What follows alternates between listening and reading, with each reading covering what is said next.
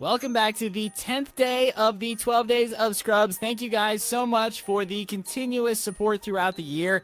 Anyways, this video is going to be on crazy dad stories, so sit back, relax, and enjoy.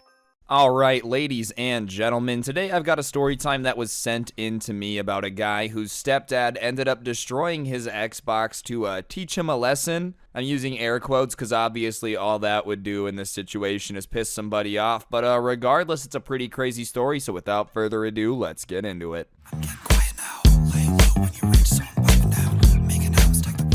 Alright, ladies and gentlemen, so I don't have any step-parents. I'm not too familiar with the concept of it. That being said, I can certainly understand why you wouldn't like somebody that's, new in your life, destroying your favorite things. Even if they're old in your life, destroying your stuff's a good way to make somebody not like you. That being said, this story takes place when somebody sent it in to me. Their mom and dad had been apart for a little bit, and his mom had started dating this guy that was super obsessed with discipline and hard work. And listen, there's nothing wrong with that. If you don't have any discipline, life's not really gonna go that well for you. If you have no work ethic, life's not gonna go that well for you. But this dude was strangely obsessed with it to the point where, he just figured if you weren't always earning a callus on your hand, you're pathetic. And obviously, this was not the life this kid was used to beforehand. He wasn't used to being out in the yard helping cut down trees for 12 hours straight. It just wasn't something he was used to. So they kind of didn't see eye to eye. They disagreed on quite a bit. And one of the things that they would constantly fight on and disagree on was the fact that this kid played video games. And listen, I'm just letting you know,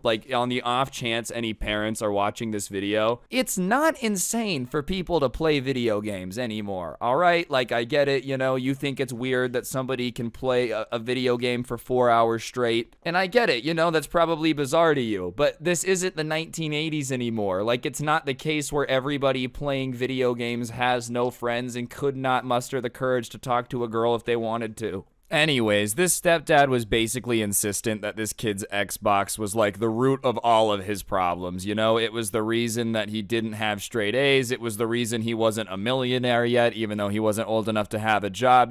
Basically anything that the stepdad didn't like was taken out on video games. So they would argue about it a lot. And one of the other things that they would argue about a lot was the fact that he had a C in this class in school. And literally the rest of his report card was straight A's. He had one C, and the C was because this teacher and him just really did not get along. Not to the point where the teacher was sabotaging his grade or anything, but I think you guys will understand. If you've ever had a teacher that's just kind of got it out for you and doesn't like you, it makes it really hard to do the whole learning thing. It's hard to stay focused in class when it feels like you and your mortal enemy are locked in a battle. Forget paying attention. And on top of that, it's not like they're tossing you any favors when they're grading any of your work. If they don't like you, they're grading you a little bit more harshly than they are the teacher's pet. Anyways, of course, these two arguments ended up combining, and the stepdad was like, the reason you have a C in that class is because of the Xbox, blah, blah, blah, blah, blah, and obviously, he disagreed. Well, one night they were having an argument about him having low grades, and he started saying how his grade point average, if you combined it all, still wasn't that bad. It was literally the only C he's ever gotten, which is probably a fair point,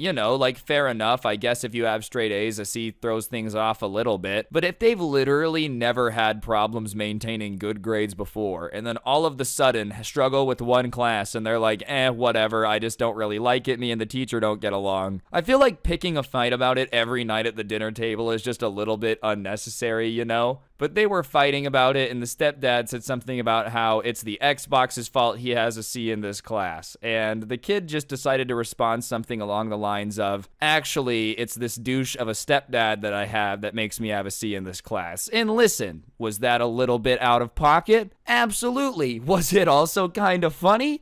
Absolutely. And I'll be honest, I bet you yelling at him every day probably has more of an impact on his grades than the Xbox does. Regardless, the stepdad gets incredibly upset at that, and starts talking about how, he doesn't need to be talked to with that disrespect, blah, blah, blah, blah, blah, and how this kid needed to respect him. And that's actually one of my biggest pet peeves on the planet, is when people are like, you have to respect me. Because in my opinion, respect is a two-way road, right? If you respect me, I'ma respect you. That's just the way it should go. But nah, if you're gonna be talking crap, calling me stupid and not respecting me, then like I have no obligation not to roast you, you know? At least that's the way it makes sense in my head. Like, if y'all have settled the beef, okay, there's no reason to go stir up the pot again. But in the middle of an argument, if you're calling someone stupid, they're allowed to call you stupid back. You know, there's no need to rehash a bunch of old stuff. But yeah, if you're not gonna respect your stepson and call him an idiot, he's allowed to call you a douche. It's even in my mind. Regardless, that really sets him off. He's like, you really don't respect me, huh? And,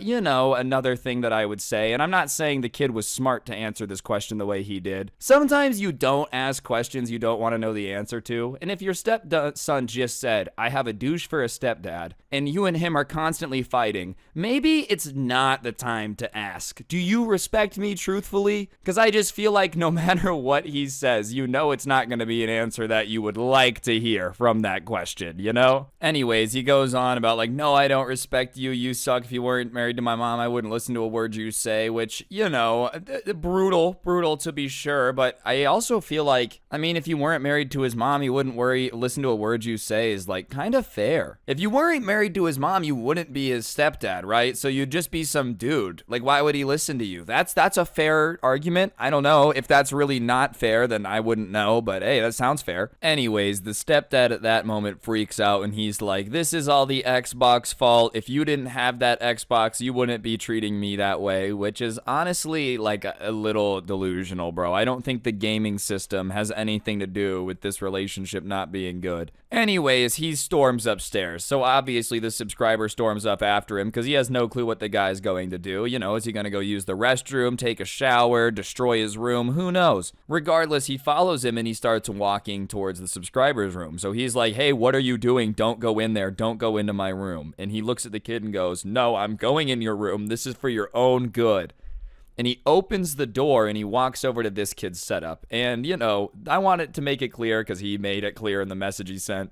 The stepdad did not pay for the setup at all. Everything he had in that setup was, you know, from his mom or money that he had or like stuff that his dad had given him, you know. Even the Xbox. So the stepdad walks over to his setup and grabs the Xbox. And the way it was underneath one of his monitors, right? And he grabs it and just rips it off the desk, but he pulls it upward. So the monitor that was on top of the Xbox goes like flying off the back of the desk, and his desk wasn't up against the wall, so it falls off the desk and it breaks. And the Xbox, you know, is just in his hands, cords coming out of the wall, the whole thing. And he just grabs the cords and rips it out all angrily, you know? Like, you know, in a sci-fi movie when there's like the ship full of people cryogenically frozen for long-term travel, and like the guy's in there just unplugging everything all angrily. That's the way this dude is taking the power cords off the Xbox, bro. And so he finally has this Xbox in his hand, and the subscriber's yelling at him like, what are you doing? What are you doing? And his mom's there yelling like, put his Xbox back, because, you know, she knows this is not going to end well. And the stepdad's like, no, I'm not putting the Xbox back. This is the reason we're constantly fighting. If he doesn't want to respect me because of video games, then he's not going to play them. And he starts to walk back towards the stairs. And the way that this house was laid out is there was like this like walkway along close to the stairs where like there was a wall on one side and a little half balcony railing thing, you know, where you can like look down into the living room from upstairs. And he walks over to it and he has the Xbox in one hand and he just lifts up and throws it down as hard as he can, straight down. And obviously electronics are not the toughest things in the world, so falling like a floor onto tile is not great for the Xbox. It hits the ground, the casing pops open, stuff's flying everywhere. And like I said, he had thrown it down. It wasn't even like he just let gravity do the work. And he had thrown the Xbox so hard down onto the tile that one of the tiles had cracked. And obviously at that point, this kid is pissed. He's like, you crazy person, what did you just do? That wasn't yours. You're gonna be buying me a new one. And even his mom is like, come on, you can't break his Xbox. What's wrong with you? And the stepdad's like, I guarantee you he's gonna start respecting me now that he doesn't have those stupid video games to go rely on. And obviously, you know, at that point, he gets sent to his room. He closes the door and he's pissed, bro. Like, as you would be. And he hears the stepdad and his mom arguing in their room. And he's just like, this guy is an absolute douche, you know? He is more affirmed in that belief than ever. I'm just saying, if somebody ever, like, really doesn't like you, really has beef with you, I feel like the worst possible thing you can do is go break a bunch of their stuff. I don't understand how that's gonna earn their respect or make you like you more, you know? Like, oh, you know this thing that you love to do every day after school? Yeah, I destroyed it. You're gonna like me more now, right? No, I'm gonna go with probably not as the answer to that question, you know? I've never really had anyone, like, out here trying to earn my respect destroying my Xbox, but I can assume that would put quite a damper on the situation. Anyways, you know, eventually he hears them start arguing, he goes to bed, he wakes up the next day, goes downstairs, and usually his mom is the one to take him to school, and his stepdad's sitting there at the table, and he sees him, and he just goes, "Where's my mom?"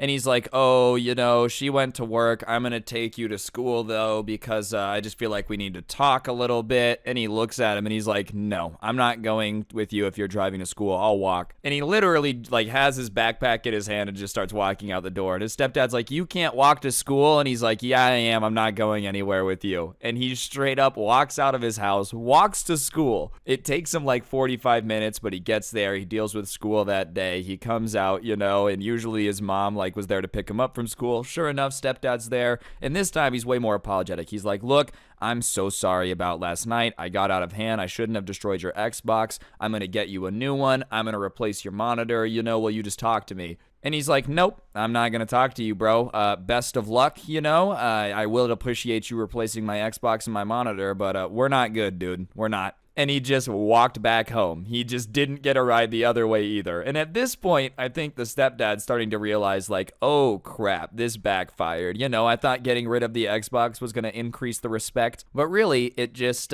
you know, made him not like me at all, which this is the reality of the situation. Are there times where people play too much video games? Absolutely. The way to go about that is, you know, kind of have a conversation with them about how you've got to cut back a little bit. You don't run into their room and break something that means a lot to them and expect them to instantly be like, you're right, and have earned my respect. If that was the case, then, like, imagine, you know, trying to impress somebody, you just break into their house and smash their most prized possessions, and you're like, why are you not happy with me? I'm trying to impress you. Anyways, he gets home, you know, and both of his parents are waiting there, and he looks at his mom and he goes, I don't know why you keep having to, like, try to have him drive me to and bring me home from school. I don't like him, and until I get my stuff replaced and I have it in writing that he's not breaking any more stuff, I'm just not gonna talk to him. And his stepdad's sitting right next to her and he goes, you're not gonna talk to me? And he just doesn't acknowledge him and he goes straight upstairs, which, you know, if you thought you weren't getting respect before, bro, now he's just straight up pretending you don't exist. If somebody puts you in foster's home for imaginary friends territory, that's how you know you crossed a line. Anyways, usually in these stories that get sent to me, you know, the parent that, like, is married to the step parent doesn't have the kids back and is like, no, you just gotta get over it. Thankfully, that wasn't the case in this time, because this kid woke up the next morning, went downstairs. There was a monitor, Xbox on the table, and a note from his stepdad apologizing and saying he wouldn't break anything again. Which I feel like, all in all right, would I have the balls to walk in, demand a letter and new electronics? Probably not. But hey, bro, you know, you miss 100% of the shots you don't take. If somebody breaks your Xbox, nothing wrong with asking for a new one, in my opinion. Especially if it's a situation where they just want you to go back to normal, bro. You're like, listen, man, you destroyed my thing. You gotta replace the thing. Even after that, though, obviously the relationship didn't go back to, like, being great. It wasn't great in the first place, but you tend to trust somebody a little bit less after they break a bunch of your stuff. So to this day, their stepdad is still, like, being incredibly nice to them, which is probably the way that it should be. You know, that should have been that way from the start. But, like, it's like they feel just incredibly guilty about everything that happened, you know, destroying the Xbox, how mad it made them at it. So in a weird way, it did actually end up solving quite a bit of their problems. You know, they still disagree from time to time, but whenever they do disagree, it's a lot less running up the stairs and destroying the Xbox and a lot more, all right, we can agree to disagree, which is the way it should be, bro. I'm just glad this kid's mom had his back. Could you imagine if she was like, that's ridiculous. You have to go get a job now to buy your own Xbox, and we're sending you to military school for not respecting us. Wakes up the next morning. All the other kids at military school school are like, yeah, my parents sent me here because they feel like I needed some discipline in my life after I committed Grand Theft Auto. He's like, yeah, my stepdad broke my Xbox and now I'm here. And they're like, wait, what? Is military school still a thing? Like, I feel like that was something that was genuinely a fear for mine when I was little, only because in the show Recess, they were always like, I don't want to go to military school. And before some Karen in the comments, it's like, you don't respect the troops, you're making fun of their school. No, I respect the troops. Military school and the military are not the same thing, okay? Like, real boot camp and military school, not the same. Anyways, guys, I think that's going to do it for the video. Hopefully you enjoyed it. If you did, I would really appreciate you taking a second to press the like button. Let me know in the comments section down below what you thought. And, of course, subscribe if you're new and turn on notifications. If you want to really help out the channel, help the video do better, you could comment the word Xbox down below. It'll just help the video hit recommended. I'd appreciate it. And if you want to check out the intro song, the link's in the description, along with the link to my podcast, the Scuffedcast. Or, of course, you could use code SCRUBBY at the G Fuel checkout to get a discount on G Fuel. Help me out at the same time. I'd really appreciate it. And last but not least, there's another link down in the description. It's going to take you to the merch store. So if you want to fly on over there and get yourself a t-shirt, I definitely would not complain. In my opinion, it's just simply the coolest merch to ever exist.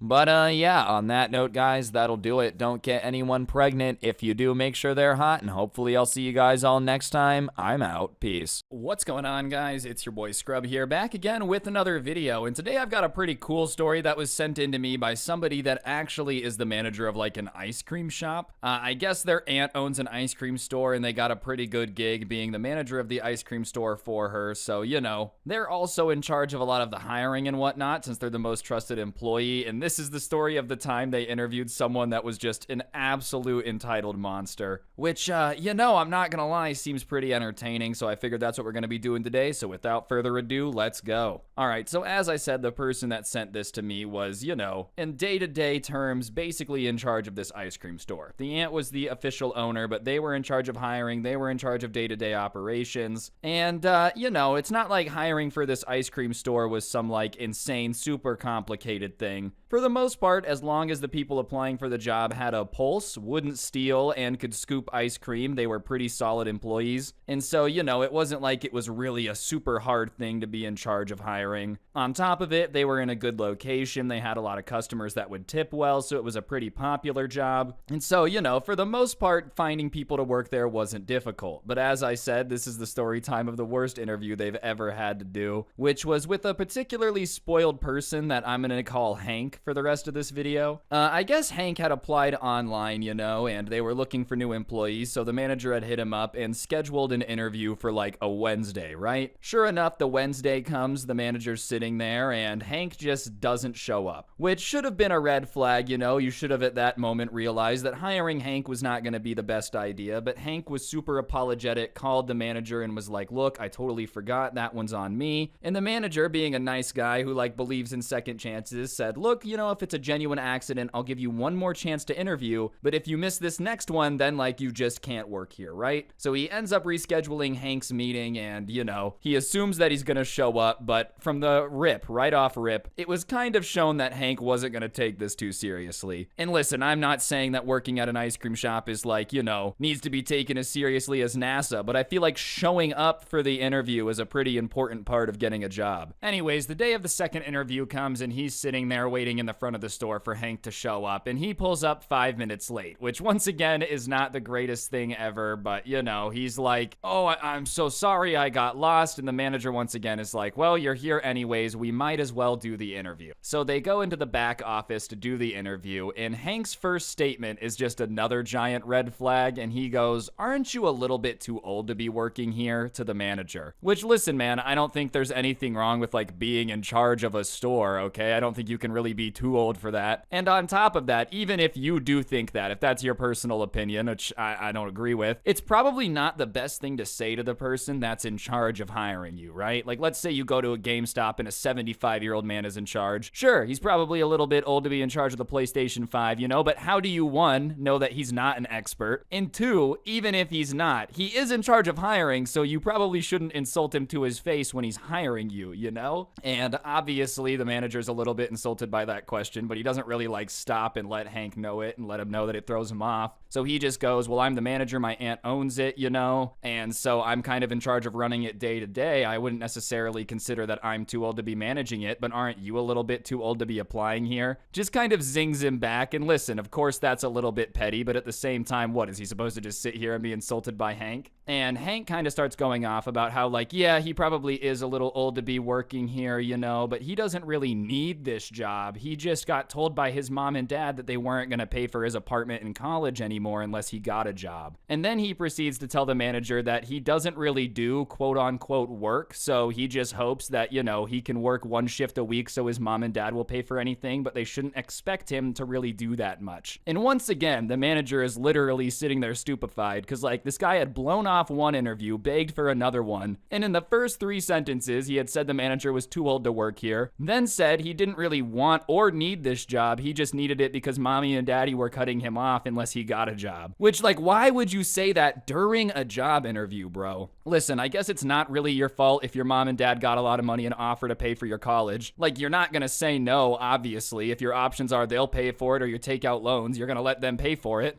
At least offer to help pay back. Like, I'm not gonna blame him for having parents, right? That being said, I feel like you should be self-aware enough to realize that you shouldn't be telling people to the job you're applying for that you don't really care about this job at all because mommy and daddy are gonna take care of everything. Because that's not necessarily something the hiring manager wants to hear, bro. Oh, I don't need this. You probably should be a little bit more self-aware of the fact that people don't necessarily love people that have a trust fund waiting for them. You know, it is what it is your life, but it's not something you should go around screaming at the top of your lungs mid-job interview. My mom and dad are loaded, and I don't do poor peasant work like you guys. It's just not the best look. Anyways, like I said, the manager is literally stupefied. They don't even know how to begin replying to that. You know, obviously, when they had started looking for somebody to hire, in their mind, they had wanted somebody that was willing to do quote-unquote work, which is just how Hank described it. You know, like, obviously, this manager isn't gonna hire somebody that doesn't really do work, because that's the entire point of hiring somebody in the first place. You know, I don't really know what Hank expected. The manager to just be like, oh, that's awesome, dude. I don't really do work either. We can just go play Super Smash Bros. In the back while everyone else does everything. And so he kind of tells Hank right away, just so they don't waste any more time on this interview. He says, listen, dude, I appreciate you applying. I appreciate you coming in for the second interview, but I just really don't think that this is gonna work. You know, you were late for this interview. You missed the first one. You're telling me now that you just don't really do work. So I'm just not seeing any world in which this really works out if I hire you. Which sure is brutal, but at the same time, it's honest. And at least this way, when Hank goes to apply to another job, he knows to, like, not necessarily mention that he's allergic to doing any labor. And all in all, considering how rude Hank was been, he didn't have to be that nice, but it was a pretty nice way to let him down, dude. And even if the manager had been a jerk and been like, Hank, you're the most pathetic excuse for a person I'd ever seen, I don't really know what Hank was expected. Obviously, you're not gonna get hired if you're admitting that you don't want to work and you don't actually want the job. Like, I just, you know, am not understanding the negotiation tactic that Hank was going for here. This is useless to me. Well, man, you kind of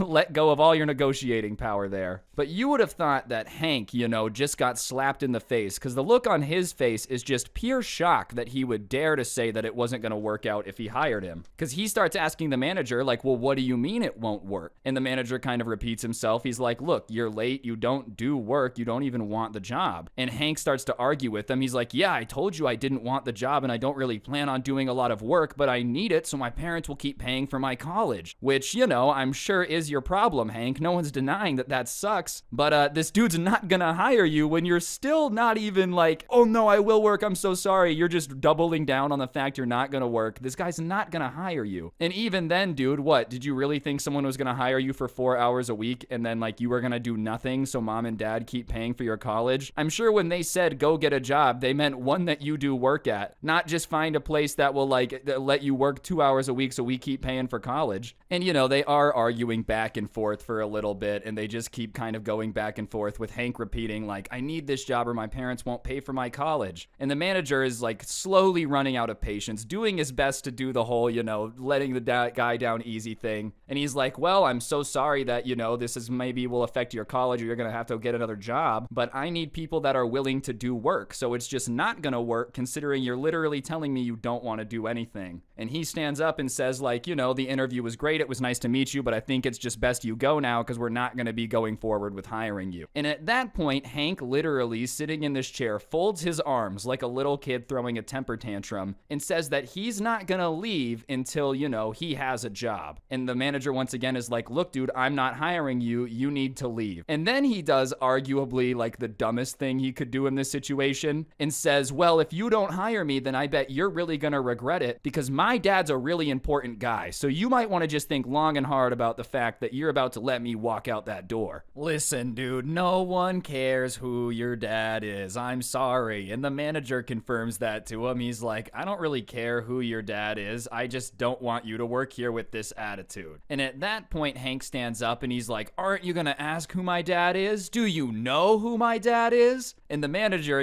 just looks at him like, no, I'm not going to ask that because I don't care. And so he says, no, and I don't care, now leave. And at that point, Hank gets up and he starts walking out. And the entire time he's like, big mistake, dude, big mistake. When you find out who my dad is, you're going to be pissed that you didn't hire me. You don't even know how big of a mistake you're having right now. Like, this is a mistake you're going to look back on and wish that you never made. And listen, man, even if your dad is like the president of the Ice Cream Association, if you tell the boss that you're never going to do any work and then hiring you is basically just so you can get paid by your parents, it doesn't really matter who your parents are. They're just not gonna hire you. But of course, as they're walking out, he's just making comments about how, you're really gonna regret not hiring me because my dad could have been a great friend of the business. And the manager, as they get to the door, looks at him and goes, well, I guess I'll deal with that then. And finally, Hank leaves. And so he thinks that's the end of it. He starts telling his coworkers about how crazy the interaction was. He calls his aunt just to let her know, just in case someone calls and complains, And his aunt is like, my goodness, people these days, I don't know anyone whose dad is important enough to act that way in an interview, which is what I really don't understand, bro. Like, even if your dad is some huge businessman in the area, wouldn't you want to be on your best behavior in a job interview so that way everyone's like, wow, his son's so professional? Like, why, if your dad is loaded, would that mean that you're allowed to just start dunking on everyone and screaming at the manager and not work? If anything, that's more pressure to understand business even better, Like, I think this attitude, no matter who your parents are, is ridiculous. But yeah, dude, I'm sorry. I don't really care who your dad is. If you're just thinking that you're above doing work, I got bad news for you. Anyways, a few hours later, the manager is still there serving ice cream to the good people, and this guy in a suit comes in on his Bluetooth, and he doesn't even get off his call in the Bluetooth when he comes in. He's still having a conversation with someone on the other end, and he's looking around, and the manager had a different hat than like the normal workers, right? And so he realizes that this guy must be in charge of something, and instead of being like, hey, are you the manager? Can I talk to you? Still on his Bluetooth, he mutes it for a second and goes, hey, you, and starts snapping at the manager. Which, listen, I think snapping at a worker to get their attention might be like the rudest thing you could do, bro. When I worked at the grocery store and people would snap at me, it would take everything in my power not to just be like, all right, dude, you can load your water bottles in your car yourself. But anyways, this guy in the suit starts snapping at the manager and is like, hey, can I talk to you? And sure enough, he walks over and the guy finally, like, it has his Bluetooth muted. He can still hear the phone call on the other side. And he starts talking to the manager about how, like, my son came in here for an interview earlier and I heard that you were very disrespectful to him. My son's name is Hank. And the manager tells the dad, I was not disrespectful to your son. I rescheduled his interview after he missed the first one. He was late to this one.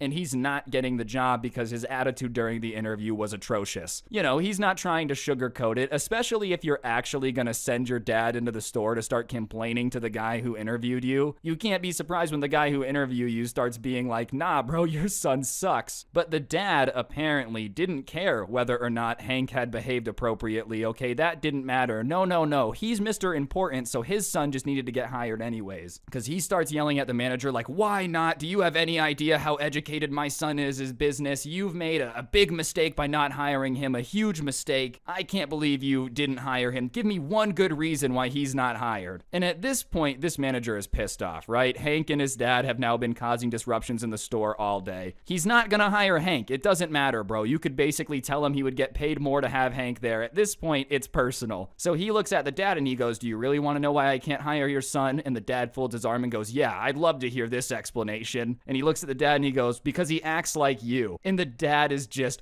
what? You know, can't believe that he said that. I'll have you know that I'm very important in this state, so I wouldn't cross me. If my son acts like me, that's even more of a reason to hire him. And the manager's like, no, he just acts insanely entitled and like he's better than everyone, and I'm not gonna deal with that as a manager. He acts like you, so that's why he's not getting a job. And he repeats it again. He's like, do you have any idea how important I am in this state? Do you know how big of an enemy you're making? And the manager is like, listen, dude, well, I've never heard of you, you know? And even if you are the most important person in the state, I'm not hiring Hank. I'm not gonna do it. And at that point, after pulling out the whole, I'm really important, you better do what I say card and just getting ignored, the guy is just kind of standing there stunned. And he says quieter this time, not yelling. He's like, well, you're really gonna regret this. This is a big mistake. I'm gonna call the owner of the store. And the manager at this point is just having none of it. He goes, all right, go ahead, bro. Call the owner of the store, my aunt, and complain about how I didn't want to hire your kid who couldn't show up to a job interview on time. And at that point, the guy gets really quiet, right? And he just storms out of the store. The last thing he says before he leaves is like, you guys are gonna regret it, but with way less enthusiasm than the first you guys are gonna regret it, you know? Like, even he's not really sure if they're gonna regret it at this point. I just don't really understand the dad's end game here. Like, even if you are the most important person in the state, right? If you are the most important person in the state, why are you spending your time arguing with like random people at an ice cream store about whether or not they should hire your son? If you're really running a whole state, bro, you should have a little bit more to do than be worrying about whether or not your son got hired at ice cream store. Like, that just really should not be on your priority list if you're in charge of an entire state of people. And apparently the guy really wasn't that important, because sure enough, the ice cream store never got swatted by like the FBI of the state, never got shut down by Mr. Ice Cream himself. So, you know, I guess at the end of the day, Hank and his dad were not as important as they claimed to be. And even better on the manager for not hiring him, because working with someone like that would have absolutely sucked. Could you imagine the amount of customer complaints Hank would get whenever someone asked him to do anything? But yeah, moral of the story, show up to job interviews and don't mention your dad. If you guys did enjoy this video though, I would really appreciate you taking a second to press the like button. Let me know what you thought in the comment section down below. Pressing like just helps it hit recommended. Okay, I'm gonna count to 2 this time. Go press the like button. 1, 2. Okay, if you didn't, you're cursed. Seriously though, if you enjoy videos like this, subscribe, turn on those notifications. And if you ever want to listen to the story times offline without gameplay, whatever floats your boat, I also post them on Spotify, so that link's down below. Feel free to check it out. And if you've made it this far into the video and you found it entertaining, if you could go ahead and comment the word Hank down below, I'd appreciate it. It helps me hit recommended, and you know I like views. It is what it is, ladies and gentlemen. But yeah, on that note, I'm pretty sure that'll do it for the video. Don't get anyone pregnant if you do. Make sure they're hot, and hopefully I will see each and every single one of you guys next time in another video. I'm gonna go apply for a job and fight the manager. See y'all next time. I'm out. Peace. What's going on, guys? It's your boy Scrubby here, back again with another video. Hope you guys are having a great day. I know I am. And today I've got a story time I know you guys are going to like. It involves a dad going ballistic at a parent-teacher conference and fighting the teacher because apparently him not wanting to assign homework is like lazy and he hates the students or something. I don't know. All I know is dad went crazy. I knew it would be a video that you guys would enjoy. So yeah, without further ado, let's get into it. So like I said, this story time was sent in to me, and this particular person had to go to like one of the parent-teacher after-school things that they do at the start of the year. They're not in school anymore. This was a while ago, but basically your mom, your dad, whoever's gonna go with you, you just go to all of your classes for 15 minutes. They meet the teacher, do a little explanation of this is what the class is, this is what we're gonna do, all that stuff. The parents go, wow, your teacher seems so nice. You go on your way. It's pretty boring for the most part because, you know, it's just parents asking questions about schooling and you're just sitting there awkwardly, but whatever. He was at this parent-teacher conference demonstration, get to know them thing with his mom, and most of the teachers were being pretty lame, but there was one teacher that he was excited about to have for the year. He was like a young teacher, fresh out of college, and was pretty cool compared to most teachers. I feel like teaching is one of those things, if somebody's new to teaching, they still got the love for it, you know? They're like, oh man, I'm gonna make teaching awesome. By year 30, they're like, all right, as long as you guys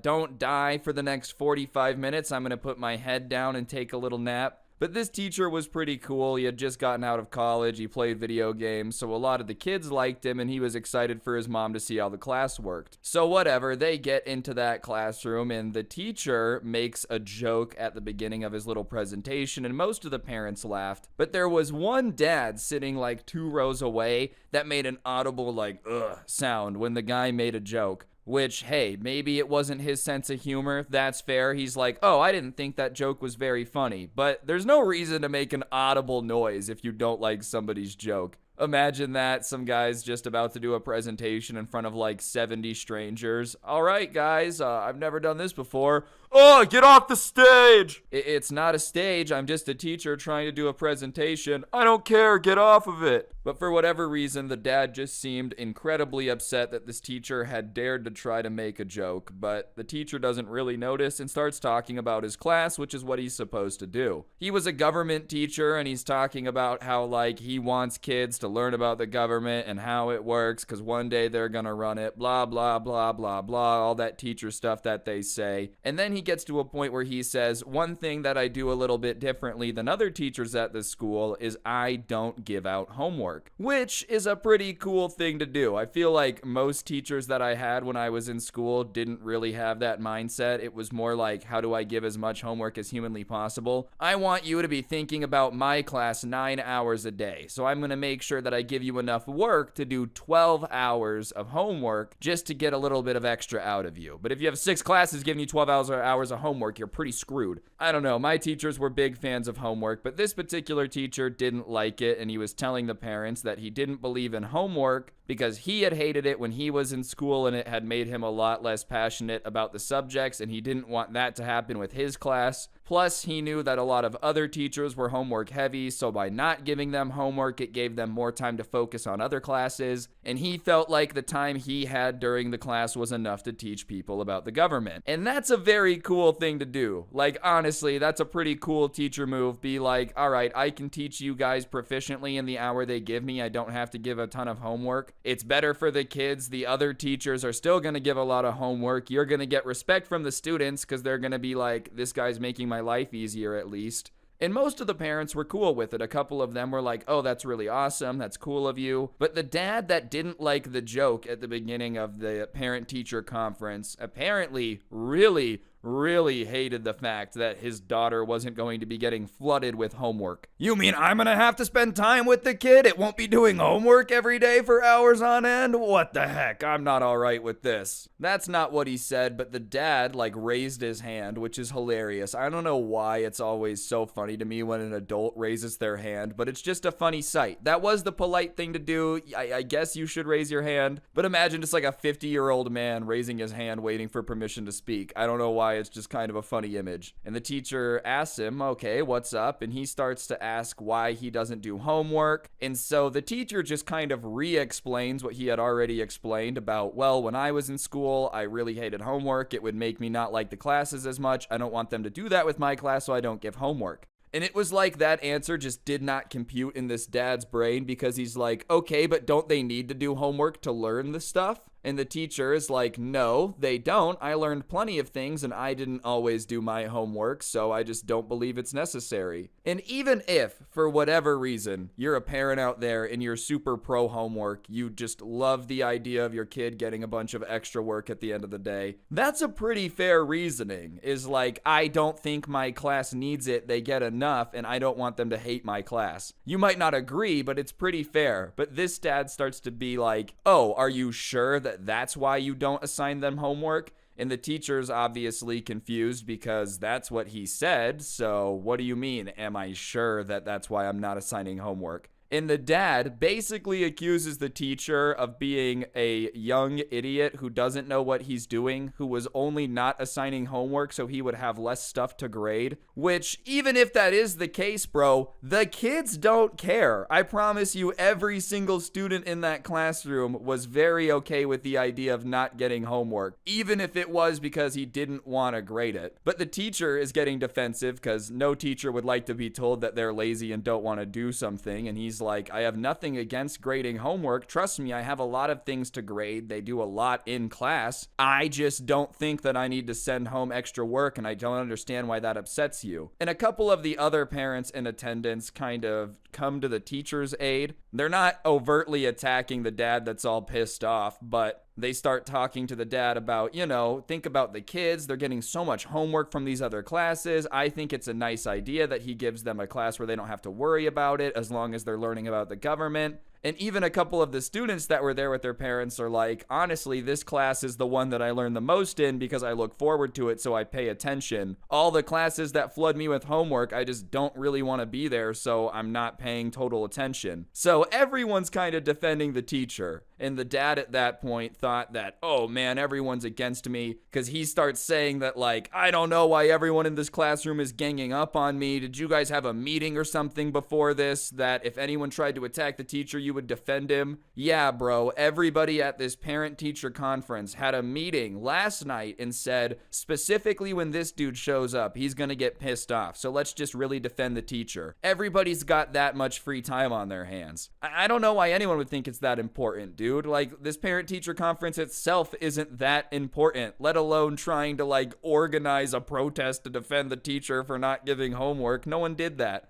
And obviously the other parents that are getting accused of colluding with the teacher kind of reject the idea and tell him he's being ridiculous. And at that point, the teacher is just over it and tells the dad that he should probably just leave because he's not going to like the rest of the speech and he doesn't really feel like it's comfortable for anyone else. And the dad is like, oh, you're telling me to leave right now? This is my daughter's class. You have no right to tell me that I can't stay here. And the teacher tells him, well, you say you hate the way I teach. You say that hate the way that I'm doing everything. So I don't know why you would want to stay. I'm letting you know that if you stay, you're going to hate the way that I teach my class and you're not going to like any of this. So you should just leave. And at that point, the dad stands up out of the desk, which, once again, probably a very funny sight, just a grown-up sitting in a school desk standing up. And he starts walking up to the teacher. And the teacher says, don't come up to me, like, stay away from me. And the dad's having none of it. He's seeing red, and he's like, you're going to disrespect me in front of all these people. I'm not going to take it. I don't know who you think you are. And he's getting closer to the teacher. And the teacher does the thing where you put your hands up, not like all the way, but kind of by your shoulders.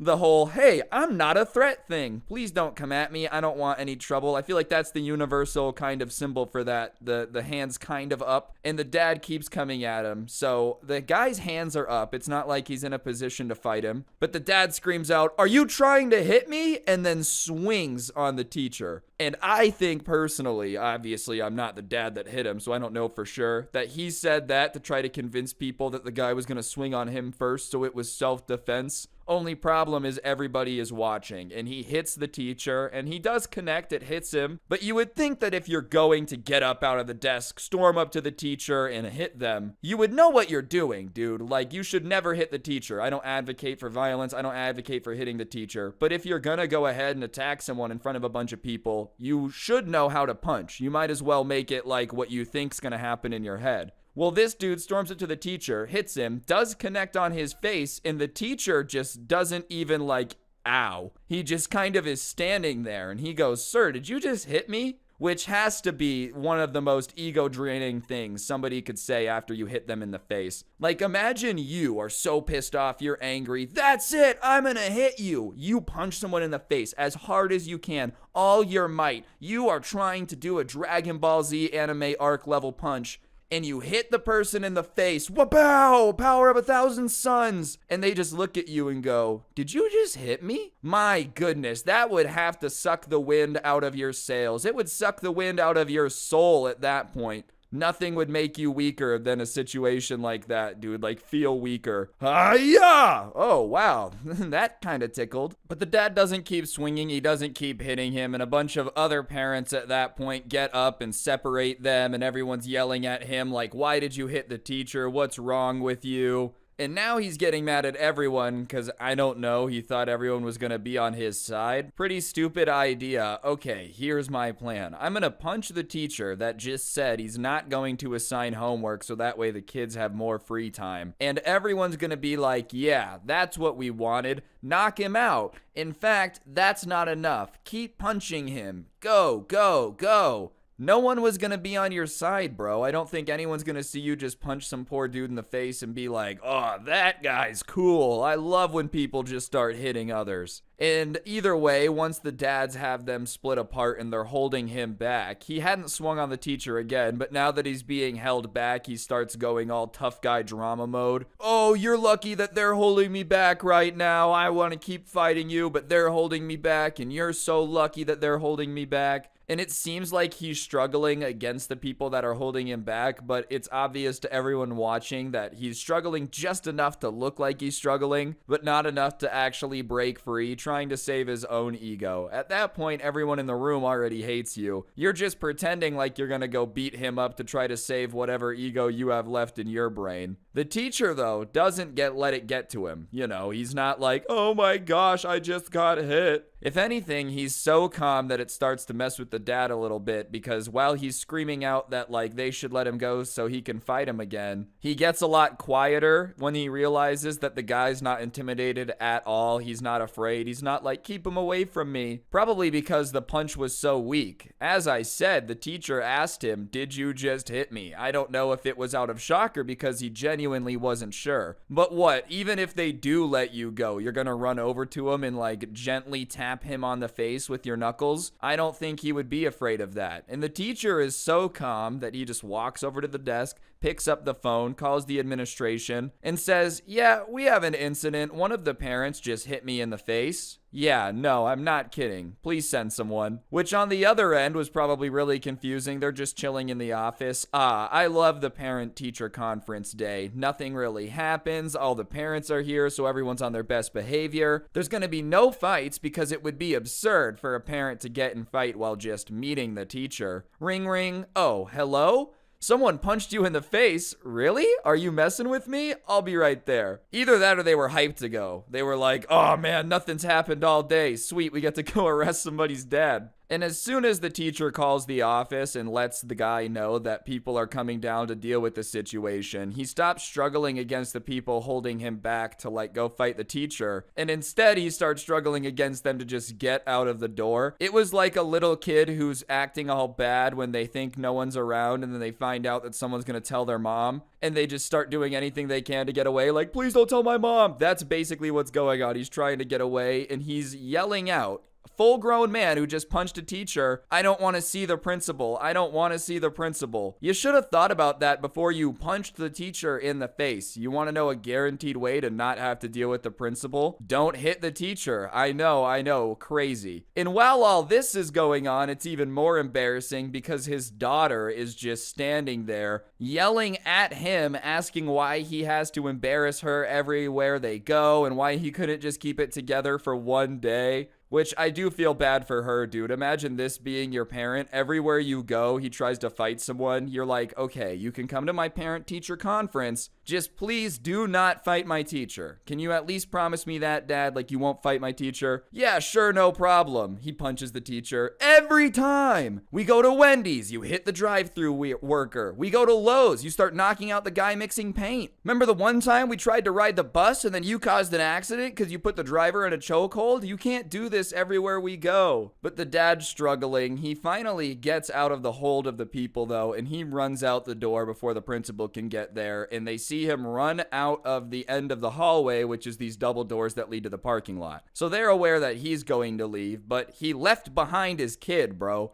Pretty important thing. So the daughter's standing there and she's like, my dad left. And one of the other parents is like, okay, well, we can give you a ride home. And she's like, okay, thank you. And obviously everybody's like, this was absurd. He literally ran away so fast that he made such a quick getaway he forgot the kid. Pretty important thing to forget. And everybody was asking the teacher if he was okay. And the teacher finally started talking about it and was like, yeah, I'm fine. I don't know what that guy's problem was, though. I didn't realize that not giving homework was so unpopular. And all the parents kind of laughed a little bit, and they were like, no, please don't. Like, it's okay. We don't agree with him. We don't know why he did that. Even if he disagreed with you, it's not okay to hit you, which is my opinion. I guess technically you're allowed to love homework. It's your right. As an American, you can believe what you want. You can be super pro homework. Get a bumper sticker that says, I love homework. Get a flag. Fly it above your house 90 feet in the air saying, homework, homework. I don't care. But there's no reason to punch someone in the face for disagreeing on something like that, dude. Like, that's such a stupid thing. Imagine. What do you like better, construction paper or notebook paper? And you answer whatever you answer, and the person just starts hitting you in the face because you disagreed. That's how stupid this entire situation was.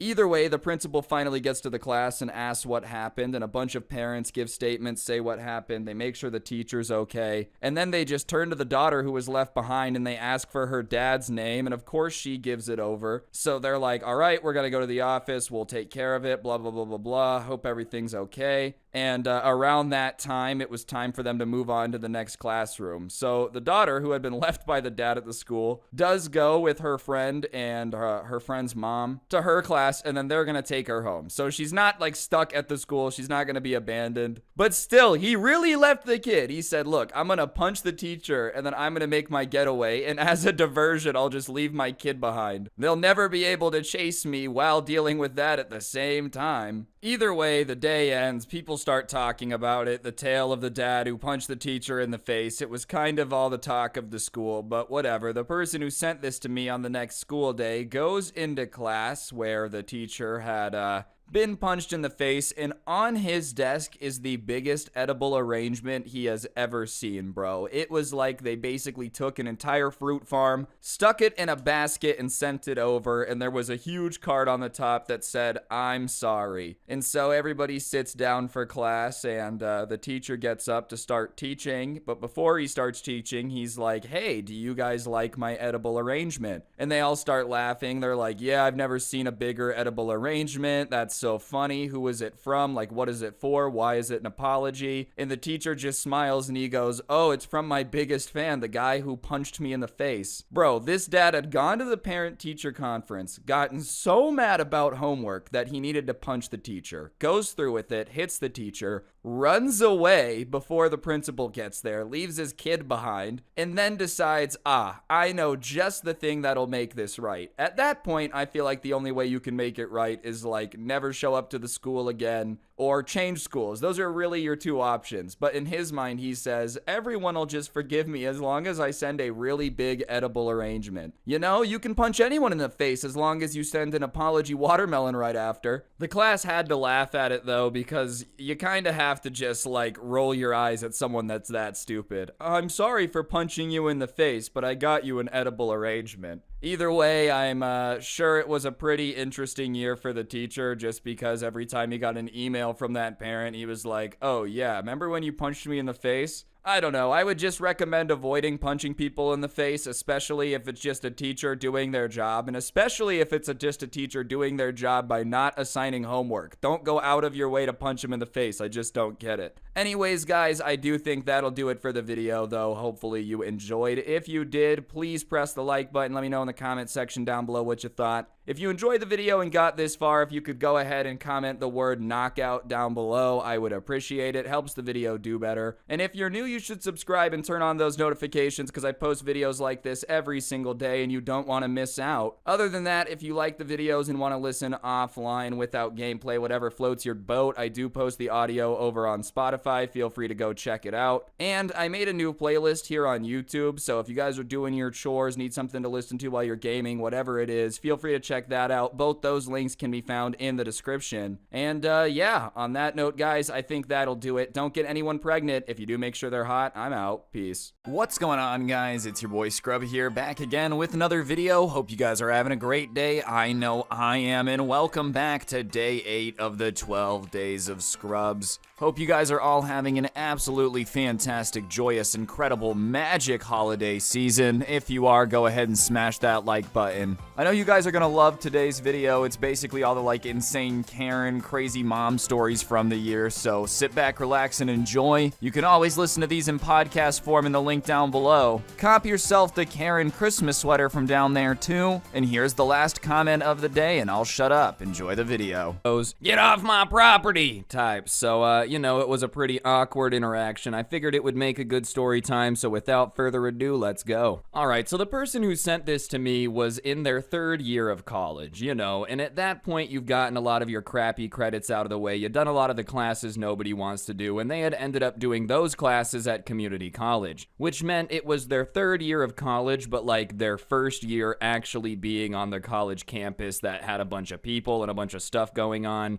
So they weren't super familiar with the area, but they definitely wanted to catch up and have that college experience. So one day after class, he was talking to a few of his classmates, and they say that one of them grew up in the area and their parents are going to be out of town, so they're going to throw a party at their parents' ranch house. Which, listen, I've never been to a party on a ranch. Over here in Las Vegas, people don't necessarily be owning 40 acres like it's normal. But I'm assuming something about getting really messed up with a bunch of your friends in the middle of nowhere where no one can really see or hear what's going on could be a pretty good time. You end up blowing up a few barrels, everybody has a great time, You wake up in the horse barn. Whatever it may be, he just figured, why not? I'll go to this party, have myself a good time, it'll be lit. So he ends up getting the address from the person whose house it is, right? And he knows it's gonna be in the middle of nowhere because it does have a house number, but it's like House 80, Highway 55. It's not like it's got some pretty street name. It's not like it's in some subdivision. You just kind of gotta find it. And this guy is from a pretty big city, so he has literally no experience finding these places. And of course, he has to work that night. So he finishes work, he gets out, and it's dark, and he starts driving around trying to find this address that he has written down. And like I said, he's not from a place where this has ever been something he has to do before, so he's just rolling around these country roads like it's dark, clearly lost, has no idea where he's going, but then he finds a mailbox that has a similar number, so he just figures that he'll go down the driveway and see if this is the house. And see, it might be pretty normal, like in a city, like here if you're lost to just kind of roll around the neighborhood and try to figure out where you are, that's pretty normal. That being said, people who live out in the country aren't used to strangers rolling down their driveways slowly in the middle of the night, especially if they're not planning on having anyone there. I don't live out in the country. That being said, if I ever do move out to the middle of nowhere, I'm probably doing it so that way people aren't coming onto my driveway and bothering me all the time, Probably out here with like a security system, even for the UPS guy. Like that level of, just don't come onto my property, and I don't blame him. Because you got to imagine, if you're in the middle of nowhere, 90% of the time people that are coming onto your property know you or know what's on the property.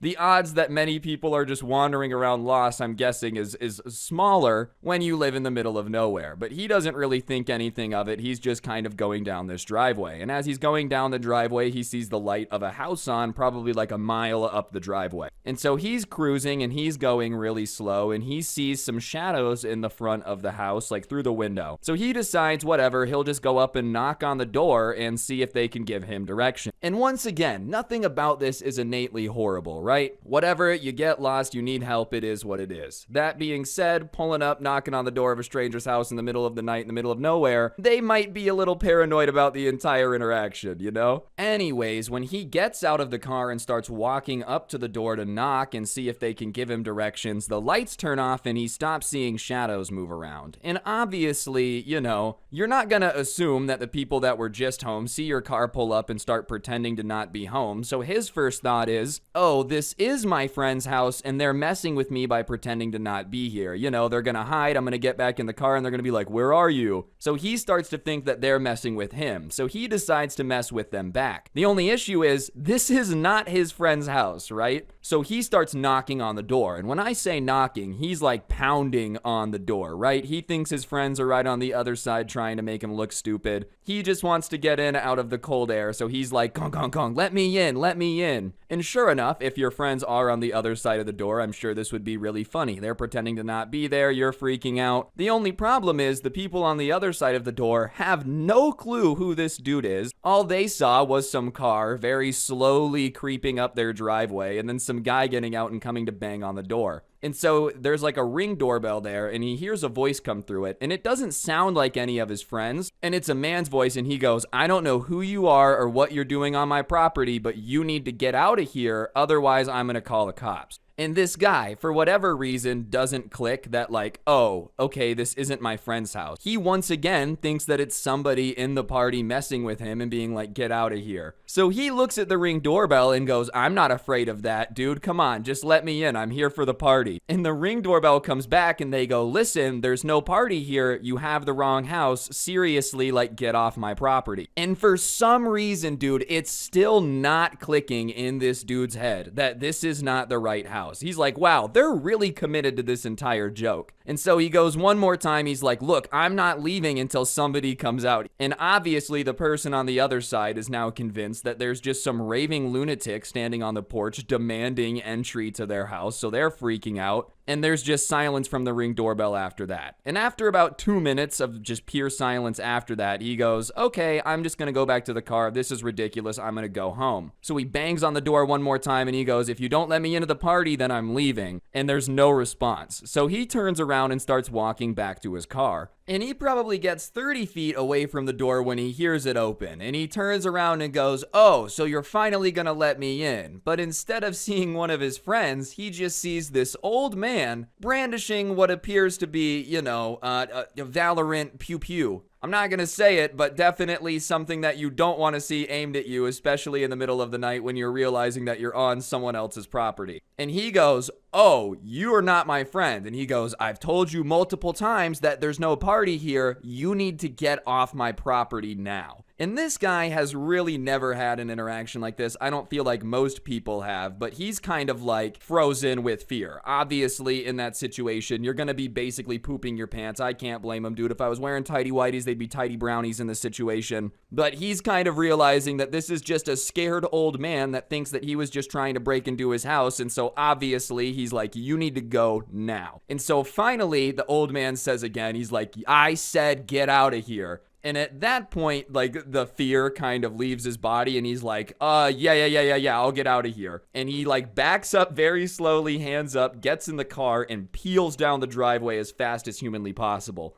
And before he even gets to the end of the driveway, he calls his friend and he's like, hey, I went to the wrong house. Some old man just came out and like told me to get off his property. And his friend whose house it is goes, oh, that's my neighbor. You're really close. And he goes, does your neighbor do that often? And he goes, well, dude, I don't know, like, I've never heard of him doing that, but that being said, it's like 10 p.m. and you're banging on the wrong door demanding entry to a party that's not going on, probably just scaring the crap out of this old man who definitely thinks someone's trying to break into his house right now. So, I don't know, my neighbor is a little bit crazy, but, yeah, you're kind of in a place where, like, that might happen if you pull up to someone's house at 10 p.m. and start banging on the door. And listen, I know a lot of people are going to be like, that old man is crazy, but think about it. You are in the middle of nowhere. You have a mile driveway. You watch some car very slowly approach, some person you don't know get out and start banging on the door and be like, let me in, I'm here for the party. You're a 75-year-old man, bro. You haven't had anyone visit in a very long time. Yeah, you're probably freaking out. Not to mention, every time you tell him to leave and there's no party, he just doubles down and keeps banging on the door like, okay, very funny, let me in. I would probably be scared too. I'm not saying it's this guy's fault at all. Clearly, he just had the wrong address. He didn't know that he's just scaring this old man. This entire situation is just horrible, right? Because everybody's freaking out, everybody's scared, and everybody kind of has a reason to be scared, right?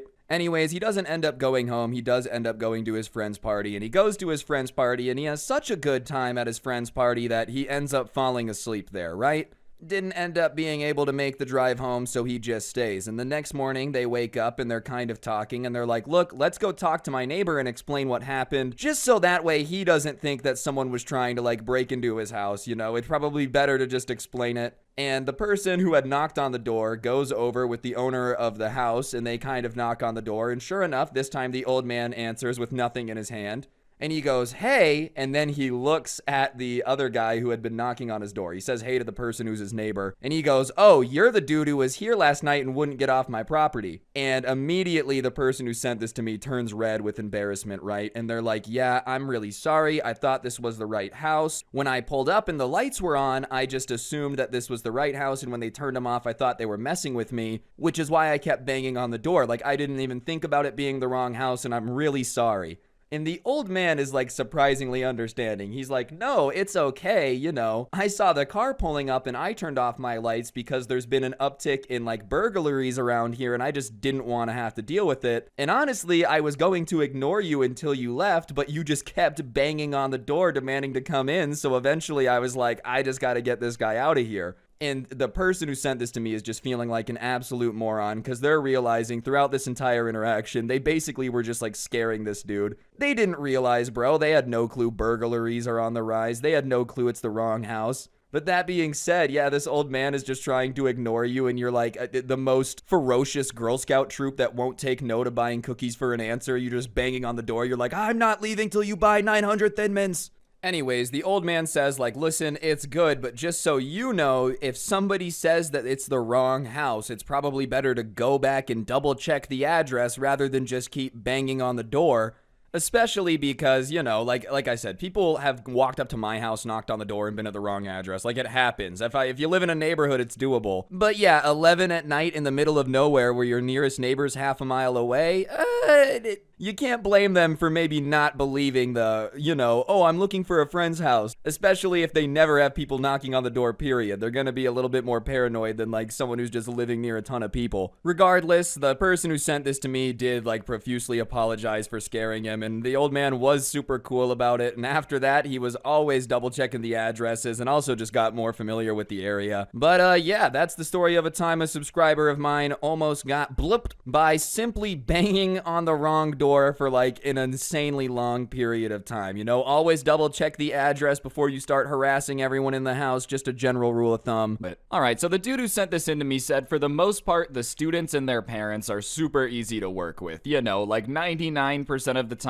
they're very chill. Every now and then, someone can have a Karen attitude. But even if like one of his students has a Karen parent, he tries not to let it impact, you know, the kid too much because it's not their fault. That being said, these particular people just ended up crossing the line, you know. One day he comes into work and he was in charge of teaching the newer students and he sees that he has a new student named Jake, right? And Jake seems fine enough, you know, it just seems like he's really wanting to learn some karate, Teenage Mutant Ninja Turtle style. And usually with people that were brand new, they got a little bit of one-on-one training with one of the instructors just to kind of get them up to speed, make them feel like they had a little bit more of a base understanding of like base skills, right? So this particular teacher gets pulled aside with Jake and is gonna do like a little bit of one-on-one training with him for his first lesson. And this guy's just working with Jake on the absolute basics, right? I don't know anything about martial arts, but I'm assuming you don't start trying to do like tornado ninja kick. No, you kind of gotta start with like, this is how you punch. This is how you kick. I'm assuming you gotta like progress through everything, you know? I'm guessing I'm gonna compare it to skating. Like, you gotta learn how to ollie really well before you learn a bunch of other tricks. I guess you don't have to, but it certainly makes life easier. Regardless, this guy's working with Jake, just going over the most basic karate moves imaginable, and it's like a big open room. And so Jake is watching the more advanced students that are older and clearly been doing this for longer, working on this new thing that they were, which was like a high kick thing. And Jake looks at the teacher that's teaching him and is like, I want to learn that. Which, listen, I don't blame him for wanting to learn that, right? If you're learning like a basic punch and you see somebody doing some sick karate move, you're probably going to want to learn that. That being said, if it's your very first day of karate, you just kind of got to understand that you're not going to be able to be pulling out the spin kick, you know? So the teacher kind of explains to him that like, yeah, it's a really awesome move. I understand why you would want to learn that, and you'll get there eventually, but you kind of got to learn the basics first. Like, there's no way for me to teach you that until you get good at this stuff. Which, you know, I'm sure is not the funnest thing to hear when you're a little kid at a karate lesson. But at the same time, like, it is just the reality of the situation, right? You can't go from level 1 to level 30 unless you're using cheat codes, and sadly, those don't exist in real life. If they did, I'm pretty sure we'd all be slapping in the buttons. Imagine IRL gets infinite money cheats. Anyways, the teacher is trying to explain to him that, like, he just can't really learn that right now because he hasn't learned any of the other skills that you need before it.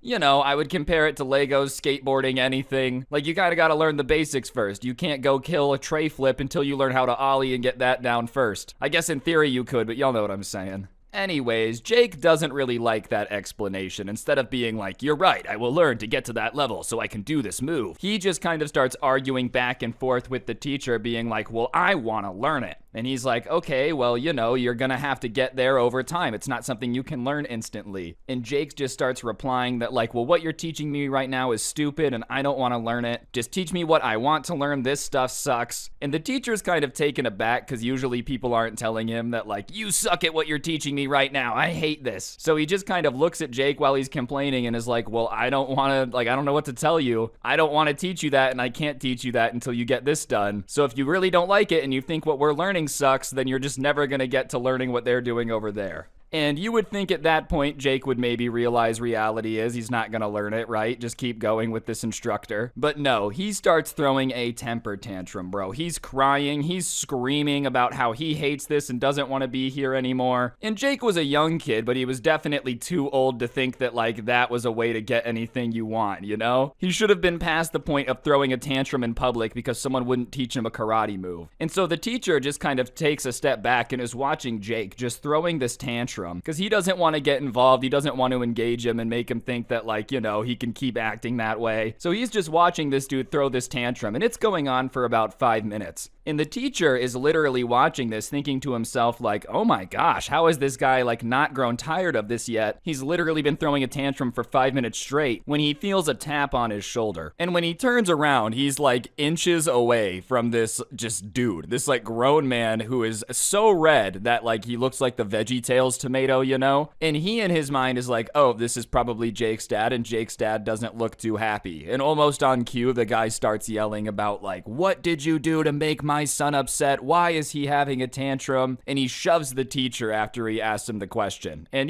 this teacher isn't necessarily afraid of like fighting. He teaches a martial art, but he doesn't want anything to happen. So he puts his hands up and takes a step back and is like, whoa, I did nothing to make your son this upset. This is on him. You need to relax. Don't put your hands on me. And the dad's like, don't tell me to relax. You better tell me what happened. And the teacher's like, all right, I'll tell you what happened. And very calmly starts to explain that like, I was trying to teach your sons the very basic moves because it's his first day. He saw advanced students doing something advanced and demanded I teach it to him. I told him he couldn't learn that until he learned this. He started arguing with me about how I had to teach him that. There's no way for him to learn it until he learns the basics. And he started having a temper tantrum, and that's where we're at. And you would think when they're calmly explaining that, and you've got to be a little bit aware of the fact that your like kid throws temper tantrums, I'm guessing. You think someone calmly explaining that would like calm the dad down a little bit and be like, oh, I misjudged the situation. Clearly this person is not the person causing my kid to have a temper tantrum. That's more on him. But no, dude, the dad instantly takes Jake's side and starts screaming at this karate instructor. Well, then you need to teach him what he wants to learn. We're paying for these classes. I'm paying your salary. And as long as I'm paying your salary,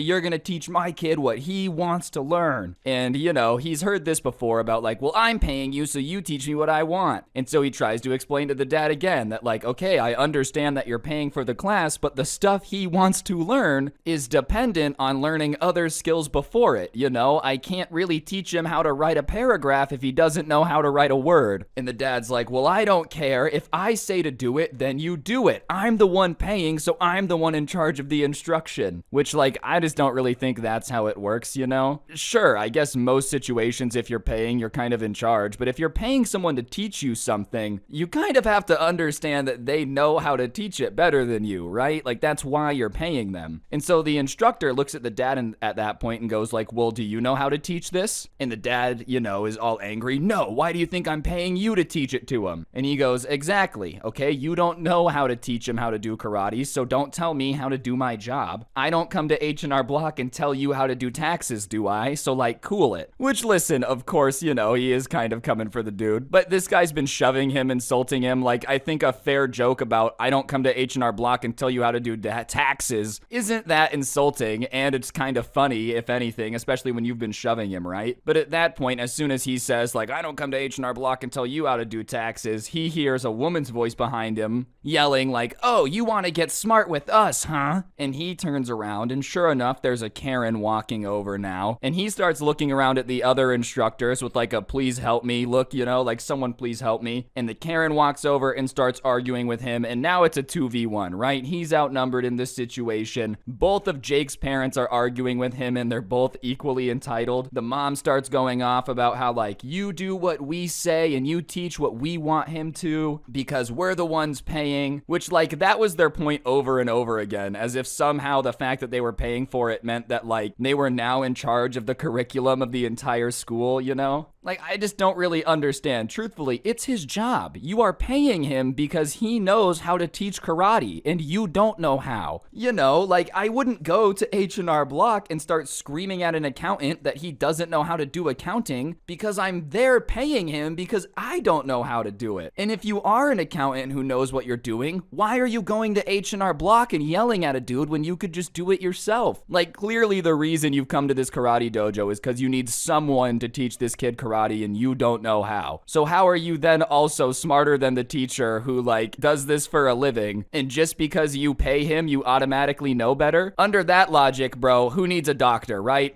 I'm paying the doctor. So under that logic, you know, you're just gonna give me surgery even though I don't need it, right? You go to the doctor, he like diagnoses you with something and you're just like, no, I pay you, you're not gonna do that. And he's like, well, you have it either way. Anyways, at that point, one of the other teachers walks over, and he was a little bit older, and both parents are just going off now to the older teacher about how this guy's a moron and he wouldn't teach their son what he wanted to learn, and they just think that that's a horrible way to run the business, da-da-da-da-da. And the older teacher is like pretending to really be on their side. He's listening and he goes, oh, are you guys really unhappy with the quality of the education here? And Karen and the dad are like, yes, we are very unhappy with our experience. I won't believe that we'll be ever coming back here again. And if we do, then you better teach our son what he wants to learn. And he's like, you know what? I have the perfect solution for this. Since you guys are such great customers and clearly know so much about this, you know, come with me. And at that point, Karen and her husband are thinking that, like, you know, this anger, this freak out has won, right? They literally say, like, this is more of what we expected when we raised concerns, as they're walking with the older teacher over to this, like, counter thing that they had. You know, they look at the teacher they were arguing with and tell him, like, this is how you're supposed to treat customers for future reference. And the older teacher kind of leads them over to this little counter that they had and asked them to confirm that they thought the teacher was bad and didn't know what he was doing. And they very loudly again are like, yes, he has no clue what he's doing. He's a moron. We would never want him to teach our kid karate. And he goes, awesome, great, here's your refund. Now you guys can leave. And he gave them their money back for the 1 lessons and was like, yeah, you can leave now. Go away. And they're just kind of standing there. And he goes, if you guys are so unhappy I gave you a refund, I actually don't want either of you back at this dojo. We aren't going to teach your son any karate anymore. So there's your money back. Have fun. Go on your way since we're dumb and don't know anything. And the dad just yells out, excuse me? What is wrong with you? And the older teacher now is like, listen, you just went in, shoved one of our teachers, started screaming at him that he's a moron that doesn't know anything, when all he's trying to do is teach your son safely. So obviously, if that's going to be your attitude, it's just not going to work. So here's your refund and get out. And both of them are just literally stunned. Like, he's mad and wants to argue, but at the same time, he had asked them over and over again if they thought this sucked. And they said yes. So, like, yeah, if they give you your refund and you don't leave and you choose to stay and pay them more, that's really on you. So you can tell that they're a little bit confused. And the Karen at that point is like, well, where should we take him to learn what he wants to learn? And the older teacher goes, are you seriously asking me to recommend another place to take your kid to learn karate? And she's like, yeah. And he just looks at her and goes, that's not my problem, but you guys are more than welcome to Google it. And they're like, oh, that's ridiculous. There's no reason to be that rude. And so they got Jake and they go out to the car, you know. And on the walk to the car, they're just silent, right? Like on the way there, just nothing. They don't say anything. They're not even looking at each other. And the older teacher walks over to the guy that had been like having problems, you know, and arguing with the dad and is like, hey man, don't worry about that. That was crazy. They won't be back. And he's like, yeah, thank you for that. I don't really know what they wanted me to do. And at that point, other parents that had watched the entire thing come down go over to him and they're like, you're a great teacher. Don't worry about it. And as much as he appreciated everyone being nice, you know, it wasn't really messing with his head. head. Like, he knew for a fact that he just couldn't turn Jake into like a Teenage Mutant Ninja Turtle overnight, and no amount of screaming at him over and over again, "I'm paying you," was gonna change that. Like, what do you want him to do about it, bro? You could give me $70,000. I can't turn you into an Olympian in 4 hours, bro. You can just throw money at me forever. It doesn't matter. If anything, he felt more bad for Jake because his parents were just gonna turn him into a monster like that, you know? He was just kind of surprised by the entire ordeal about them demanding that he does his job differently. Like I was saying, just couldn't believe that somebody that would admit that they have no knowledge about what they're talking about would demand that they also know more about how to teach the thing that they know nothing about. Like, you know, I just don't really understand how that works. And also, even because you're paying someone doesn't mean that you, like, de facto can just tell them what to do when they have to. Listen, I'm paying you to be a karate instructor, but I am paying you, so go do the dishes. Like, what? I don't think you necessarily get to control every aspect of a person's personality just because you were paying them to teach someone karate. And you're especially not entitled to, like, start insulting them, threatening to fight them and shove them and stuff just because you're paying them either. If you have questions or concerns about what's going on, that's different. If you're just gonna start, like, you know, demanding refunds and saying that he sucks at his job for no reason, that's kind of out of pocket. Like I said, there's just no reason to go shove a karate instructor because he couldn't turn your kid into a Teenage Mutant Ninja Turtle in 20 minutes. But hey, it's not his problem anymore. They're banned from the dojo, and something tells me that Jake never went on to learn martial arts after this. So,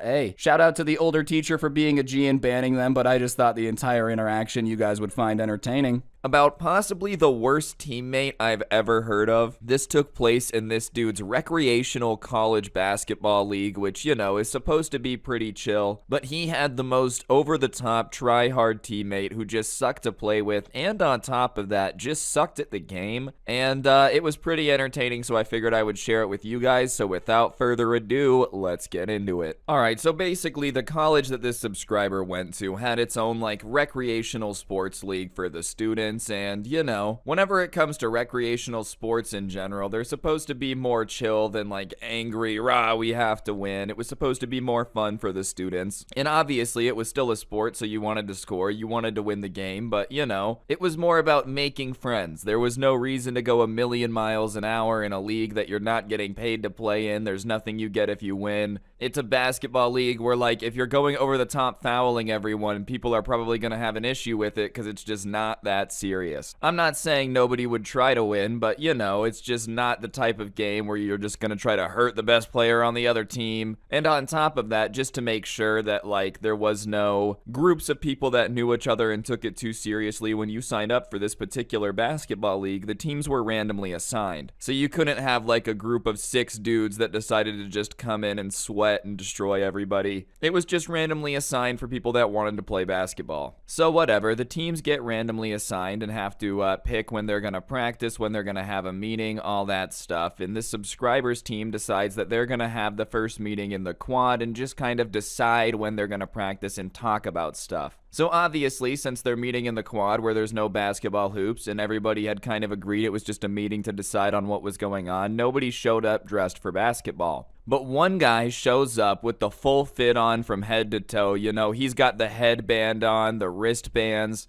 He's really looking like Will Ferrell from that one basketball movie, you know what I'm talking about? And he starts to berate them when he shows up for, like, not being ready to play, and how if they're meeting for basketball, they should always be ready to play at any given time. And everybody's kind of, like, confused a little bit because, you know, they had agreed that this was just the first meeting, and on top of that, like, why would someone just randomly challenge them to a basketball game in the middle of a quad where there's no basketball hoops? And the guy who's all dressed up says that, like, you never know when it could happen, so you just always got to stay prepared. And like I said, it was kind of weird, but maybe the guy just really loves basketball or something. Maybe he was kidding, who knows? So nobody really said anything about it because they weren't gonna, like, crap on his passion. Anyways, the rest of the team kind of starts their meeting and they decide that they wanted to practice once a week. You know, everybody is in college, so they have classes to do, they have, like, stuff to get done. They don't have the ability to be spending a bunch of time practicing and worrying about this recreational basketball league that, once again, means nothing. But Full Fit, who I'm going to call Benjamin from now on, is not very happy with only one practice a week. Ben just starts saying that if they're not going to practice at least 3 times a week, it's like going to ruin their chances of winning the league, and they need to take this seriously. And you got to keep in mind that if they were to do 3 practices a week plus the game, that's 4 nights a week of basketball. And obviously, for what the league is, that just doesn't make sense. Their grades are going to start to slip, they just have other stuff they do. A lot of them work. There's no way they're going to be able to practice 3 nights a week. So they tell him it's just way too much time for the league and they're more playing to just have fun and make friends. And obviously they want to win, but they're not willing to throw away their job or their GPA for this basketball league. And Ben starts to rant about how, the current thinking that they had wasn't the winning mindset, and how he had been watching all these podcasts recently about how you have to get into the winning mindset if you're going to dominate a sports league, so they needed to get out of that and realize that, jobs don't really matter in the grand scheme of things if they get the glory of sports. Which, bro, I don't know what podcast you're listening to, but I don't think they're living in the real world, bro. Listen, I'm not saying you shouldn't have passions that are more important than your job, but the idea that your job should matter less than the recreational sports league, that's a little bit silly. I feel like that podcast is very bad advice. But the entire group is like, well, we're really okay with losing. We don't care that much. It's fine. If we lose, it's our fault, and we can sleep with that at night.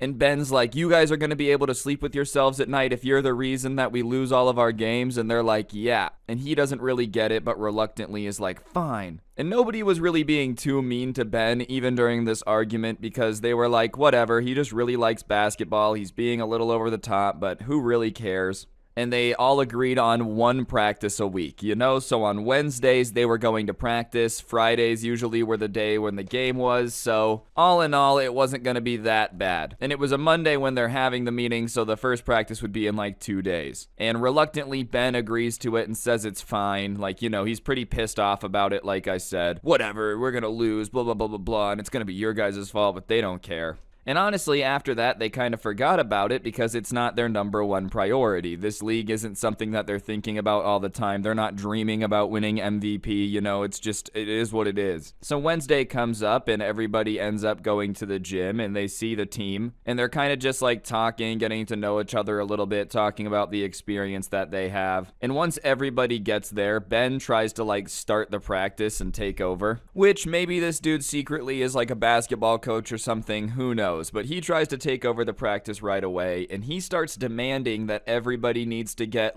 their conditioning right, and they're going to start with 25 sprints. And the rest of everyone looks at each other and is like, yeah, no, we're not going to do that, man. We're not doing 25 sprints. They say they were willing to do a couple of sprints just to see how fast everyone was, but they weren't going to spend the entire practice sprinting because it wasn't that deep. Once again, I'm not trying to say it too much. It is a rec league. Everybody kind of knows what's up. They don't really want to have to be doing sprints, and plus, it's a waste of time. If this is your only practice before your first game, spending all of it sprinting isn't going to get you guys, a win at all. If Mr. Ben is a basketball expert, And on top of that, bro, I'm not doing conditioning for a rec league. I'm just not doing it. I'm sorry, man. If I'm slow, I'm slow. You just got to deal with it. When they say that, though, Ben is pissed and is like, fine, you guys run the practice then. I bet you it'll be a train wreck. I'm over trying to carry this team. You guys do whatever you want to do. And happens that one of the dudes who was on their team was a varsity starter in high school, which, I understand that a high school basketball isn't the highest level in the world. But he obviously had enough experience to kind of guide this practice with everybody who also had played basketball before. So he kind of starts saying that they're going to work on a few drills to work on passing and shooting just to see how good everyone is and get everybody a little bit accustomed to how people shot, how people passed, who was good, who was not, all that stuff. So they just kind of start doing a few of those, and everyone's pretty solid at basketball, actually. Don't get it twisted. This isn't like Space Jam. They're not incredible, They didn't steal the powers of Charles Barkley. But everyone's field goal percentage is pretty solid. It's not like anyone is whiffing every shot except for one player on the team, and that's Ben. You would think with the ego Ben has and talking about how all he cares about is basketball and winning's all that matters, always staying ready for a pickup game, that he would be be really, really good. You think he would basically be a basketball god, but the dude really sucked. Like, for example, they were doing this thing for a little bit where they were basically alley-ooping to each other, and if you couldn't dunk, then like you were just supposed to do a layup, right? And Ben could not make a layup to save his life. And no one was making fun of him about it, but everybody was kind of thinking like, oh, okay, so this guy's ego is up here and his skill level is down there. So, yeah, we're definitely just gonna try to avoid giving him the ball because he thinks that he's Michael Jordan, and in reality, he's like Will Ferrell from the movie. Like I said earlier, dude, I'm gonna throw a picture of him on screen so you guys can just see what I'm imagining in my head. From the way the dude was described to me, this is kind of what he had going on, you know, the headband, the wristbands, talking a lot of smack, but just not very good at the game, which is always interesting to see the ego's skill gap. Anyways, halfway through practice, the guy who's kind of running it decides that they should probably do a little bit of a 4v4 game because they had 8 players just to kind of like see how everyone was and get a little bit of practice in so that way it wasn't like everyone was super rusty before the game and everyone's like, all right, fine. So on top of just not being very good at all, Ben also was a ginormous ball hog. Like, you literally would have thought the man had an allergic reaction anytime someone said he should pass the ball. If he got the ball, then he was taking it all the way to the hoop and probably missing. Like, it didn't matter if he was getting triple teamed. Nope, didn't matter. He was somehow going to find a way to score. The only problem is he was not very good at the whole scoring thing, so it was more just like he was embarrassing himself. And he literally was so bad at ball hogging that his team in this 4v4 just started refusing to give him the ball anymore because it just was working so badly. And it kind of turned into a 4v3. And what's really embarrassing is that they ended up doing better, scoring more, and like having not a comeback, obviously, because it was still a 4v3, but having way more of a balanced score at the end of the day than they were by giving him the ball. And at the end of practice, after the scrimmage, you know, Ben is obviously pissed, and they know that he's pissed because he doesn't do his best to hide it at all. He's like, guys, what is going on? I'm out here trying to make plays, and you're not giving me the ball. Like, what's happening? And one of the people that had been on his team tells him, listen, bro, you're literally shooting 0%. You're not passing the ball to anyone. You're like purposely going into triple teams and still trying to score. So we're just not going to give you the ball. There's no reason to give it to you if you can't score, which sure is mean. But at the same time, man, like, what did you expect the rest of your team to do when you're just ball hogging and you suck? I don't think anyone would be super hyped with that situation. And especially if they do better not giving you the ball, they're just going to not give you the ball. And shooting 0% is embarrassing, bro. Like, listen, I suck at basketball. I'm not saying I'm good at all. That being said, I feel like, you know, I could shoot 5%. I feel like anyone could, dude. My grandma could probably shoot 5%. How do you take 15 shots and like miss all of them if you have any experience whatsoever? And especially if you've been playing that bad, I'm shocked that you have the nerve to like talk trash to your teammates, you know? If you know that you've literally missed every shot you take after the scrimmage, I would be more embarrassed that I was taking all those shots rather than like calling them out. I'm out here trying to make plays. Yeah, you're also trying to score, but it doesn't seem to be working out for you, bro. Anyways, after the trash talking starts, Ben launches into a rant about how like if they lose the game Friday, he's gonna be pissed and, you know, it's all their fault if they don't give him the ball and allow him to make plays. And the rest of his teammates are standing around wondering why this guy's acting like Zac Efron in High School Musical. Gotta get your head in the game, you know, just treating it like a soap opera. If we lose Friday, I'm gonna be pissed. You don't understand what'll happen. What, bro? Did you like bet your dad's life with the mob or something? Like, what is really that serious about this recreational basketball game? It doesn't actually matter. Anyways, like I said, he's going full High School Musical, and after that, everybody's like, all right, man, well, we're gonna win Friday, don't worry about it, and then they go home. And the subscriber is just insanely confused by Ben, you know, like, if you want to take sports seriously, I don't think there's anything wrong with that. Obviously, if you really want to take it seriously, that's your prerogative. That being said, you should probably join a little bit more of a serious league than, like, the recreational college team, where they don't allow you to be on teams with a bunch of people because they don't want people to try very hard. Like, you know what I mean? There's a reason that they're randomly assigning the teams. It's because they don't want people to be sweating that hard. They want it to be more about fun. Maybe you just should have picked a different league. Anyways, the day before the game, Ben sends a text to the group message that has everybody in it, and he says that he thinks there might be scouts there because they might be looking for talent right in their own backyard, so everybody play on their best, you know, because you never know if you're going to be picked up by a scout, and it's possible that there could be like NBA scouts there. And obviously everybody is just rolling their eyes, wondering on what planet he's on to think that there's going to be college or NBA scouts at this game. You know, I haven't heard of the rec league to NBA pipeline. I've never heard of anyone doing that. Maybe Ben will be the first. I doubt it with his skills, but it just seems weird to just assume that scouts are going to be at this game for no reason. Like, they're just not going to be. Regardless, everyone kind of ignores his text in the group chat, but the next day the game comes, everybody shows up, and everyone's got, you know, their uniforms on. And just to give you guys an idea of how casual this league really is, the uniforms in question are just like the same colored t-shirt. They all were wearing a green t-shirt. They didn't have jerseys, you know. It was just like, all right, guys, throw on some t-shirts so that way you can tell each other apart and we're good to go. They didn't want people taking it too seriously. Like, obviously, it was more of just, we're going to play a little pickup game of basketball. And Ben had wanted to get custom jerseys made, and everybody was like, no, because he said they were going to be $90 a piece, which I don't know where he got that price from. But yeah, I'm not paying for a $90 jersey. I can get a real jersey for that much. Anyways, you would have just thought that Ben was actually at an NBA game. From the second that he walked into the gym, he was like screaming about how it was game time, you know, and this is when men turn into immortals. But he wasn't being like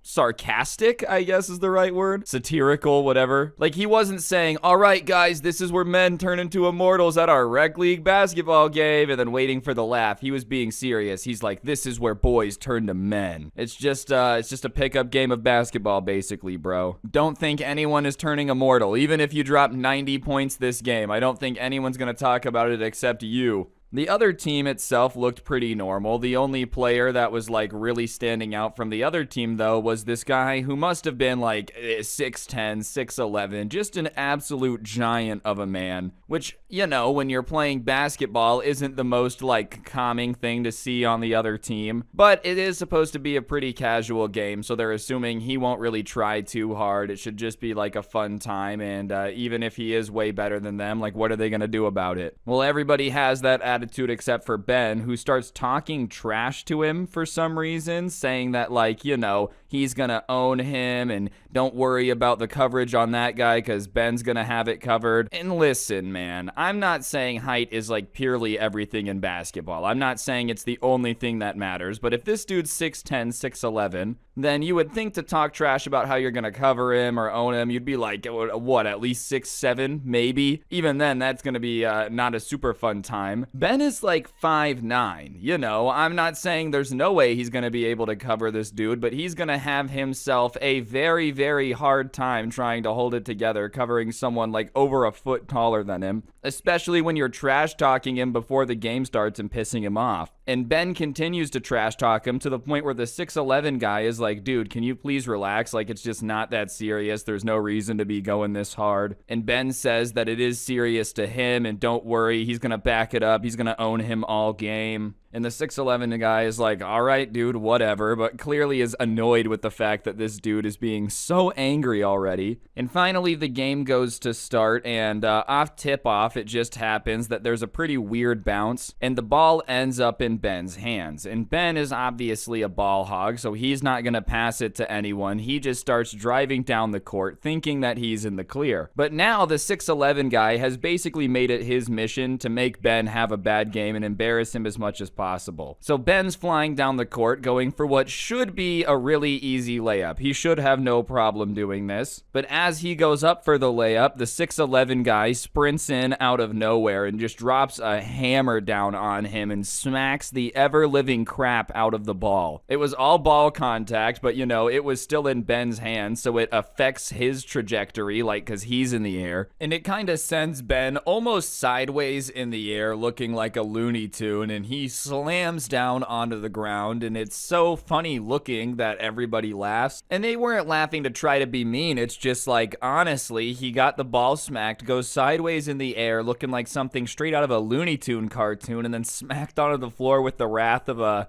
failed rocket launch, just like boom. And so he gets up all pissed off and shoves the giant of a man and is like, dude, what the heck, that was uncalled for, like, now we're gonna throw hands. And that's obviously a bad idea. Because, like, listen, okay, it is already a basketball game. Fighting over it's probably not the greatest move. I understand it was an over-the-top block, so you might be pissed. The guy still is, like, 6'10", 6'11", and you're still 5'9", so I don't think that's gonna go down well for you at all. This dude has the reach to be able to punch you from one county away, you know? Like, let's just be honest here. This dude's arms are probably the length of a fence post. He's got a 2x4 to reach out and hit you with, and you gotta get in close. It's just not gonna end well for you. On top of it, you had been talking all the trash about how you were gonna own him, so obviously if he has the chance to block you, he's 100% gonna take it. And everyone's watching this go down, and you have to keep in mind that Ben has only known his teammates for maybe a week at that point. On top of it, he had been bossing them around, saying that they suck. Like, just overall had already been a giant nuisance talking trash. And so when Ben yells out, "Oh, guys, come back me up, come back me up," nobody goes in to back him up because they're not going to help some random dude basically in a fight that he started himself. But that doesn't stop Ben from continuing to yell out that they should come back him up and he needs backup. One of his teammates yells back though and is like, "Look, you're on your own. I'm not backing you up." And he yelled back about how they were bad teammates for not helping them. But I don't really know what Ben expected them to do, bro. Go on like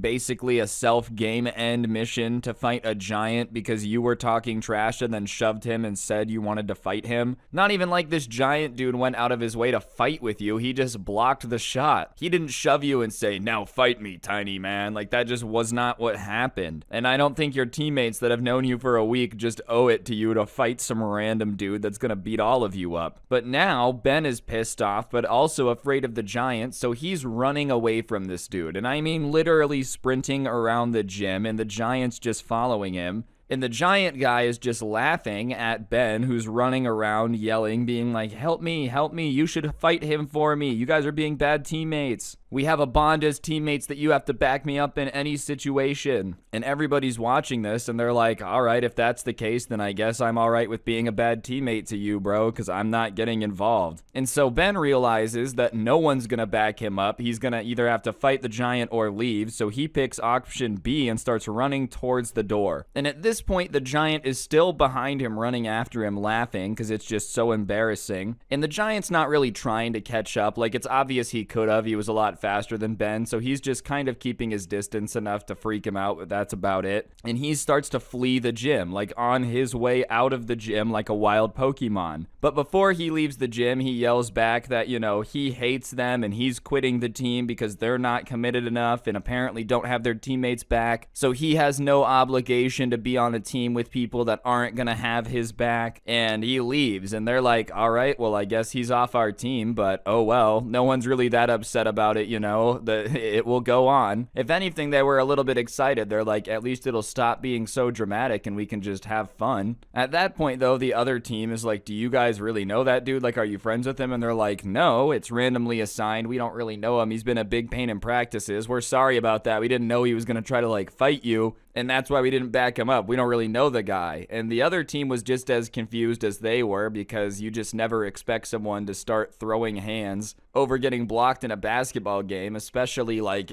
the way it all went down. So they ended up finishing the game. They did lose. The guy who's 6'11", believe it or not, was pretty good at basketball. Who could have seen that coming? But either way, after that, the season was a lot more enjoyable because Ben never had the nerve to show his face at practice or the games again, probably for the better. Today I've got a story time for y'all I know you're going to love.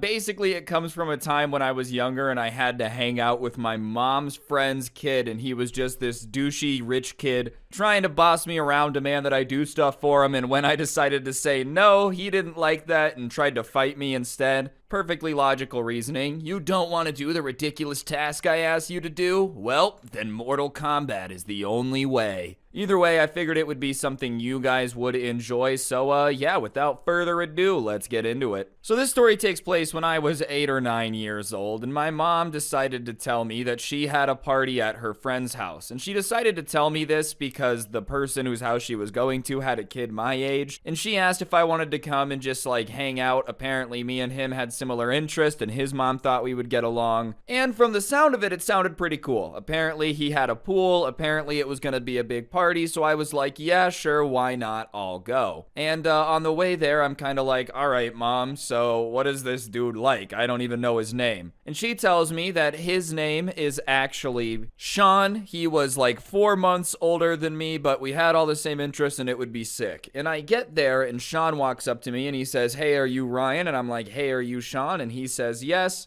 And I'm like, all right, it seems pretty okay so far. And that's when it starts sucking, right off the bat. He doesn't wait too long. He's relatively cool for like the first minute. And as we're talking, he asked me if I wanted a soda. And I was like, yeah, of course I'll take a soda. Because when you're at a party and someone offers you a soda and you're a little kid, what are you gonna do? No, I don't like sugar, I'm sorry. Of course I wanted a soda. So he takes me to the garage where they have the second fridge that's full of their drinks. And he's like, all right, well, I want a Dr. Pepper. So he reaches in and grabs it. And I just say, oh, I want one too. So I start to reach for a Dr. Pepper. And as I'm reaching for the Dr. Pepper, he takes his hand and smacks my hand. Like, don't touch that. And I go, what are you doing? I want a Dr. Pepper. And he tells me that I don't get a Dr. Pepper because Dr. Pepper was for his friends and people that he liked and he didn't know me. So I had to have a Dr. Thunder instead, which is just a knockoff Dr. Pepper. And listen, 99% of the time, I don't care. Whatever, a Dr. Pepper and a Dr. Thunder, close enough, I don't mind. But there was something about the fact that he was drinking a Dr. Pepper and told me I couldn't have one because they were only for his friends, and then making me go get a warm Dr. Thunder out of a box on the ground that really rubbed me the wrong way. Like, come on, just let me grab a Dr. Pepper. Or even then, at least have Dr. Thunder in the fridge. Like, he's really making me drink a warm soda, so off rip, I don't really like the guy. But whatever, I'm stuck here now. My mom is hanging out with the moms, so I'm kind of just stuck. So we go upstairs and we start hanging out, and when I walk into his room, I'm a little bit impressed because the dude has every Nerf gun ever invented. Like, okay, maybe not everyone ever invented, but this guy basically had an arsenal. If for whatever reason zombies appear that are allergic to foam, this guy would have been the #1 resource for the US military. He's got Nerf guns everywhere. I like Nerf guns, so I'm like, oh, this is really cool. So I walk over and I pick one up. And similar to the Dr. Thunder thing, he like runs over to me, grabs it out of my hand, and is like, don't touch my Nerf guns. And fair enough, I guess I didn't ask. I'm sorry, I didn't realize that they were like some holy item. I didn't know that Nerf guns were off limits, but he starts being like, you need to wash your hands before you play with my Nerf guns. Okay, bro, fine. I go and wash my hands. I come back and he says, all right, we're going to have a Nerf war. And I'm all right with that. At the time, I really liked Nerf guns. I was fine to have a Nerf war. And he says, okay, I'm going to pick out my weapon first. And obviously, it's his house. Those are fair rules to me. I'm not one to shake things up. And he goes and he picks out this thing called the Vulcan. And for those of you that don't know what a Vulcan Nerf gun is, it's effectively a chain gun. It literally is a chain gun Nerf gun with like 100 bullets. And they don't work right all the time, but if they do work, then obviously they shoot a lot of Nerf bullets. And he's like, okay, I'm gonna use this, and I'm gonna pick out what you get to use. And I immediately don't like the sound of this, because I've got a pretty good feeling he's about to just give me some little wimpy gun. And sure enough, he walks past this collection of all these cool Nerf guns he has over to this like toy box thing, and he opens it up, and there's this little tiny Nerf gun. It's tiny, and I'm like 8 years old, that only holds one bullet in it. And he pulls it over to me and he says, okay, I think you can use this one. And listen, I'm not an expert at combat, okay? I don't think I'm some Navy SEAL, but what I can tell you is if you have a little tiny gun that only shoots one bullet, and the person you're fighting against has a chain gun with belt-fed ammunition, you probably don't stand a very good chance. And so I kind of like ask him, dude, come on, can I have anything else? Like, you have a chain gun. Can I please get something else for this Nerf war? And he starts to lecture me about how he doesn't trust me and I'll probably break anything that he has because he just doesn't think I'm smart enough to know how to use Nerf guns. I get not knowing me, but come on, man. I'm not stupid. What am I gonna do? Manage to take your Nerf gun and break it over my knee? I don't have the strength for that. But whatever. I'm starting to get increasingly annoyed of hanging out with this kid because it's just not fun. But he demands that we have the Nerf war, and at this point, I'm like, I guess it would be more more entertaining than standing here talking to you. So we go ahead and we have the Nerf war, and obviously I lose. And after like one round, I tell him I'm done. I don't really want to play anymore because it just wasn't fun. The entire Nerf war, it was basically just me hiding behind cover as he just proceeded to shoot endless rounds of Nerf bullets at me. The way that the Vulcan worked, it had this like box that held the belt with the ammo in it. This kid, his parents would buy him every Nerf gun that he wanted, so he had multiple boxes. So he would run out, slap another box on, and just keep shooting at me. It was awful. Not very fun. So I'm like, okay, I'm done. I don't want to play anymore. And he looks at me and he goes, no, you have to play. And I'm like, yeah, I don't want to play, so I'm not gonna play. I don't have to do anything. And then he's like, well, no, you have to do what I say. You're at my house, so my rules are the way that it's going to work, so you have to do what I say, and I say that we're going to keep playing.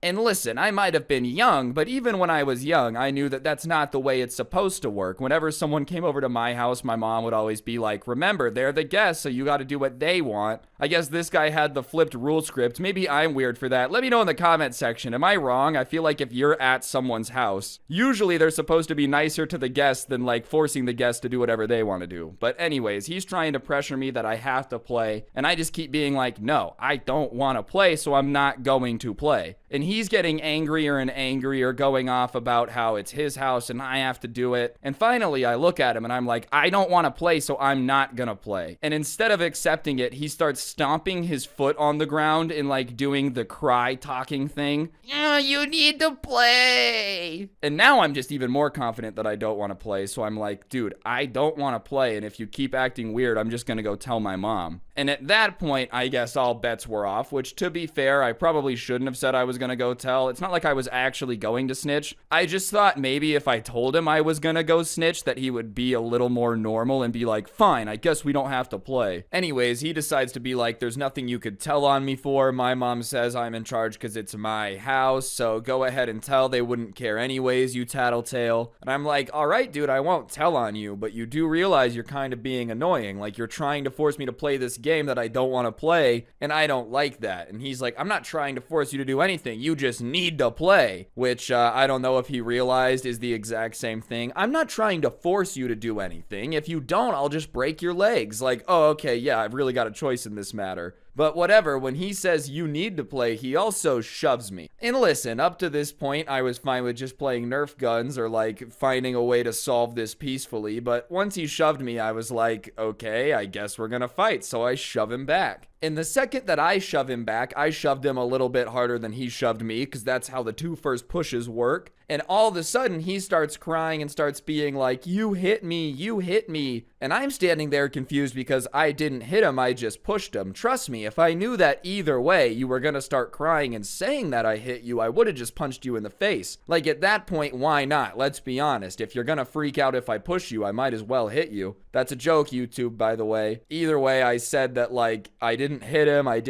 and he goes, well, I'm gonna tell on you. And now the shoe's on the other foot, and I start being like, oh, you're gonna tell on me? That sucks. You're a wimp. You have nothing to tell on me for. And he realizes that I'm just saying what he said to me back to him. And he's like, that's not funny. I'm telling, I don't know why my mom said we would like to hang out. And I'm like, I don't know why my mom said that we would like to hang out either. Because you suck, dude. I'm not trying to hang out with you. And he's like, what did you just say about me? And I said, you suck. I don't want to hang out with you. And I guess in his house, he had one of those moms where like suck was a swear word. My mom didn't really care. But I guess in his house, suck was basically the equivalent of saying that somebody's mother was a see you next Tuesday. Because he's like, you take that back right now or I'm gonna fight you. And just because this kid had cried when I shoved him, I wasn't necessarily afraid of fighting him. I don't want anyone to think that I think I'm some tough guy rolling around like I can beat up anyone. No, I do not think that at all. That being said, if I shove him and he starts crying and saying that I hit him and then he challenges me to a fight, like my odds are solid, what is this kid gonna do when I actually hit him if he cried when I pushed him? Keep in mind, he's older than me too. So like homie should theoretically just be able to put the beat down on me. But I'm saying like I'm not gonna take it back. If that's how it's gotta be, then I guess that's how it's gotta be. And he shoves me again, which I don't know if that's just the only like combat move he knew. So I push him back, this time even harder than I did the first time, and he kind of stumbled back a bit and he's like, that's it, I'm gonna fight you. Which I guess, yay, that's it. He's gotta fight me. I pushed him. I don't know. and he's maybe 3 feet away, and he decides that the best way to punch me in this situation would be to sprint at me from 3 feet away, which is just not enough time to really get speed,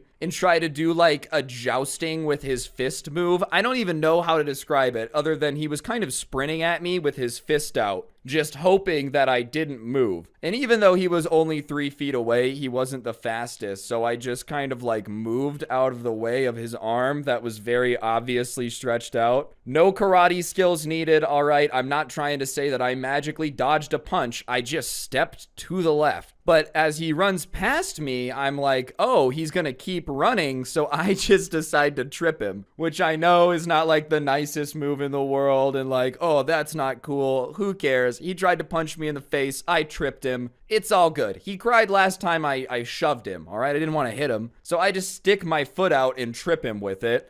And he goes like swan dive mode. The original Black Ops, remember if you were sprinting and you went prone, your guy would just kind of go flying in the general direction of where you were aiming? That's kind of what he looks like. Like, I stick my foot out and trip him, and just because of how he's running or whatever, he immediately just goes full dolphin dive, and he smacks onto the ground and he slides a bit, and as he's sliding, I guess he hit his head on this like Rescue Heroes aircraft carrier toy thing that he had. It was like for action figures, and it was plastic, so I'm sure it didn't feel good, but he grabs his head and he's like, you cracked my head open. And listen, there was literally no way on planet Earth that him falling and sliding cracked his head open on this little thing. Like, okay, did falling hurt? Probably, but it wasn't like he fell very hard. It was just the forward momentum that kind of propelled him. I'm sure it wasn't pleasant, but now he's screaming that I cracked his head open as if I took a baseball bat there or something. And now the parents are coming upstairs. I hear them coming upstairs, and I'm like, well, great, this is gonna be awkward. And sure enough, the door opens and it's his mom. My mom's not with her, and she starts yelling, what happened? What happened? And he yells that I tripped him.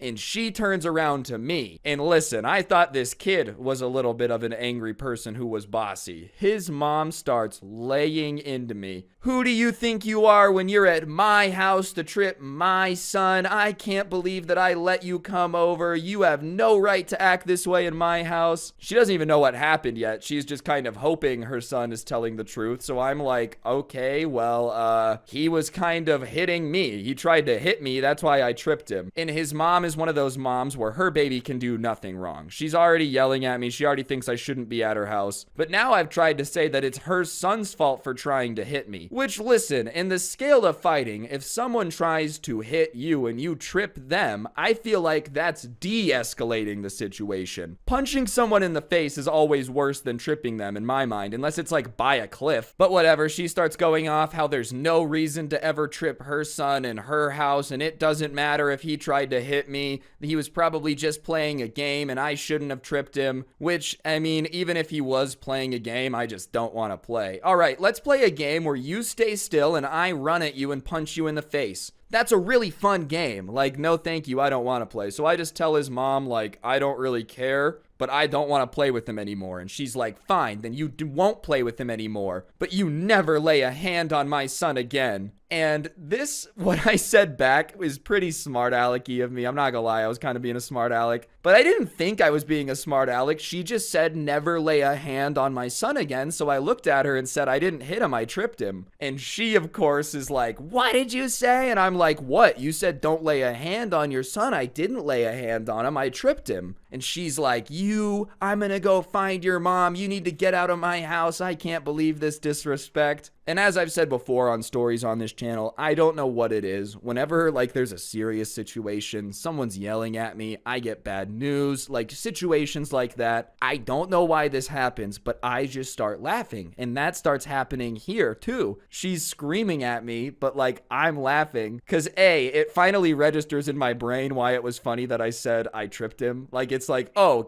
she said don't put my hands on him, and I said I'll just kick him next time. I get why she's mad. So I'm laughing at that. I'm laughing at her being mad mad. I'm laughing at this spoiled kid who's like freaking out, standing behind his mom, egging her on, like, yeah, mom, you yell at him. It's just hilarious. And she's like, oh, you think this is funny? And I'm not trying to tell her that I think it's funny, but I also don't want to lie and say I don't think it's funny. So I'm just kind of like, no, I don't want anyone to be hurt. It's not funny. The situation is just funny. And she's like, well, what's funny about this situation? And I'm a little kid. I can't really explain it. All I know is it's making me laugh. And so I just go, can you just go find my mom so I can go home? And she's like, fine, but you're going to explain to her what you think is so funny. And I hear her stomp out. I hear people coming back up the stairs a little bit later, and my mom's with her now. And my mom's like, what happened? And I'm like, all right, we were playing a game, da-da-da-da-da. I give her the whole breakdown. And then I get to the part where I say, he shoved me and tried to hit me, so I tripped him. And his mom, who, keep in mind, was not in the room for any of this. She didn't witness this. She didn't see anything, is like, that's not what happened. I don't know how she knew. Maybe she had security cameras, a third eye or something. She used her telekinetic powers, but whatever the power she was referring to, she clearly was not very good at it, because that was what happened. But she starts going off about how her son would never hit anyone, and that's not true. And listen, lady, it's not my fault you don't know what your son is capable of, because he definitely did try to hit me in the face. And at that point, my mom's looking at me, and I think she could just tell that, like, I wasn't making this up. I don't know if it was a look in my face or just like a look of what is going on, but I wouldn't make up him hitting me. There was no reason for me to do that. But my mom decides at this point the best course of action is to just leave. So she says something to his mom about how, like, look, we're just gonna go. Clearly this has gotten out of control.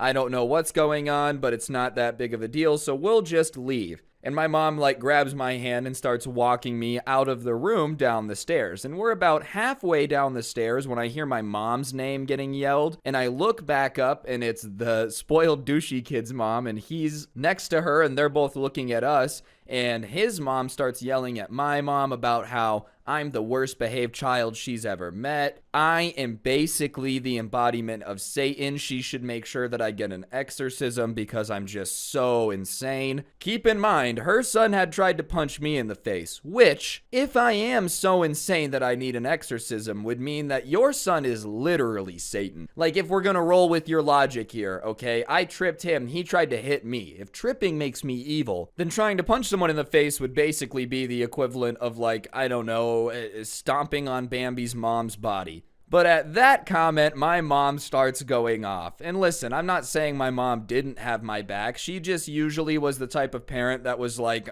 more chill, I guess. Don't get it wrong, my mom would go crazy sometimes. I think every mom does that. But, like, I don't know. She wouldn't really go off on other people if they bugged her. She would just wait till we got in the car and be like, wow, that person was annoying. But with this lady yelling at me and her about me, she starts going off, being like, your kid is the one that clearly tried to start a fight with my son, and you're lucky that my kid only tripped him because your kid's a little baby who was crying that he hit his head on some plastic, all right? So don't come at me and start telling me that my kid sucks when your kid is clearly the problem and your house is tacky. And at that note, we left, which, hey man, what a mic drop. She said, your kid sucks and your house is tacky. Goodness, I think that was the more hurtful insult. She's like, yeah, okay, I knew my kid was garbage, but my house is tacky? That's too far. Either way, we leave, we get in the car, and I start explaining to my mom, I'm like, look, I didn't do anything. I didn't start the fight. Like, I really wasn't trying to start any issues. He just tried to hit me, so I tripped him, and he was shoving me. And my mom's like, look, normally in these circumstances, I believe that you run your mouth or something, but I saw the look on your face when that lady was yelling at you, and I knew you did not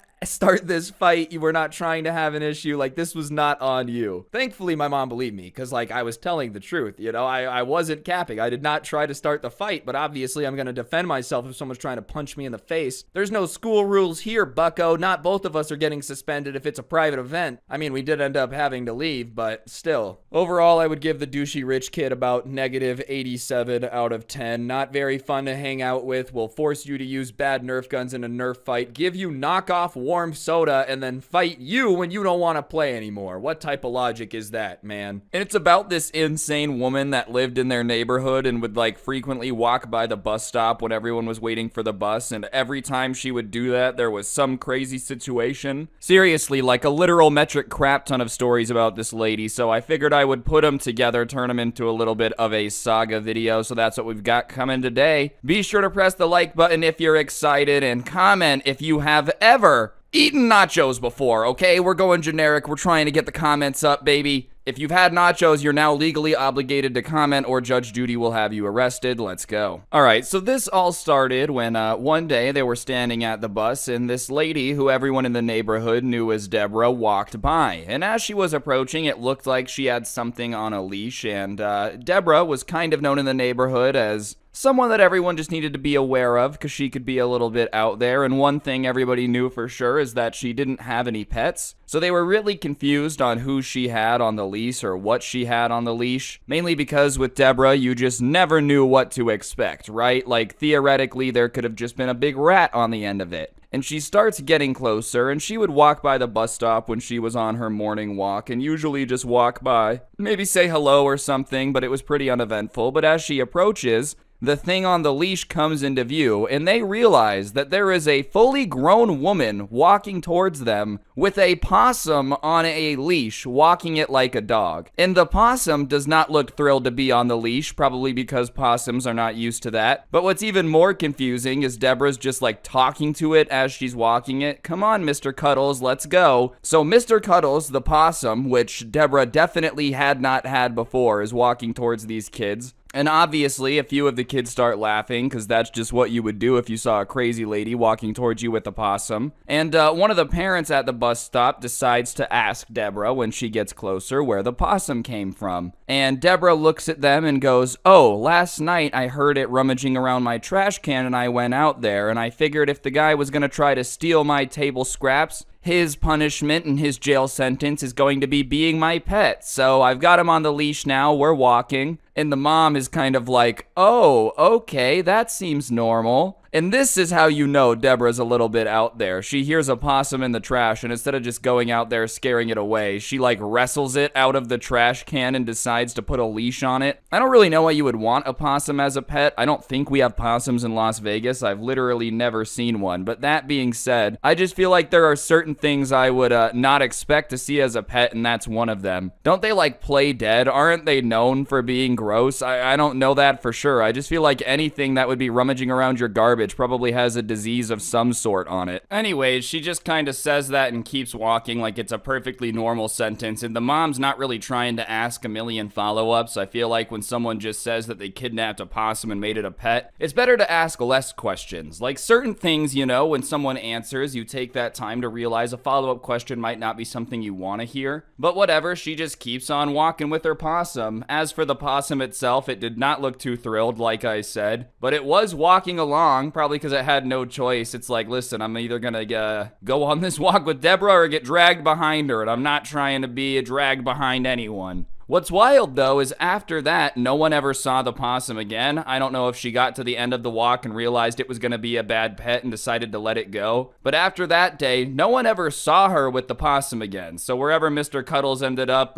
let me know if anyone knows the location. Comment where you think Mr. Cuddles is at. Is he at a farm upstate? Like, where do you think this dude is just vibing now? Somewhere out there he's chilling with his possum friends. They're like, "What's the craziest thing that's ever happened to you, bro?" Oh, one time this senile old lady caught me in her trash, ripped me out of the trash, put a leash on me, and walked around with me for a couple hours. That was weird. But from that point on, Deborah, who was already known for being a little bit out there, became one thing that all the kids at the bus stop would look forward to, because every day there was just something crazy that Deborah would do. Most days weren't rememberably insane. She would just walk by and yell something crazy. She always had her theories about how, you know, clouds were planted by the government because rain is actually bad for the human brain, so you have to be careful that you don't get too much rainwater on you. Just crazy stuff like that. But every now and then she would come up with one of these things that would just be so absurd it would stand out. And one of the times was, you know, she shows up at the bus stop with this clipboard and it's a petition, and she starts saying that she's trying to get a petition signed for the government to ban all beans. Straight up all beans, you know, garbanzo, pinto, doesn't matter, all beans should be banned. And because she was the type of lady who was usually walking by the bus stop screaming conspiracy theories and whatnot, a few of the kids decided to ask like, "Oh, well, why do you want beans banned?"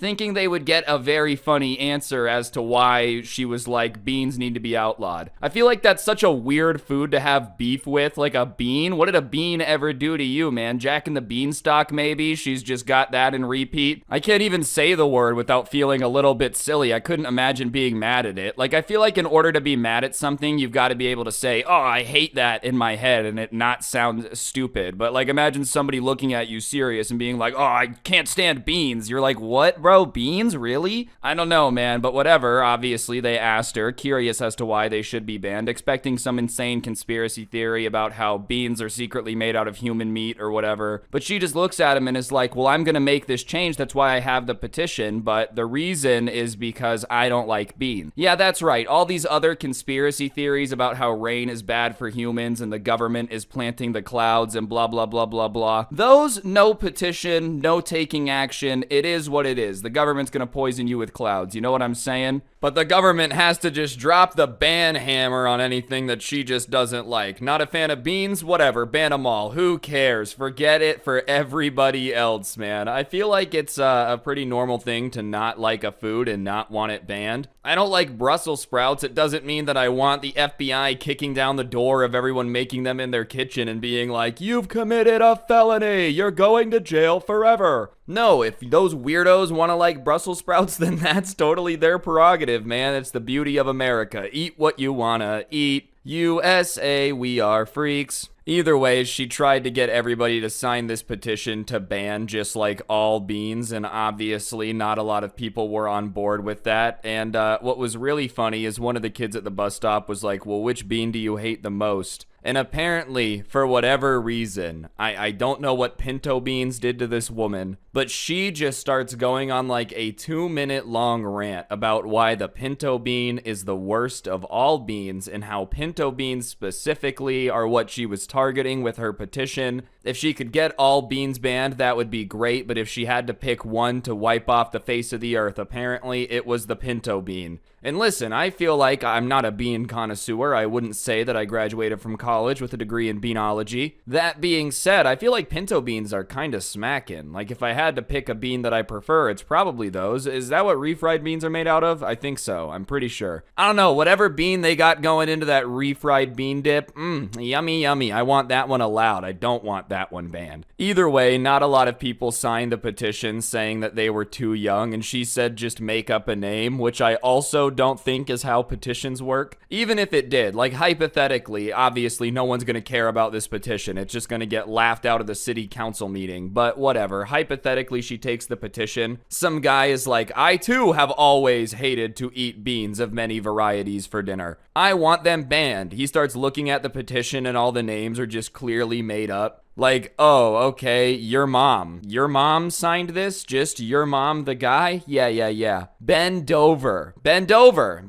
signed this. Oh, okay, nice. Anyways, that was a pretty out there situation, but thankfully after her petition failed, she decided to take a little bit of a break from visiting the bus stop. I don't know if somebody told her, like, listen, you can't be coming down here trying to get people to sign petitions or whatnot. But she didn't show up for a bit, and right when everybody that would stay at the bus stop thought that things might be going back to normal, that Deborah was going to leave them alone, she popped back up with another conspiracy. This time no petition, she wasn't trying to get signatures, but apparently her hatred towards all beans had shifted to another type of food. This time she was convinced that vegetables were a conspiracy to slowly poison the population. And listen, I've always seen the memes of like, oh, kids will do anything to avoid their vegetables. I've never gotten that personally. Like, vegetables aren't my favorite food, but there's just not many things that I'm like really that hateful against. I know there's the meme, oh, don't eat your greens. Oh, if you don't eat your greens, you'll die. I don't know what the saying is. There's a reason I was stuttering there. I had to come up with something, and apparently the punishment for not eating vegetables is death. But this lady starts going off about how like vegetables are actually not something we're supposed to eat. They're low-key poisonous. But the government brainwashes you from a young age that they're really good for you, so that way you keep eating them. And if we all just never ate vegetables, apparently it would somehow open your higher consciousness and you would be able to like see different dimensions and stuff. And listen, you're more than welcome to not like vegetables, but the second you start trying to convince me that if I could just go back in time and never try a vegetable in my life, I'd be able to see other dimensions, you start to lose me. Because this is America. Somewhere out there is some American who's never eaten a vegetable. And I'm telling you right now, they're probably not seeing other dimensions. They might be hallucinating, thinking that they're seeing other dimensions, but they're not actually. Could you imagine that? Someone walks up to you, they're like, I can tell the future.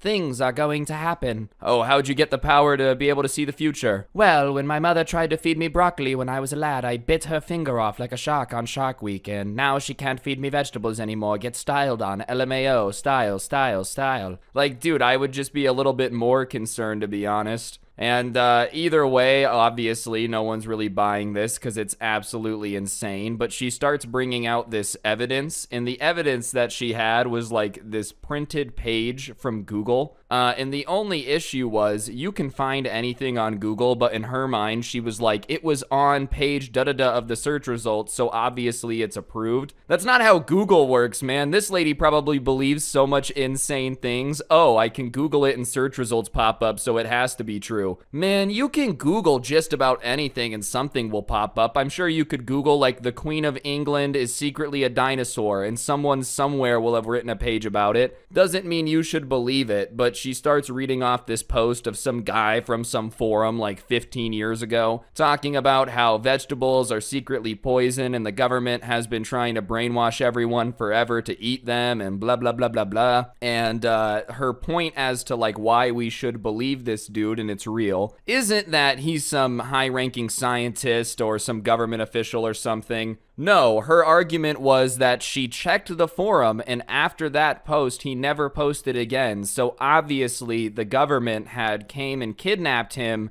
and taken him to like one of the CIA sites where they waterboard you in order to make sure that like the word didn't get out that vegetables were not very good for you. Which, listen, man, I'm not saying the CIA has never disappeared someone. I'm sure the FBI, CIA make people disappear on a daily basis. They're the hide and seek professionals, except they're not seeking. That being said, I don't think that they like saw this random forum post of some guy just ranting about how the government invented vegetables to poison people and we're like, oh, this guy's a danger. If anything, they would be like, oh yeah, just let him keep yelling because he makes so little sense that if people start believing that, they'll stop paying attention to the other stuff. I could get behind a theory like that, like they're spreading stupid conspiracy theories on purpose just to make the real ones look even dumber, but I don't necessarily think that they were disappearing dudes on the forums for exposing the dark side of the very illustrious vegetable trade. Is big business really cashing in on vegetables these days? Also, I feel like history just shows that this isn't true. Wasn't there that Irish famine that they solved with potatoes? Isn't potato literally the only food you can eat by itself and survive on? Like, I'm not even trying to be a team vegetable here, all right? Like, I'm not trying to say they're the greatest thing ever invented, but I feel like it's just kind of a known fact that they're not bad for you. I'm sure somewhere some parents have very much exaggerated how good they can be for you, dude. My mom told me that carrots would give me night vision. Apparently that's a bunch of crap. Thanks, Mom. You know how many carrots I ate? You know how much I can see in the dark? None, all right? You know how many carrots I ate? Too many. I'm just saying, I don't really think that vegetables do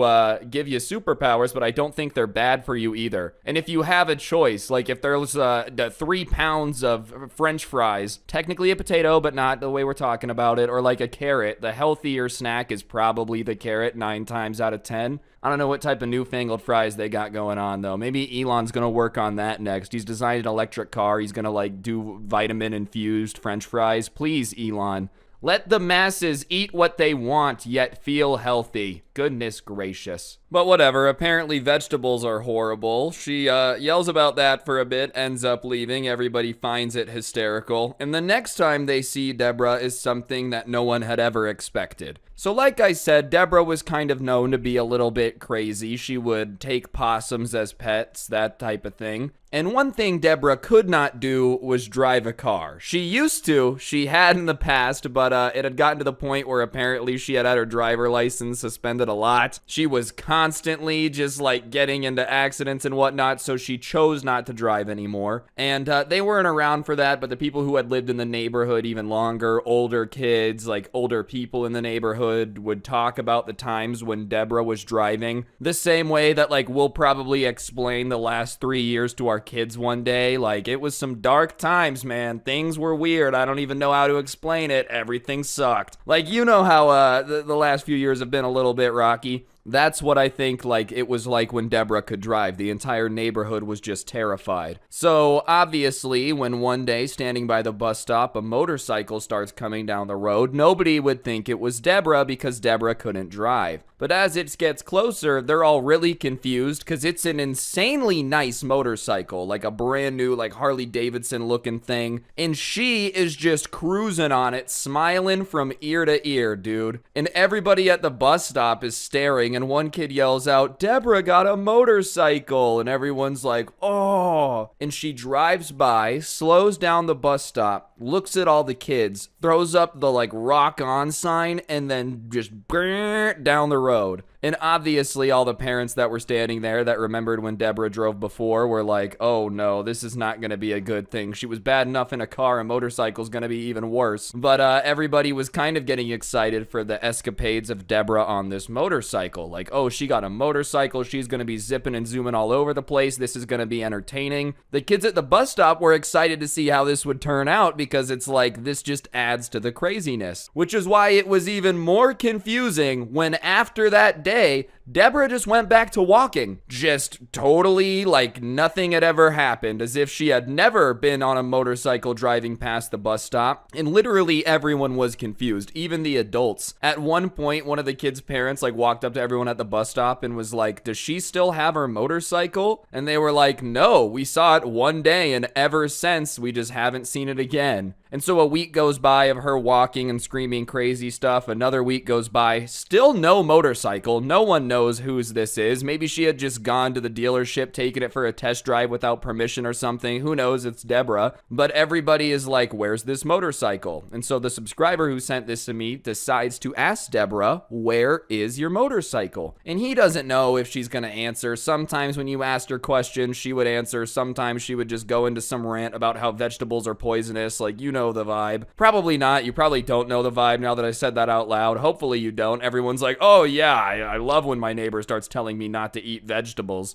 She's secretly an agent for the Heart Disease Foundation. She wants your health going down. Either way, he asks her, like, where did your motorcycle go? Because he's just a little bit curious. And she looks at him like he has literally grown another head, ladies and gentlemen. Just looks at him like that was the dumbest thing she's ever heard. As if somebody just said, how does Australia hang on to the earth when it's upside down? Just some like next level stupid stuff you can't even believe. And she says, what motorcycle? Which is some next level gaslighting being attempted out here. Everybody saw her go by on the motorcycle. Everyone. A bunch of people witnessed it. This guy's like, where'd your motorcycle go? And she's just gonna commit to pretending it never existed. I don't know if that's the most well thought out strategy, but it definitely is a funny one. Like, imagine you just go up to your friends wearing a shirt that says like, I eat poop, right? I don't know why I picked that phrase, just roll with it. And then like they take a bunch of pictures with you and then you never wear it again. And when everyone's like, you have a shirt that says I eat poop, you just deny it. When they show you a picture, no, that's Photoshop. Like that's basically the level of trying to get away with something she is right now. But the kid who asked her, the subscriber, is like not falling for it. And he's like, no, you drove a motorcycle one day. Like I'm telling you, you went by, you did the rock on sign. Like, don't you remember that? And she goes, nope, that was not me. I didn't do it. That never happened. And the kid's confused and he's like, Deborah, yes, you did. You definitely had a motorcycle. And she goes, oh, it was probably my evil twin. Because of course Deborah has an evil twin. She starts saying that back in the 60s, she was a part of a government program where they were cloning people and then they were trying to brainwash the clones to be evil. But hers had escaped and no one had seen it before. But apparently it had come by and just driven by on a motorcycle one time and then never come back. Which, if you have an evil twin and that's the most evil thing they've ever done, you made it out pretty okay. Like, I've seen enough sci-fi movies to know usually evil twins are very evil. If yours is just driving motorcycles around and waving at people, that's not that bad. But was even funnier is the kid, he hears this, he goes to his mom and he asks if Deborah has a twin sister. Obviously not a clone, but he's like, where did she even get this idea from? And his mom's like, no, she's never mentioned a twin sister ever. And she never did again. So I don't know why she was so adamant that she was not driving the motorcycle. It was 100% her. And on top of it, I don't know why she went with evil twin. Like, she literally could have said anything. No, it was just somebody that looked like me. Would have been a viable excuse. Just going straight to like, you know how it is. Your evil twin escapes from government facilities and starts driving around on motorcycles, peacefully waving at people. Don't you hate when that happens and everyone looks at you and they're like, well, I've never had that happen, so I'm not really sure. Is that something that you go through on a daily basis? Like, is that actually on the list of problems that you regularly encounter? Deborah's like, yeah, all the time. Hate running into my evil twins. In fact, we were triplets. But anyways, there was like some crazy yelling, but nothing too eventful until the end of the year. But during the summer, this guy would go like walk his dog around the neighborhood. And one day he's walking past Deborah's house and he's like, hey, Deborah, I have a question. And he asks her how she knows about all these conspiracy theories because he was genuinely curious. And she goes, all right, since you've always been cool, I'll tell you, but you can't tell anyone. And he's very excited for this answer, you know, expecting it to be like, I used to work for the government or whatever. But she says, I'm a secret agent for a government agency. Which, you know, we've been over it on this channel. Chances are, if you're a secret agent for the government, you don't go around telling people that you're a secret agent for the government. They tend to frown upon that. But obviously, Deborah is just kind of the type of lady that just says a whole lot of stuff. So the subscriber is kind of like, oh, wow, that's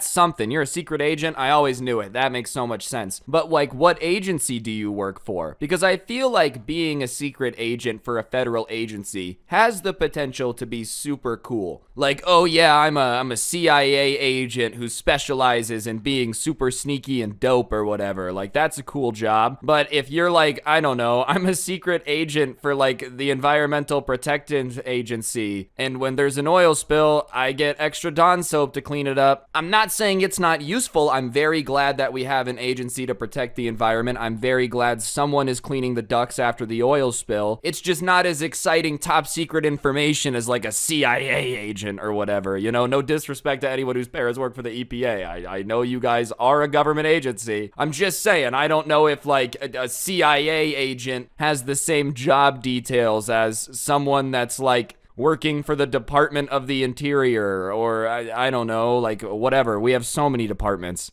And she says that the department that she works for is the Department of Food Intelligence. You know how she's always obsessed with vegetables and stuff? Like, I guess that would kind of make sense, but I'm pretty sure that one's not a real one. I just made a joke about us having a crap ton of government departments, but the Department of Food Intelligence is not one. We have like the department in charge of food safety and whatnot. I think that's the FDA. I don't know that for sure, but I don't feel like food intelligence is something happening. What would that even entail? Is that like spying on food? Do you just have a bunch of secret cameras in like all of the places where they're raising animals to eat later? Ah, yes, we caught them doing secret things in the Smart Chicken Intelligence Committee. Like, they're just staring at all the pigs in the house or like the barn or whatever, and they just start plotting against them. I knew the food was intelligent. Like, what would food intelligence even mean? Plus, on top of that, I don't think they would have secret agents. Like, the Department of Food Intelligence doesn't strike me as the department that's getting all of the secret funding the Pentagon loves.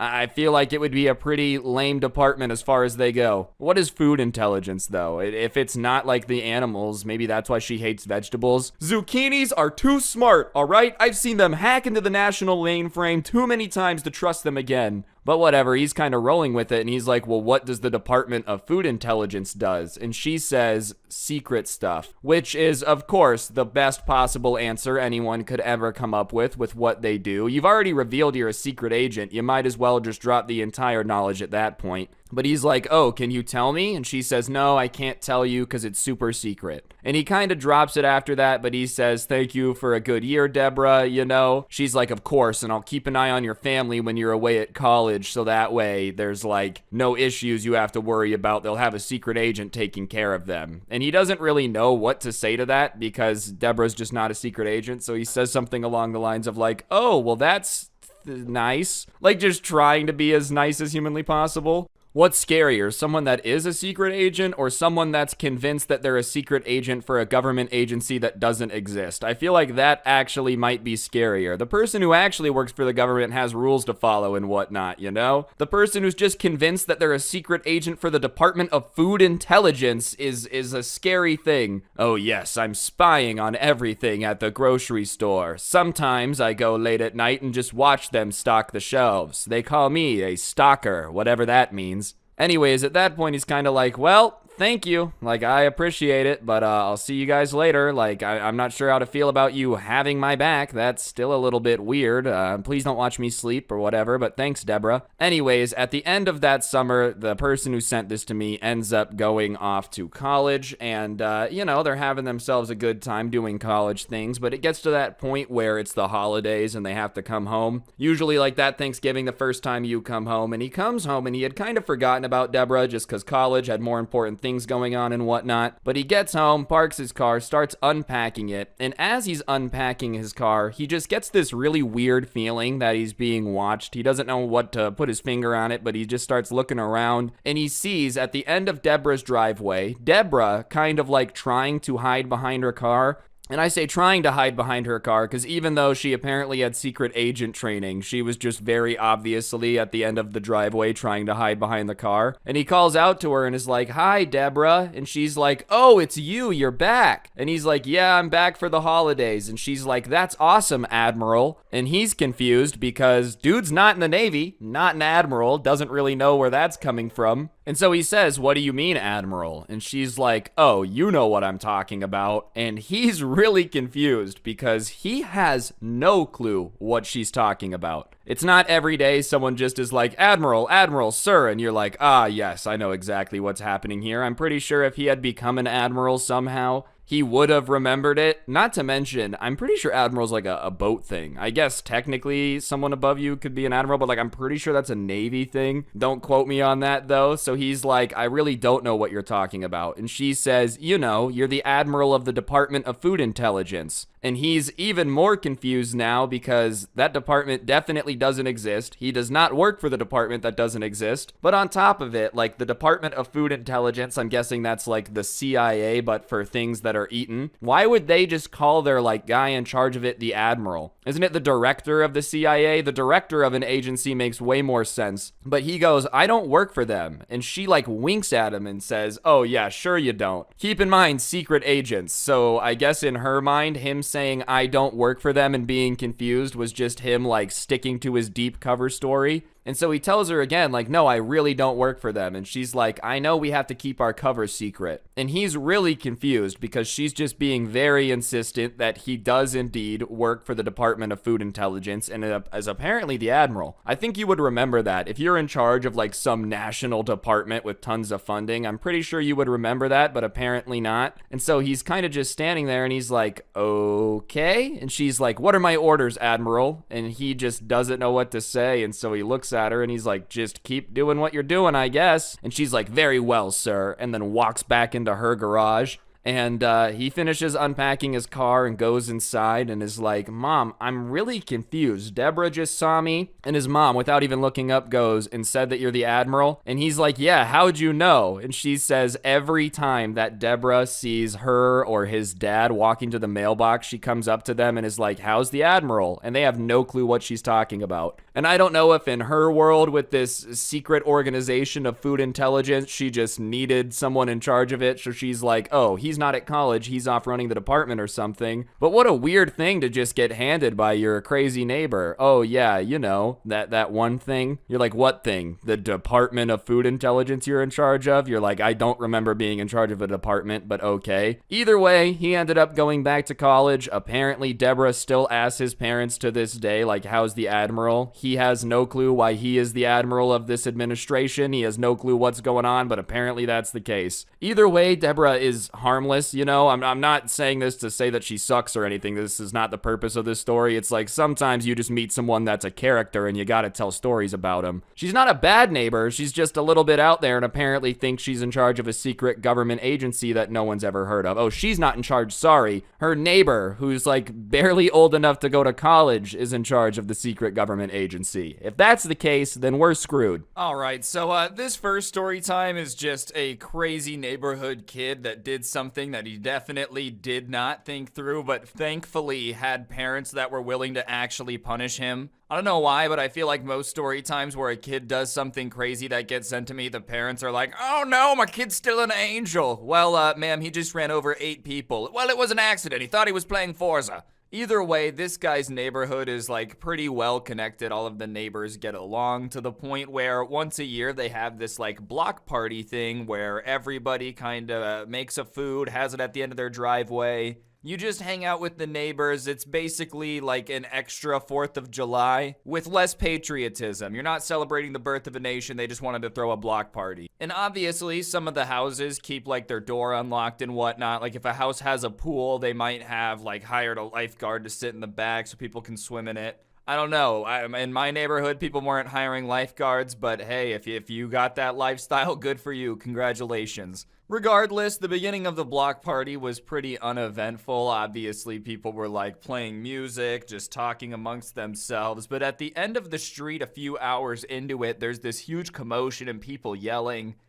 at this kid to like get out of here and what house he lived at because they were going to go talk to his parents and he couldn't believe that he had the balls to try to do that during this block party. And so naturally, everybody at the block party starts going that direction to see what's going on because it was only people that lived in the neighborhood. So whatever was going on involved 2 people who lived close to each other. And that's the worst type of drama to have because there's really no escaping it. Like if you beef with somebody at work or whatever, it would suck to have to deal with it for 8 hours a day, but at least you can just go home. This is the opposite of that. The only escape you get from a fight with your neighbor is going to work. Because other than that, you're just always really, really close to them. Anyways, everyone gets down there and the scene that's on display for the entire neighborhood to see in the middle of the street is the owner of the house they're out in front of holding onto the shirt of this like, I don't know, 16, 17-year-old kid who's trying to pull away from him. Like the shirt is all stretched out and he's saying that he would never steal again and he's sorry, but just stop making a scene. He doesn't want his mom to know.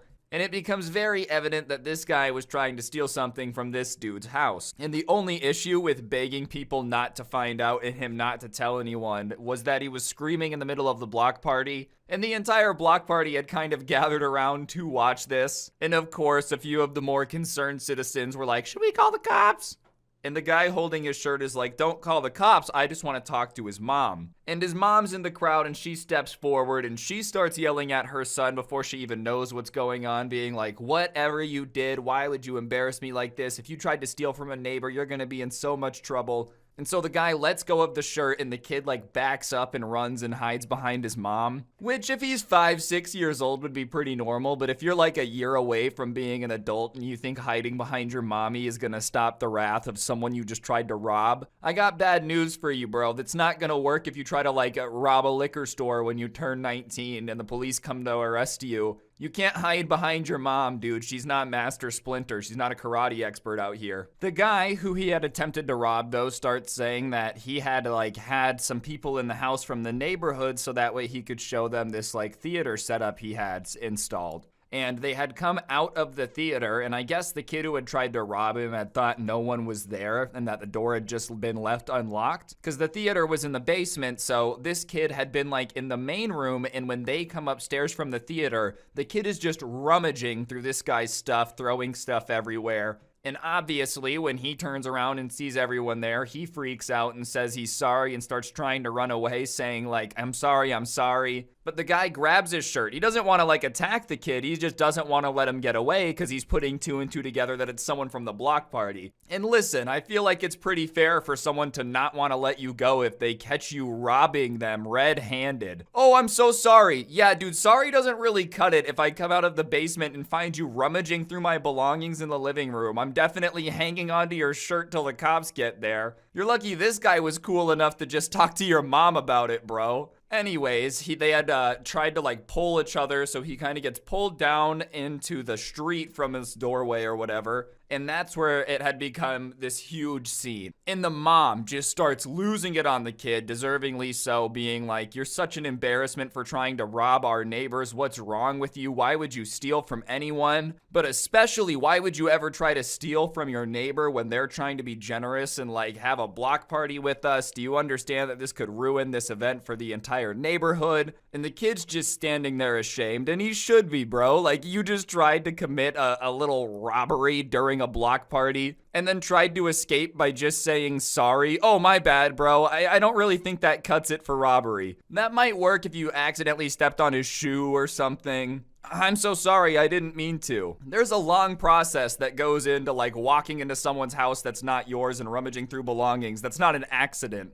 Anyways, the mom apologizes and takes the kid home, and she's yelling at him the entire way about how like she was so embarrassed and she can't believe he would act this way, and that's not how she raised him. And everybody thought that that was kind of gonna be it, but instead his mom decided to take it to the next level and made this sign that he had to wear for a day walking around the neighborhood that said, "I tried to rob da-da-da and I'm very sorry." Which might be a little bit extreme, but at the same time, I guarantee you he'll never try to rob anyone again, at least hopefully. If this experience doesn't scare him into not robbing anyone again, I don't know what possibly could. This is like the worst thing that could happen other than getting arrested and going to jail. Anyways, the neighborhood has definitely become a little bit more aware of like locking their doors and stuff, but it's not like they think that this kid's gonna be a cat burglar or anything like that. In the sign and the embarrassment, he went around and apologized to everyone. Made everyone like very skeptical of him, but they just kind of left it at that. But I just thought the story was nuts. Don't rob your neighbors. Don't rob anyone. All right, so this next one I thought was pretty crazy. Not as crazy as the first one, but involves someone technically stealing, not from their neighbors, just something going on around this neighborhood. So the person who sent this to me lives in like an apartment condo complex type of thing, and you just kind of have to interact more with your neighbors in those situations than if you live in a house or something, because you literally are sharing walls, you have the same entryways. So whenever someone would move out, move in, it was very apparent to everyone in the neighborhood, because like you'd come home to a U-Haul truck blocking your parking spot, and then they'd be really loud for the next 2 weeks while they got used to living there. You know how it could be. So whatever, this person had someone move out of the apartment that they shared a wall with. And when the person moved out, they said that there was like a month left on their lease, so it should stay empty because they like were just moving into their next place and it was just not going to be available for a month.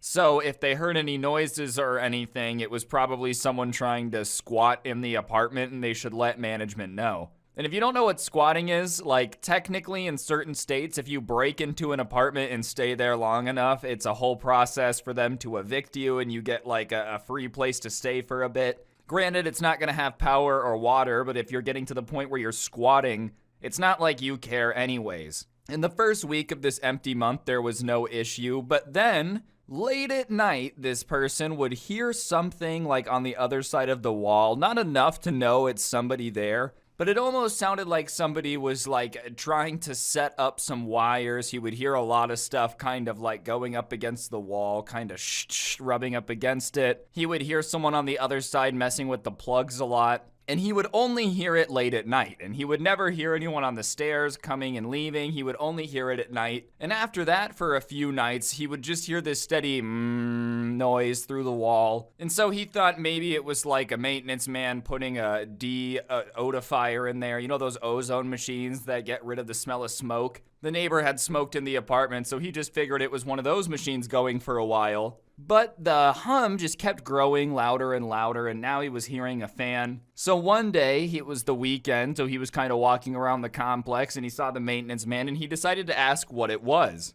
And the maintenance man looks at him all confused and is like, "What do you mean there's a noise coming from that? I don't have anything in there, so that's weird." And immediately, he's like, "Ah, crap, someone's squatting in this apartment, and it's been there for a while. So it's going to take forever to get rid of them, so I'm just going to have to be living next to this person who broke into this apartment, hearing whatever they're doing at night. This sucks." So the maintenance man grabs the key and he's gonna go look, and so he has to walk with the maintenance man back to his apartment because they share a wall. And the maintenance man opens the door and yells like, "Come out if you're in there, we've already called the police, you can't be here." And they don't hear anything. So the maintenance man goes in and he goes with the maintenance man just to provide backup, I guess. You never know. Someone crazy might be hiding in the closet. Get attacked like someone trying to work at Joe Exotic's Tiger Zoo. Anyways, they go in there and they search the apartment. Not very, very in-depth. They're not incredible apartment searchers or anything. It's not their job. But they're kind of confused because there's no one in there. But what is in there is all these shoe rack looking things that are just filled with graphics cards. And the maintenance man doesn't know what's going on. But the subscriber who sent this to me points out that it looks like it's a cryptocurrency mine. So they start looking around, and somehow whoever had broken in here and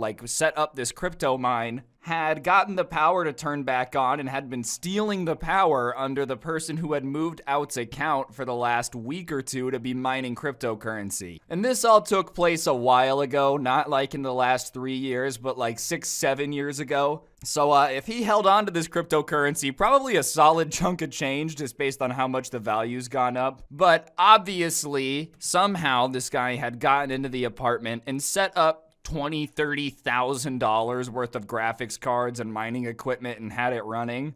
And so the maintenance man calls the police come out and they're all looking at it. And so there's a bunch of cop cars out there. And the police take pictures of everything, start collecting it for evidence. And I'm gonna guess that at some point while the police are there investigating everything, gathering evidence, the guy who was mining the cryptocurrency came by, saw what was going on, and just was like, all right, well, that's lost, and drove away. Because after that, the person who sent this to me stopped hearing noises. It just didn't really happen anymore, so he figures they stopped coming around. Either way, though, I didn't know that people even did that. Like, I knew people would mine cryptocurrency, obviously. I've heard of that. But I didn't realize that people were breaking into apartments to steal power to do it. Now, I don't know if that'd be insanely profitable, but yeah, back in 2015, 2016, you probably got a solid chunk of crypto for doing it, but morally pretty messed up. Don't be breaking into apartments and stealing power. And what's craziest about it is eventually the guy who had the lease for the next month came back and started asking the neighbors what had happened, because he had gotten like a $4,000 power bill. Because cryptocurrency, when it's being mined, uses a crap ton of power. And he was able to get in contact with the power company and didn't have to pay it. But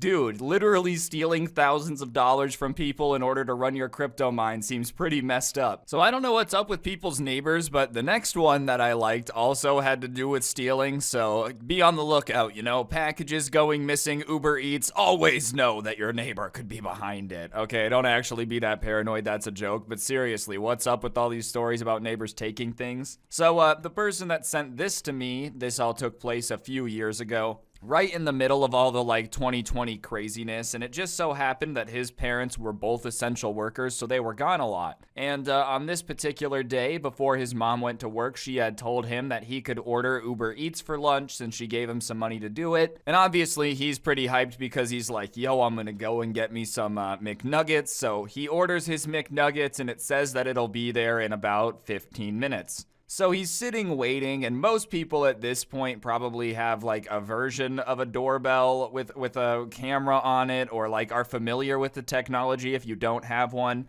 So sure enough, when the person gets there to drop off the food, he pulls up the app and is looking at the camera on the doorbell, watches them come up and drop off the food. So far, so good. Watches them leave and get in the car, and he's waiting for them to drive away because he hates that awkward interaction when they're supposed to leave it at the door, but then he opens the door before they're in the car, and then you have to do the, hey, it's just weird, just let them leave and then grab the food. And as soon as the car drives away, he sees some movement from across the street, and he's confused because he sees his neighbor coming across the street. So he runs over to his door and starts looking through the peephole, just trying to be like, what is this guy doing? Why is he coming over here? Because there was no reason for him to. And he sees the guy walk over and pick something up on the porch. And at that point, he opens the door and swings it open, and the screen door's still there. And his neighbor has his Uber Eats bag in his hand and has it open and is looking down. And when he realizes that the door's open and someone's staring at him, he looks up and goes, oh "Oh, hey." And the kid immediately is like, "What are you doing with my food?" Because it's super weird to just go up to someone's door and take anything off the porch and look at it. But it's especially weird to be like stalking your neighbor's Uber Eats driver and then running up and grabbing the bag and inspecting it before they've even had a chance to touch it, or just inspecting it in general. I don't know, I would definitely not feel comfortable with my neighbor just rummaging through my stuff and checking it before I got it. So whatever, the neighbor is obviously stammering because there's no good excuse for that. There's literally nothing you can say to be in the right in this situation.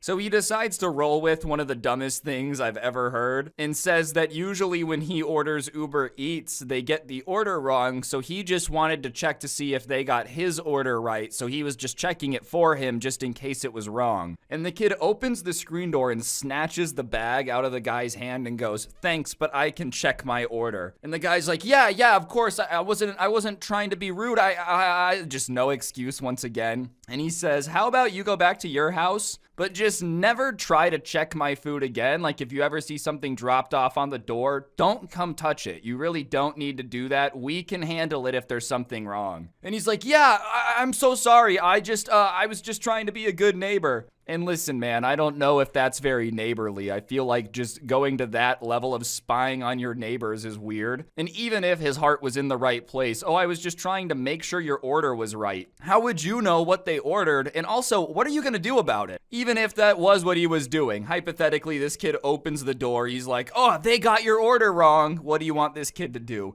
Man, thank you so much. There's no way I would have noticed. Do you think this kid is a moron? I'm pretty sure he would have picked up the bag, gone inside, opened it, and went, "Oh, there's stuff missing that I didn't get that I paid for." He doesn't need you to do it for him. I feel like people are usually competent enough to remember what they ordered. And if you do forget what you ordered, Uber Eats tells you. So whatever, this guy was obviously trying to steal this kid's McDonald's. But this is even dumber to me because I really started thinking about it. When people order food on Uber Eats, it tells you when it's close, it tells you when it's there, it sends you a picture of it there, and usually people come and get their food pretty quickly. So in what world did he actually expect to be able to run up, take this food, and get away without the people inside the house that just ordered the food and know it's there noticing? Did he think that they ordered Uber Eats like 3 hours before they got home? They just love the idea of some really cold food sitting on their doorstep? If someone's ordering food to the house, they're obviously gonna come get it quickly, so just don't steal from your neighbors, duh. But it especially makes no sense to steal something in this situation, because you're batting about 100% chance of getting caught. "Oh man, where did my Uber Eats go? They sent me a picture. Dang, I can always check the thing that's always recording on my doorstep." And especially I love when people do stuff like this in front of a Ring doorbell. Because it's like, hey man, they just have footage of you doing it now. And sure enough, he went and checked and he had the footage of the guy walking up, picking up the bag and looking into it. "Oh man, they got your order right. Oh, McDonald's must really like." His food was pretty good, but from then on, when his parents got back, he even warned them that if they order something to keep an eye out because he thought his neighbor was trying to steal the packages. And they were like, "Well, that's weird because we've had a bunch of packages going missing." So they kept an even more of an eye out. And I don't think he was dumb enough to try to steal from them again, unfortunately. Like, he was really stupid, but after he realized they were onto him and they had a Ring camera, he just stopped taking stuff from them, but other packages from other places kept going missing. So this guy was just the definition of a package bandit, not very swag, but at least he got caught by this kid while trying to steal some food. All right, before we get into the next story, I haven't done this in a bit, but if you guys are enjoying this so far, I'd really appreciate y'all taking a second to press the like button and commenting. I just want the video to do pretty good, so if you don't mind doing that, would really appreciate it, and let's get back. So this one was sent to me by someone who was born in Canada, but is going to school here in the United States, and he's renting a house a few blocks away from his college with some of his friends, and they live next to this old couple that I'm not sure is too familiar with the fact that Canada and the United States get along pretty well when it comes to politics and stuff. Listen, I know that every country's probably trying to like spy on each other, even if you're the best allies, you probably just are always trying to spy on each other and whatnot. But the idea that Canada is just flooding America with secret agents that are here to spy on everything and get all this information is ridiculous. One, I think they'd probably be able to just get the information, and two, what would just putting a random spy in some random neighborhood really do for them? Like, it's not like it would give them some crazy information. Either way, the reason I know this is because they became obsessed with the fact that this guy was from Canada. And at first he thought it was just old people being a little quirky, being excited he was from a different place. But then the questions started to shift from like general questions about being Canadian to weirdly trying to entrap him into admitting he was a spy for the Canadian government. They would be like, oh yeah, so I'm sure the Canadian government isn't too happy with what's going on around here. And he would be like, I don't know. I don't really work for the Canadian government or speak for them, but I like it here. And they would go on about how they bet that Canada, because they're so smart, has a bunch of spies here to try to gather information. And he would be like, oh, well, I don't know. And they would give him this look of, you can tell me, man, like, I'm cool with it. And of course, he's just not a Canadian spy, so he's not going to tell them that he is one. But it was almost like clockwork. Anytime he would go to get the mail, anytime he would be going to his car, his neighbors would suddenly appear and just start talking to him about Canada and spying and da-da-da-da-da. And finally, one day, he just straight up asked him, like, why do you guys keep doing this? I'm not a spy for the Canadian government. I don't think the Canadian government has any interest in sending spies here. No offense to you guys, but this town doesn't have anything crazy important in it. So why would they send spies here and why would they spy on America? He just didn't get it. And of course, these people, being the tinfoil hat wearing conspiracy theorists who have convinced themselves that they're living next to a Canadian spy, reply to that saying that that is exactly what a Canadian spy would say. You see, ladies and gentlemen, everyone knows that a spy would say that being a spy is ridiculous and they're not a spy. So therefore, by denying that he's a spy, he's confirming he is a spy. I'm not really following the logic because they're leaving one very important thing out. He can only say yes or no. So if he says yes, and that means he's a spy, and also saying no means he's a spy, aren't you just kind of making up a scenario where you're just guaranteeing you live next to a spy even if they are not? So he just says, whatever, if you want to think I'm a spy, that's okay, but you guys gotta stop magically popping up whenever I'm trying to go to my car or go to class. Like, it's getting weird, I'm feeling uncomfortable. And they start saying that because he's a spy, it's not their job to make him feel comfortable. And he's like, I'm not a spy. I'm not a spy for the Canadian government. I think it'd be weird to assume anyone who moved into your neighborhood was a spy, just off rip. I just don't really feel like that level of espionage is really needed anymore. You don't need a random dude stationed in a neighborhood. You can just fly over it with a satellite and take a bunch of pictures. You can, like, read everyone's emails. They don't really need to have some dude on the ground. But it's especially absurd to think that they're sending spies from Canada. Back in the Cold War in the 80s, your neighbor's some new East German dude who suddenly has like a satellite radio set up. Yeah, that's definitely a little bit more of a red flag raiser. Even then, probably not a spy. But in the year 2022, the odds of just some random Canadian guy working for the Canadian FBI out there spying on everyone, come on. But they start saying that they're not responsible for making him comfortable and they're going to report him for being a spy. And he's like, report me to who? And instead of having an answer, I don't know who you would report someone for being a spy to. Probably the CIA or the FBI or the National Security Agency, like one of those three. Instead of even saying one of those, they just say that they're going to report him to the government that handles spies. I think the government is the overarching term for all of it together, but yeah, somewhere out there, some specific government that only handles spies. It's not the United States. The United States government doesn't do that, but somewhere out there is some country that the only thing they do is they handle spies, all right? You want to spy? Not unless you get approval from these guys. So he's kind of like, all right, well, if that's what you have to do, if you got to report me to the spy police, if that's going to make you feel better, then I guess there's nothing I can do to stop that, but I'm telling you right now, I'm not a spy. And they finish the conversation by reiterating that that's exactly what a spy would say. No spy would admit they're a spy. Even though that just doesn't make sense, because you can only say yes or no. And even if he said maybe, let's be honest, you were going to say he's a spy then too. These people just really wanted to have an interesting life. Like, these are the type of people where nothing interesting has ever happened to them ever. They are the equivalent of an NPC. They're just known for being incredibly boring. And so they finally think something interesting's going on. And instead of just using common sense and being like, chances are that this is not some insane Canadian spy living next to me, they're just rolling with it. They didn't even have a possibility in their mind he wasn't a spy. Like, once they made it up, it is what it is. And so I guess they reported him to whatever the International Police of Spying Bureau government is. Their words, not mine, but I guess if he gets kidnapped by some van with a hood over his head, we know why. Maybe he was a Canadian spy. Wouldn't that be the ultimate plot twist? Like, he is a spy, and now that they're onto him, he's trying to send this story into me to throw them back off the trail? Well, if he's really a spy, why would he send it into the YouTube guy who makes the videos about stories? It's like, hey, good point, and that's how they get you. Wait, what if Canada's just faking it? They're not our friends. That Canadian guy, how long have you been leaving comments on my videos? Are you just a spy? Are you just trying to spy on me?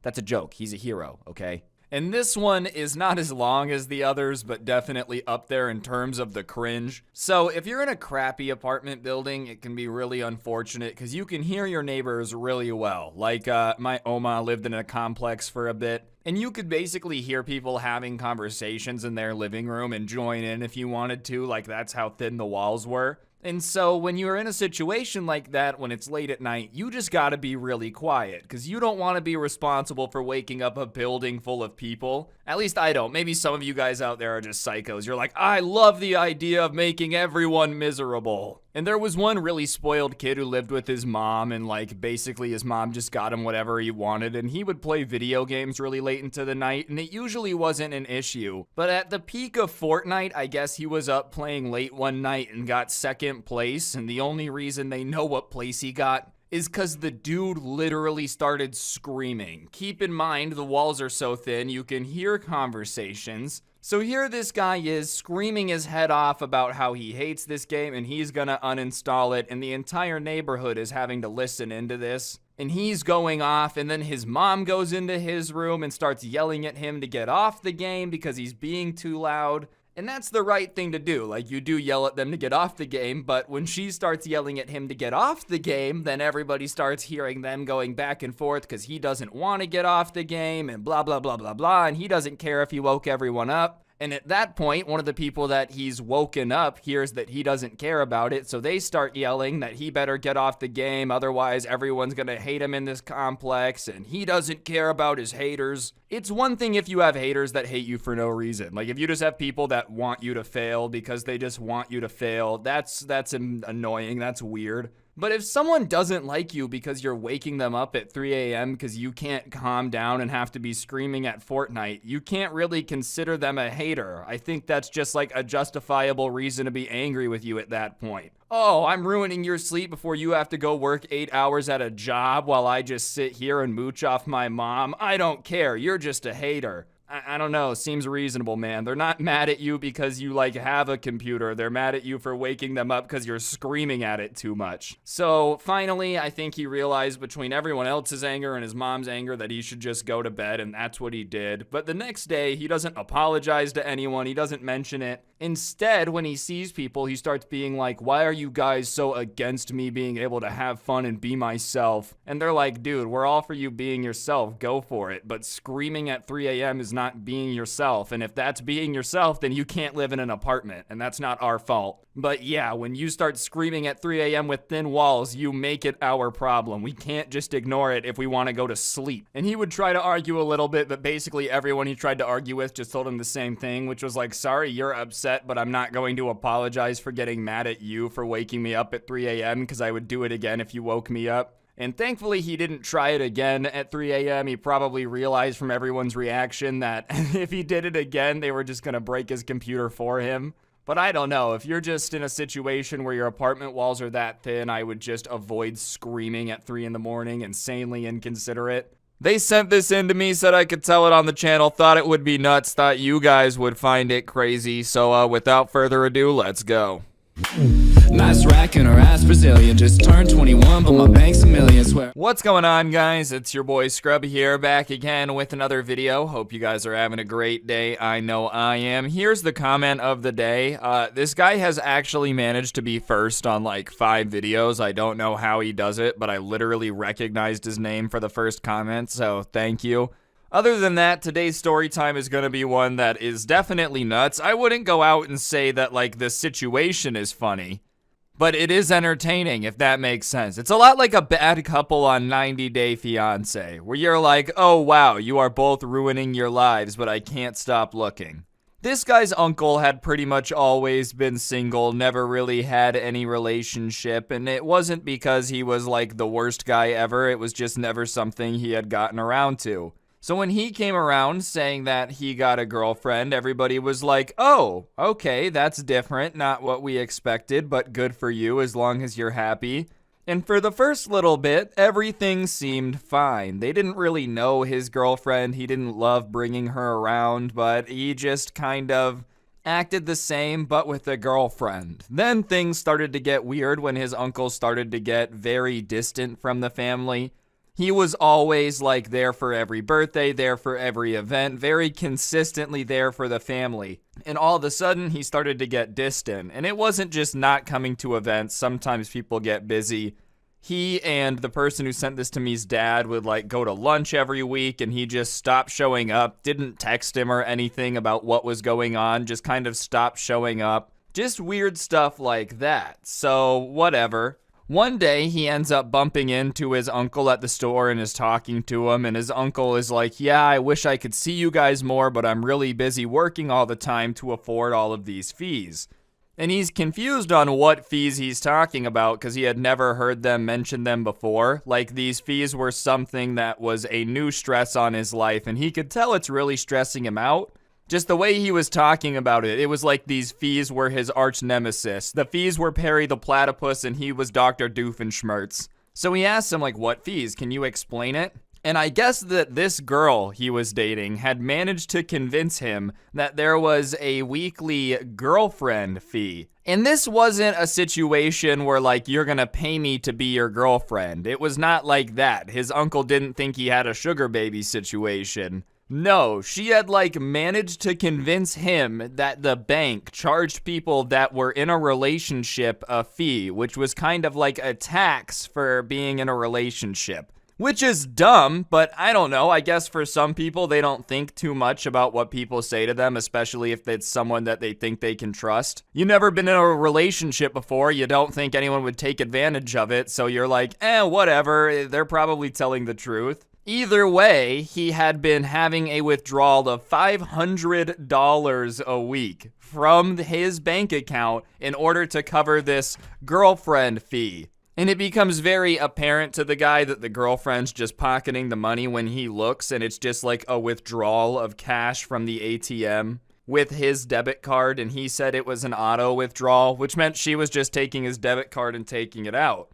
So, obviously, his uncle's getting scammed, but he has to go about telling him gently. He doesn't want him to freak out and be like, you guys can't be happy for me, just let me have my girlfriend. So he tries to nicely tell his uncle that like, hey, I have a girlfriend and I don't have a $500 a week charge coming out of my bank account. That seems a little bit unusual. I'm not that sure about that. And instead of taking it to heart and maybe even thinking about it, his uncle just goes into denial. One of the stages of grief and is like, what are you talking about? You never want me to be happy. My girlfriend was right when she said that my family doesn't support me. Great. So not only is his uncle being distant, but his new girlfriend is charging him $500 a month as a girlfriend tax. Or a week, sorry, not even a month, that he doesn't know about and convincing him that his family's against him when they try to say something about it. So whatever, his uncle's mad at him, so they go their separate ways because he's like, I'm not trying to argue with you in the middle of the store, I'm not down, that doesn't sound that exciting to me. But that night, he starts getting threatening texts from a number he doesn't know, telling them that, like, they need to butt out of their uncle's relationship, and if they knew what was good for them, they would just let them be and stay out of their way.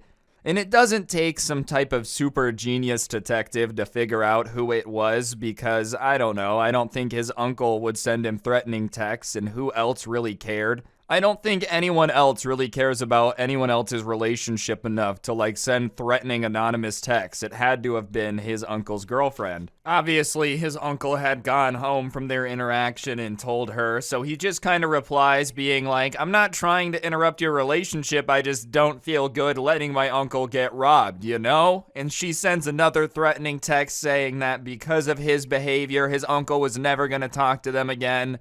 And as of right now, the end of this current update, he hasn't talked to him again. His uncle has really gone dark on him, bro. He really said it's not worth it. I'm gonna go get scammed. I gotta pay my taxes.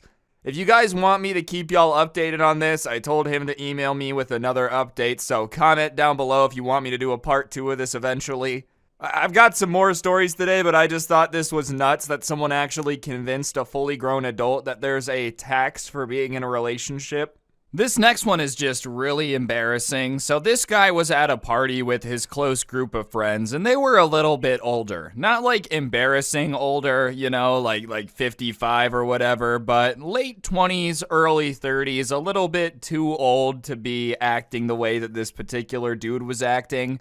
Everybody had become a little bit hydrated. If you're not an OG of the channel and don't know what that means, I don't know what to tell you. But because they were all hydrated, they weren't making the best choices.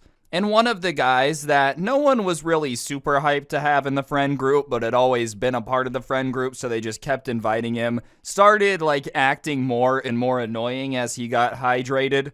And trying to show off, get people's attention, just, oh, look at me, like, guys, watch this, guys, watch this. He had a crush on one of the girls in the group that didn't like him back, and even though he was 30 years old, was still embarrassing himself like it was 2 days ago in the cafeteria or whatever. But he's trying ridiculously hard to get everyone to pay attention to him, and no one is working with him, no one's paying attention, no one really cares. So he starts trying even harder, which just gives me secondhand embarrassment. If you're trying to get everyone's attention and they're just not looking at you, it's probably because you're annoying, but whatever. He's literally waving his hands at them like, guys, look over here. Guys, look. Keep in mind, we're not talking about somebody that's insanely young. We're talking about a 30-year-old man jumping and waving his hands trying to get people's attention. Oh, bro, like imagine your dad. Guys, look, watch what I'm gonna do, watch. Like, oh my goodness, it just kind of makes you have some secondhand cringe. But no one's paying attention, so he just yells out that he's gonna do something really awesome and everybody should look. And then he goes silent. And it's not him yelling that he's going to do something awesome that got people to pay attention, but it was the fact that he had gone silent and wasn't trying to get their attention that made them look over. But as soon as they all look over and he sees that they look over, he goes for it. He just starts running, and he's gaining speed. He's not incredibly quick, but he is running, and everyone's really confused because there's really nothing over there. They were at one of their friends' houses, and the way that their backyard was set up is like half the backyard was this deck/fire pit thing, and then there was a fence, and then there was a garden. But he's very quickly approaching the fence, and so everyone expects him to slow down and do something. Like, there's no way he's just gonna run into the fence full speed, right? Well, he goes to, like, jump over it. And when he plants his foot to do, like, a hurdle jump, the only issue is his foot goes sliding. So he kind of goes forward, head first, into this fence after running full speed and breaks it. And he goes through the fence. And everybody that was watching this is just silent because they don't understand what happened, why he did that, what was going on. They literally looked over and this guy just started running towards the fence as fast as possible. But they're all very quickly snapped out of it when they hear like, oh, like pain groans, like he's hurt or something. And they run over there and he had gone head first but had put his arms through first. If that makes sense, almost like a dolphin dive from Call of Duty. Well, his wrist had taken a brunt of the impact, which did avoid it from hitting his head that hard, but his wrist had taken a bunch of the impact and it had broken. We're talking about bent the way it's not supposed to be bent. We're talking about like you can see bits of bone trying to poke through the skin. Not a very good situation. And everybody is just looking at it pretty grossed out because it's a gross sight. And he says, what happened? What happened? Like, tell me what happened. And so everyone delivers the news that your wrist is broken. Trust us, it's broken. It's bending away it's not supposed to bend. And he goes to look at it. And they stop him and they're like, you don't want to look at it. And he starts trying to argue with them, saying, well, I know my wrist isn't broken. It's not broken. I know it's not. So they say, trust us, dude, it's broken. And he won't trust them. So reluctantly, they let him look at it. And sure enough, he starts freaking out. He's like, oh, my wrist is broken. My wrist is broken. And the host of the party had already called an ambulance, so it's on the way. But they come back over and they're kind of asking the guy, like, what were you trying to do? You know, like, my fence is destroyed and I don't even understand what the point was. You just ran full speed. And the guy is like, well, I was gonna jump over it, but I didn't really practice it before, so I didn't know it was possible. And listen, if you're so unathletic that jumping over like a 2-foot tall fence is something that you need to practice for, maybe don't put it in your repertoire of things you do to impress people, you know? Like, if you are so unathletic that jumping over a 3-foot tall fence makes you so stressed you have no clue what to do, why would you try to do it after you had been hydrated to try to impress some people? And also, they're all adults. Did you think they would be like, oh man, whoa, did you see the way he jumped over that 3-foot tall fence? I might as well let him do my taxes. Like, I feel like it doesn't matter. If someone said, Ryan, watch, and jumped over a trash can, I would be like, wow, that certainly was cool. You jumped over a trash can. I wouldn't care. It wouldn't make me like them anymore. This guy seems stuck way, way back in the day. Like, not a good back in the day, you know? Way, way back in the day. Anyways, the ambulance comes. He gets taken to the hospital for a broken wrist. He, probably could have driven if somebody wanted to drive him, but he wasn't opposed. They had already called the ambulance, and everyone was hydrated, so no one could drive. Ambulance comes and gets him. For 2 days, no one really hears anything. And this friend group was relatively close, so, usually they would talk to each other, so the fact that it had been so quiet after that was weird. Then out of nowhere, the guy who broke his wrist texts the group chat saying that, he had been thinking about it quite a bit, and after talking to his family, he felt like it was the homeowner's fault. That's right, it's the guy who put the fence in the backyard's fault somehow, that he decided to sprint into the fence as fast as he could and dive into it. He said that if the guy would have made a more stable fence, then he wouldn't have been able to get through it so easily and the odds of him being injured would have been a lot lower.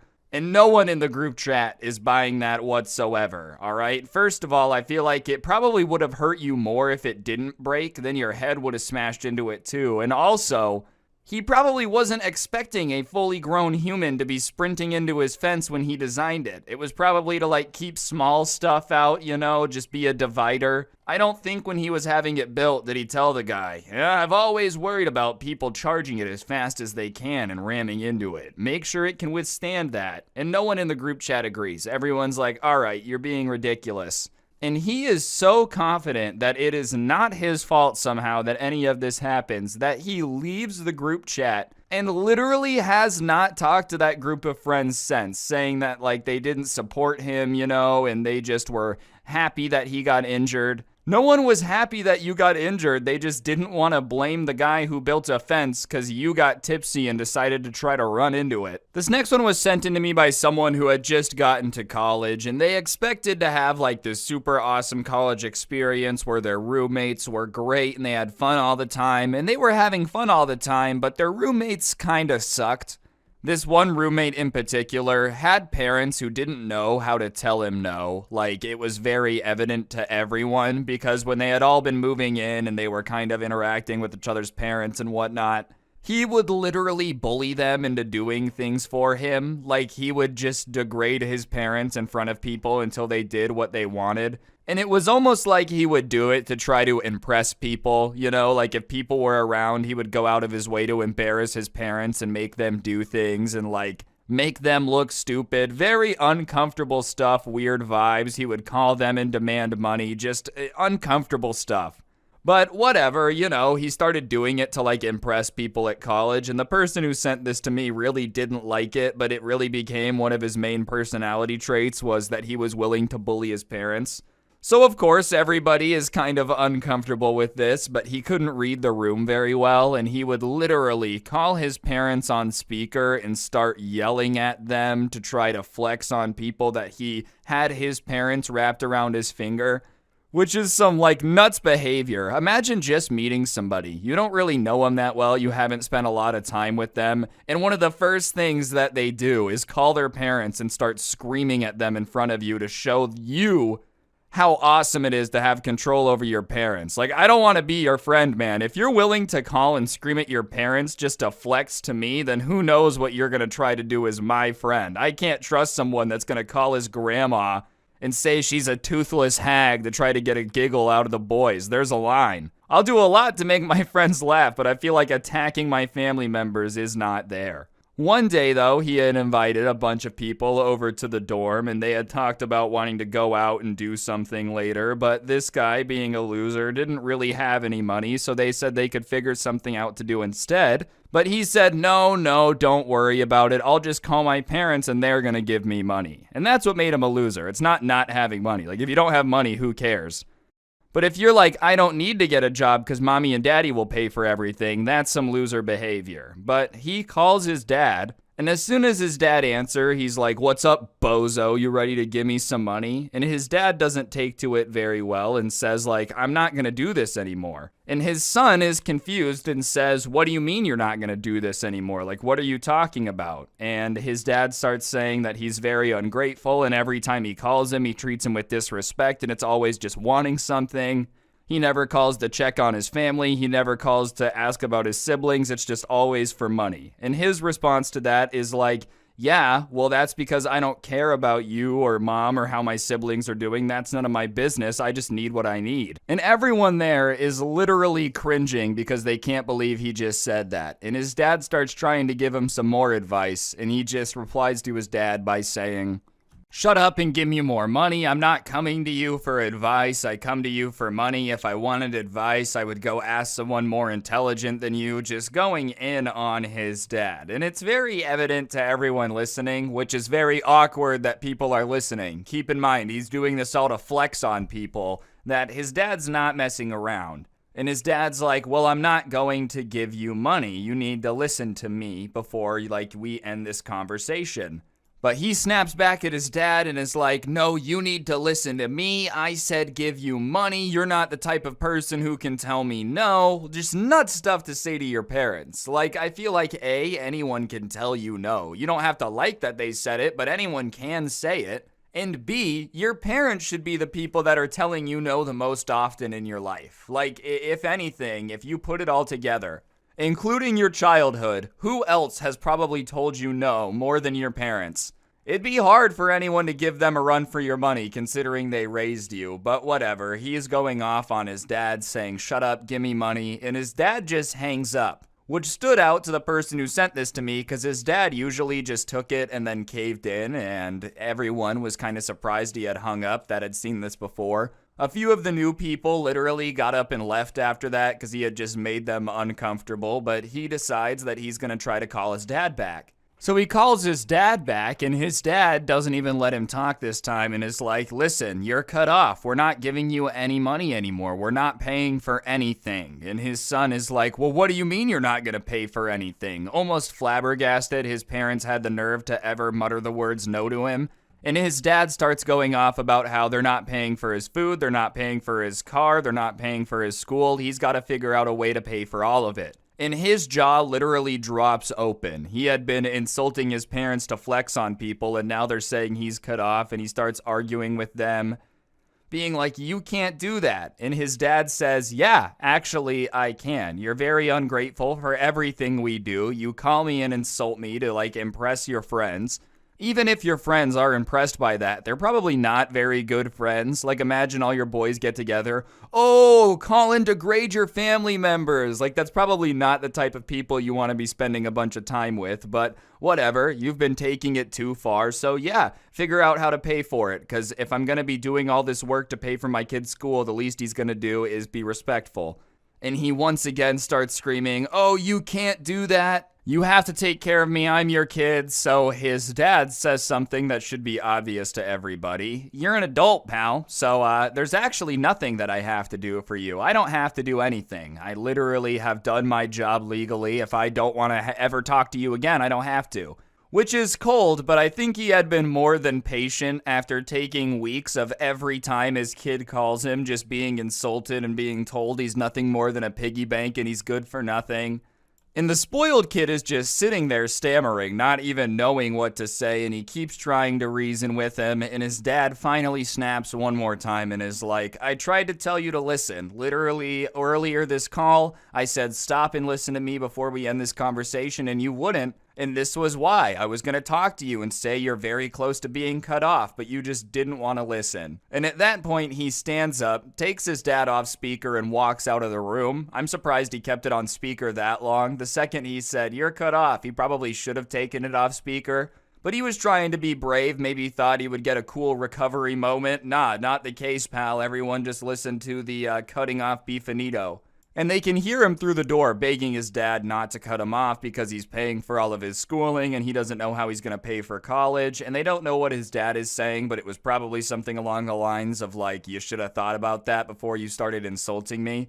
And for the next few days, he kept like calling his parents and trying to apologize and trying to get them to pay for it. But he had pushed him too far, and every time he did, he would just get shut down. And they were like, no, you treated us really poorly. We're not going to keep paying for your school after all that. And he actually had to go get a job, which is not the worst thing in the world. Like, everyone has to get a job. At least most people do, unless your parents were going to pay for you forever. But his whole demeanor changed. He became a lot less like over the top, cocky, confident, mean to people. Snapped him back to reality. So at the bare minimum, his parents did bring him back down to earth. It was their fault that he was that high up in the clouds in the first place. But seriously, talk about fumbling a bag. Your parents agreed to pay for your entire college. That's a lot of money. Like, that's not a small favor that they're doing for you. And all you had to do was keep your mouth shut and not insult them, and you would get free schooling. And you just couldn't do it? Like, I feel like that's really not that difficult to do. Just shut up and finish school, dude. Your parents are paying for it. And also, why would you have to just go insult your parents to that point? I don't understand. I'm not saying everyone's got beautiful situations with your parents, but like, even if you don't like them, you could just not talk to them and keep getting your college paid for. You don't have to go out of your way to make sure that they dislike you and you get cut off. And why be mean to your parents? I don't know. Like, listen, have my parents done some stuff I don't like? 100%. But at the end of the day, they're my mom and dad. I'm not gonna, like, make them that miserable. So we all know the weather's been changing, at least hopefully you've noticed that. If not, it's probably time for you to go outside, bro. And with the seasons changing, leaves fall off the trees and it makes a little bit of a mess in people's yards. And you gotta pick it up somehow. Like, if you live in certain places, there's rules about, oh, there's only a certain amount of leaves you can have in your yard. And if you live in those places, that sucks. But regardless, sometimes you just need to have your leaves cleaned up. And if you don't have time to do it, you've gotta pay a company. But the neighborhood that this guy lives in, there's an older guy who, like, just does it for everybody, and he 100% doesn't have to. People tell him he doesn't have to, but he just thinks that it's nice for the neighborhood if he helps pick up leaves. And everyone is super grateful for it, because it obviously saves them time and money, and if someone's saving you time and money, you're not going to be angry at them for it. And he does use, like, a backpack blower just to make it faster, because he'll do, like, 2 or 3 houses at a time. And no one really cares about the noise because, once again, he's solving a problem that either they would have to do or they'd have to pay for. And if you were paying for it, then the guy would come out and use a blower because he's trying to go fast to go to his next job, and then there would just be multiple noisy backpacks going every day. And on top of it, the guy's just being nice, so no one cares, no one says anything about it. And before anyone's like, well, why doesn't he use a rake? Because it takes way longer, and the guy's older. He's not going to use a rake. And this blower is not loud enough to like hurt your ears, you know? It's not like there's a cannon going off repeatedly outside your door. It's just yard work. And so at 11 a.m., the person who sent this in to me starts hearing it, which seems like a reasonable time. Obviously, if he started doing this at 5 a.m., that might be a little bit annoying. I could get that. But if someone starts doing yard work at 11 a.m., I feel like that's past the time of the allowed complaining window. Like, that's just a reasonable time to do something outside on the weekend.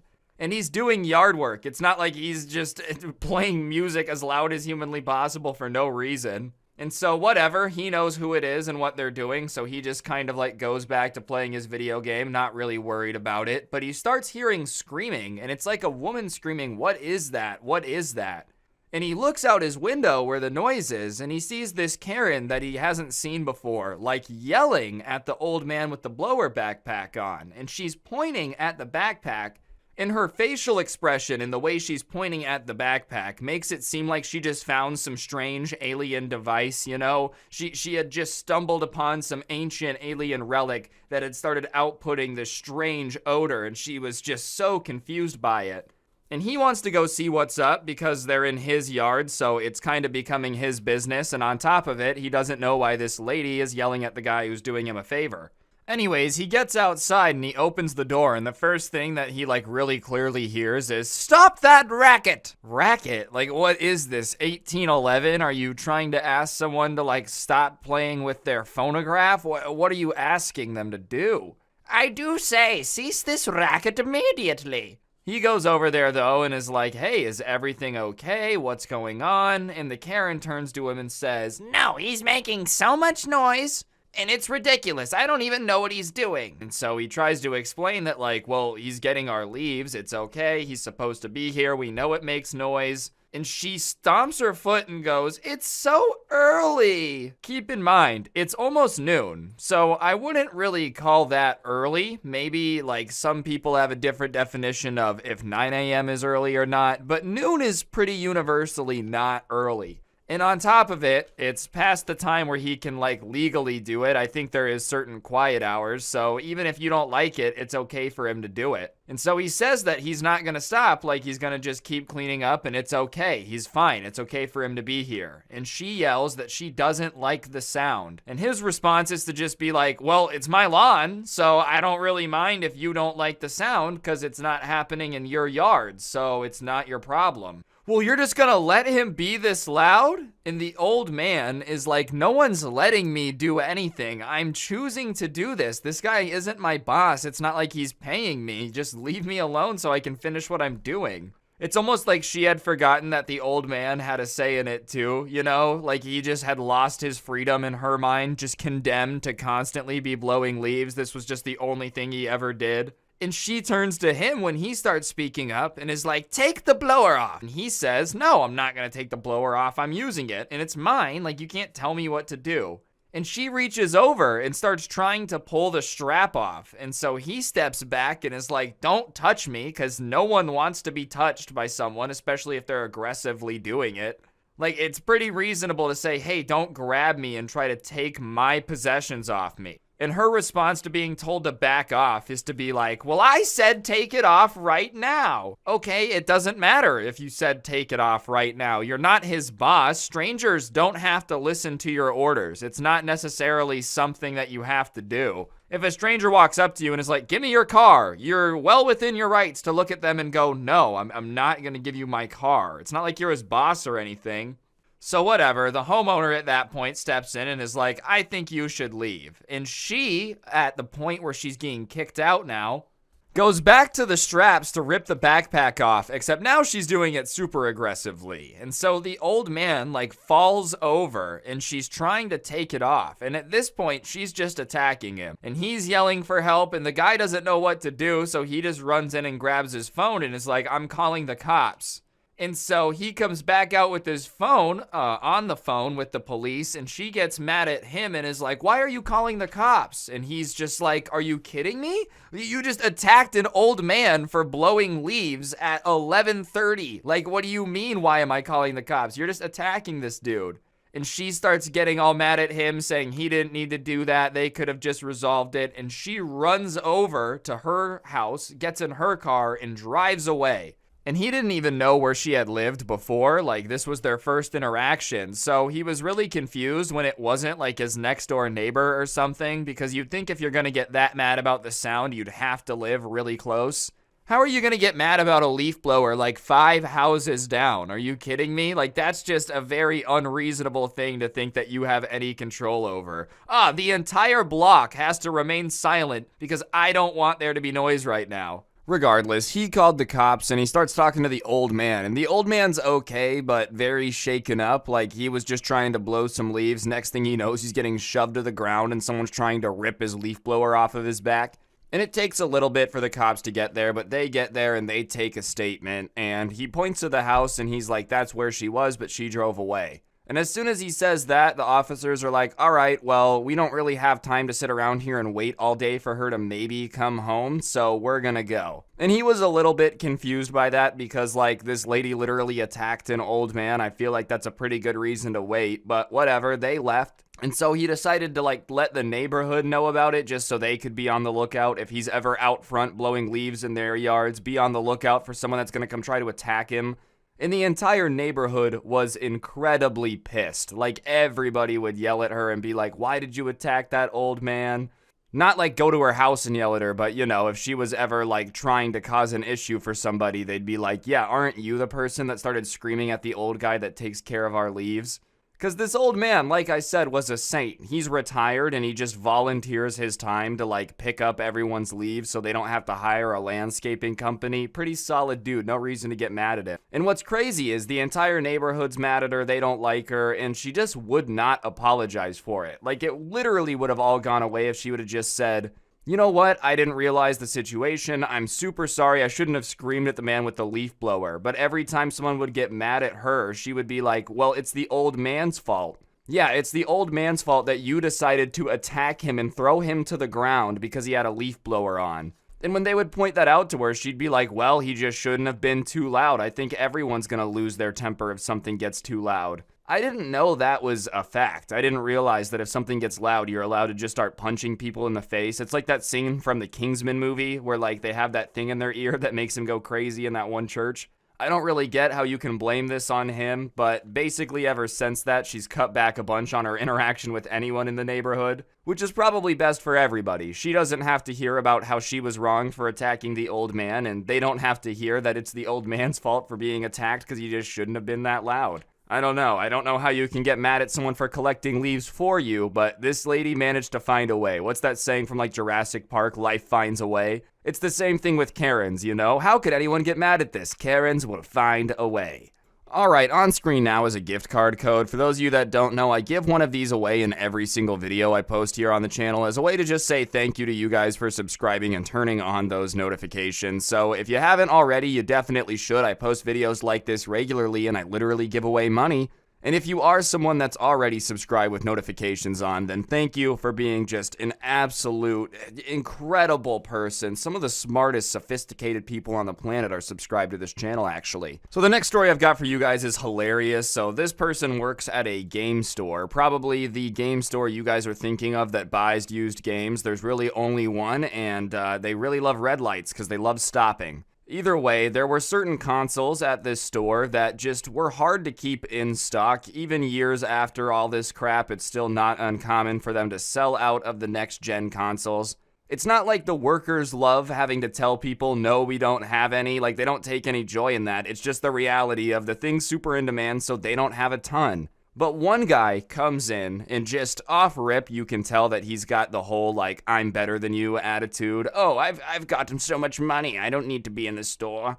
And he starts demanding a PS5. Like, you guys need to get me a PS5 now. That's the only reason I hear. The only way I'm gonna have a good customer experience is if you get me a PS5. And they're listening to this intense speech about how they need to make sure that he has the best customer experience and whatnot. And what's unfortunate is they were out of PS5s.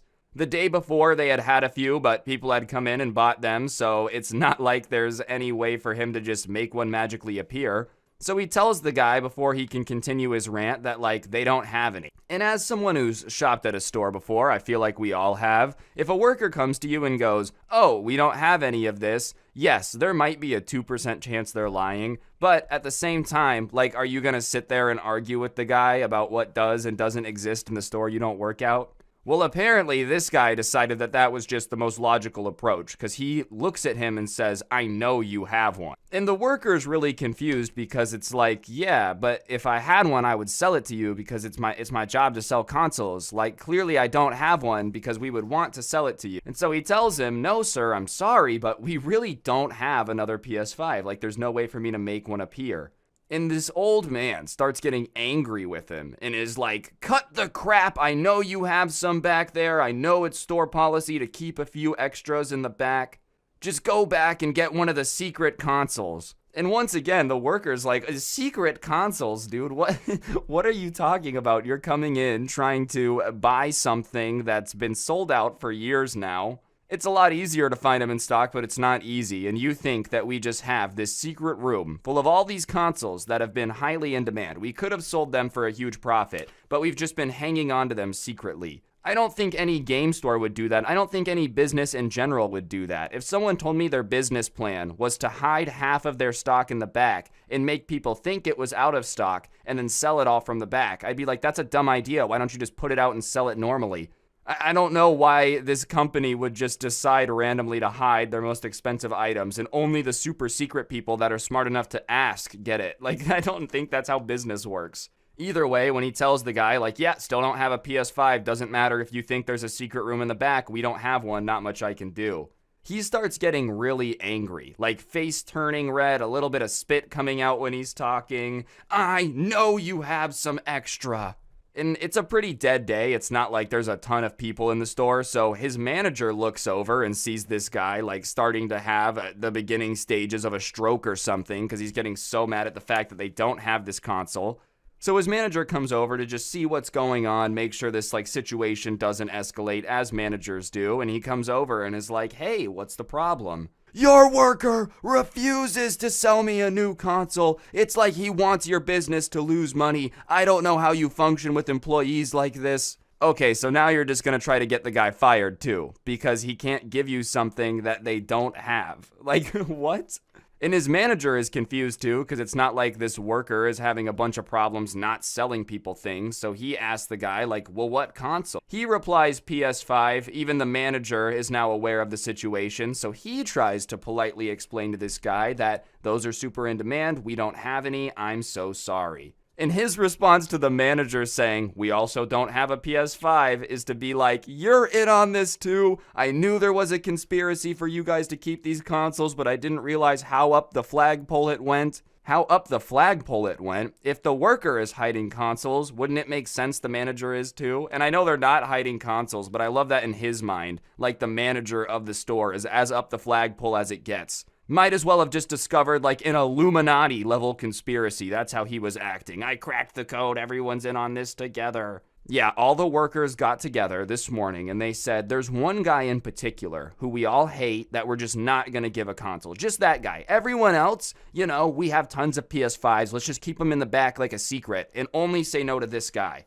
So no one really understands what he's trying to imply by saying that there's some conspiracy to not give him the consoles. So he starts trying to nicely explain, the manager, "No one's conspiring against you. There is no secret plan for us to like keep all the consoles from you. That's not what's going on." He's not having any of it though. He's like, "I know how this works. You guys are gonna go above and beyond to convince me there's none here as a sales tactic."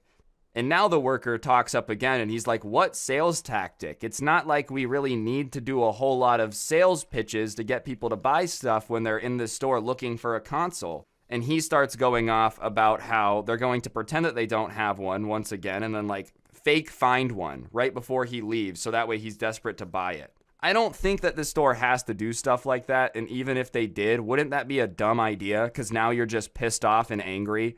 In what business class do they teach you the best way to make a sale is to piss off the customer as much as possible? And so they kind of like, once again, for the 8th time now, tell them, "We just don't have any consoles." And now they're stopping being nice. The customer service voice is dropping. They're just being like, "We don't have any consoles. You gotta go."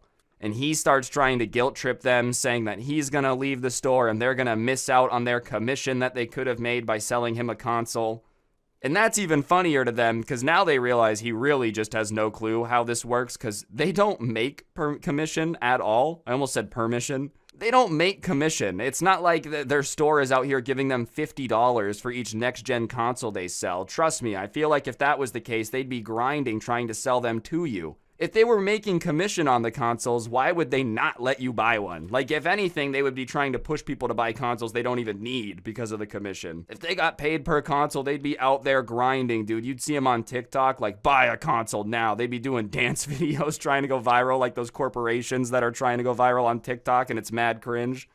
Anyways, he's getting increasingly angry and he's like, I'm going to give you guys to the count of 3 to find a next-gen console and bring it out here or we're going to have bigger issues. And he starts counting down. And I've never understood why a grown-up would do that to another grown-up, because I'm going to keep it a buck. Like, when people snap their fingers at me or start counting, it triggers something in my brain that turns me back into, like, caveman mode, where I'm just like, oh, we're fighting now. Not literally, if you snap your fingers at me, I'm not going to fight you. If you count at me, I'm not going to, like, literally fight you. But that's a pretty disrespectful thing, in my opinion. Like, if you're going to start counting down at another adult, demanding they do something before you get to 1, that's just rude. You do that to, like, little kids when they're freaking out. You don't do that to a worker you know nothing about. And obviously, none of these grown men are going to start running all over the place trying to find a console that doesn't exist when he's counting down. And so he gets to the end of the countdown and they're still standing there. And he looks at them and goes, where is it? Well, they didn't move the entire time you were counting down. So I'm going to guess not in their hands. They didn't move. Did you think they did the SpongeBob thing where they were like, want to see me run and grab the console? Want to see me do it again? Clearly, they were not in a rush to go get a console during this countdown and they didn't do it. And they'd retell him, we don't have any. We told you. And he starts screaming. He was already mad before, but now he's just like straight up raging.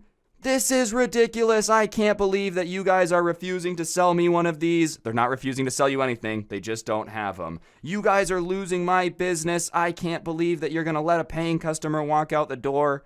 And the manager is like, sir, we have customers here all the time. I'm not going to be spoken to this way. You can leave. Now we're not going to sell you one even if we do have one. And when he hears that, he turns around and they happen to have like this little display set up with all these plush figures, like all the plushies. And he smacks it. So all the plushies go flying everywhere. The like display rack falls to the ground. And he turns back and looks at them angry and is like, that's what you get for not selling me a console. Oh, wow, man, I'm shaking in my boots. You took your anger out on a plushie display. Oh, no, I am quivering. Like, dude, you picked the least intimidating thing to take your anger out on, even in general. Like, if you start punching stuff in a store to try to intimidate the workers, you're 100% in the wrong. But imagine trying to intimidate somebody by, like, beating up a plushie. So whatever, he leaves and they clean it up, and they were just talking about how insane it was. And what was funny is, like, 99.9% of the time, working with customers at this guy's job is his favorite part. Because usually it's just people that like video games, and he likes video games, and they talk about video games. But every now and then, the Karens just decide to pop up, or in this case, a Darren. I would love to know if there's any couples out there that got the Darren Karen name combo, because you know they're unbeatable when it comes to yelling at managers. All right, and the last story I have for y'all today is just insanely funny, but not long. So the person who sent this in to me was going on a run on Saturday, and he usually just runs in his neighborhood and has absolutely no issues. But he turns the corner, and he sees like 4 grown men in just tank tops standing out in the road. Almost looks like the beginning of King of the Hill, you know, when all the dads are just kind of standing there drinking beer, like very much a similar vibe. And he sees them looking like they're talking to him, but he has headphones in, so he takes off his headphone and is like, huh, what? And one of them goes, is that your drone? And he looks up and he sees a drone, probably a good 150 feet up above him. And he's like, no, I'm running. How would he be flying the drone if he has nothing in his hands and is like running down the street? Do you think he's controlling it with his mind, you know, Elon Musk Neuralink style? And they start explaining to him that like they don't want the drone there and why they don't want the drone there because they feel like it's spying on him. And he's just standing there listening to them like, yeah, okay, that makes sense. I get why you don't want a drone flying above your house for an extended period of time, but it's not my drone. So I'm really not sure what you would like me to do about it. It was almost like these four had been standing there complaining about it for a while, and so like the first person that walked up that wasn't in their group, they just decided to let them know every concern that they had about this drone. And I get it, it is weird if there's just a drone hovering above your house for an extended period of time, but it's not every stranger that walks by's drone, you know? Like, oh, you without the controller, is this your drone? And so when he says, yeah, there's certainly a drone there, I don't know what to do about it, they're like, well, what should we do? He's not a drone whisperer, he's not an expert. And he says, I'm not sure, maybe just like get it out of the sky. And he goes to keep running, but he's confused because a fifth guy magically appears from one of the garages and starts walking over with a bow and arrow. And so he doesn't run away just yet because obviously he's very curious to see what this guy's about to do with the bow and arrow and to see if he's about to go all like Robin Hood on the drone, you know, Legolas, just drone down. And so he walks underneath the drone, pulls out a lighter, and lights the arrow on fire, which, I mean, +5 cool points, but I'm not really sure if that's the best way to take out a drone. Think about it. I don't think it being on fire, if it hits the drone, does anything bonus, and you're shooting it up into a neighborhood. So if you miss and the flaming arrow comes down on top of somebody's roof and you can't get to it, are you going to go to jail for arson? I just feel like the flaming arrow might not be worth it, but whatever, he does it. And he pulls it back, fires the arrow, and you would think that there's no way this guy's got the accuracy to hit the drone. But somehow, instead of using his luck to win the lottery, he used it all on this moment, because the flaming arrow smacks into the drone starts spiraling down with the flames coming off of it, and everyone is like, yeah, they start cheering. The runner's just kind of standing there. Could you imagine the guy who was flying the drone? He's just like, oh, I'm trying to get some B-roll shots of this neighborhood I'm making a documentary on. Next thing you see is just like a flaming ball coming towards you, and then your drone turns off. Did I just get shot with a fire arrow? Like, that's what he's thinking. Either way, the drone hits the ground, and he's looking at it, and it's on fire, and he looks back up, and all 5 of the guys had vanished. It was like they wanted nothing to do with this. They just all went inside, like, okay, when the guy comes to find his drone, the guy with the flaming arrow can't be here. And once he realized that all the men had disappeared, he's like, well, if the drone guy shows up, I'm the only one here, so I'm gonna get the blame. So he ran over to the drone and like stomped out the fire, which probably was not better for the drone, but it had already been impaled with a fire arrow, so it's not like stomping on it was going to make it any worse. And he ran away too, because he's like, I'm not getting blamed for this. I had nothing to do with it. Either way, a little bit of a, I don't know, like a little bit of a Karen move, but at the same time, don't hover drones above people's houses. That's weird. I'm not saying you deserve to have it shot with a fire arrow, but weird to spy on people. Alright, today's story time was actually given to me by a good friend of mine named Alex. It was when he was traveling over the holidays to go see his family, and the one thing about traveling is it always really sucks. Not the, like, destination part. Once you're there, super sick. But being in the airport, getting on the plane, being on a bus, whatever it may be, any way you get from point A to point B probably is not the most pleasant thing in the planet. And it becomes even more unpleasant when you bump into a Karen. And my friend Alex happened to bump into, like, a Super Saiyan Karen that had gone full power level. She was just out of control, going absolutely ballistic, breaking people's stuff, which does not add to the whole unfunness of traveling. Like, I feel like getting from point A to point B with all of my possessions intact is what I'm trying to do. But anyways, I digress. Back to my friend Alex. Alex is a little bit of an eccentric fellow. I think that's probably the best way to describe him, is eccentric. I wouldn't call him crazy or weird or anything, but he just has a little bit of a different way of doing things. He kind of just does what he wants, which is fair. I respect it. It's one of the things I like about him. And it's not like a bad doing what he wants. He's harmless. He's chill. He just marches to the beat of his own drum. And he marches to the beat of his own drum so much that he ended up moving from where we're from in Las Vegas to like this tiny cabin in Wyoming or Montana, one of those states, I can't really remember. But he's got this whole like cowboy vibe. He lives in this tiny cabin in the middle of nowhere.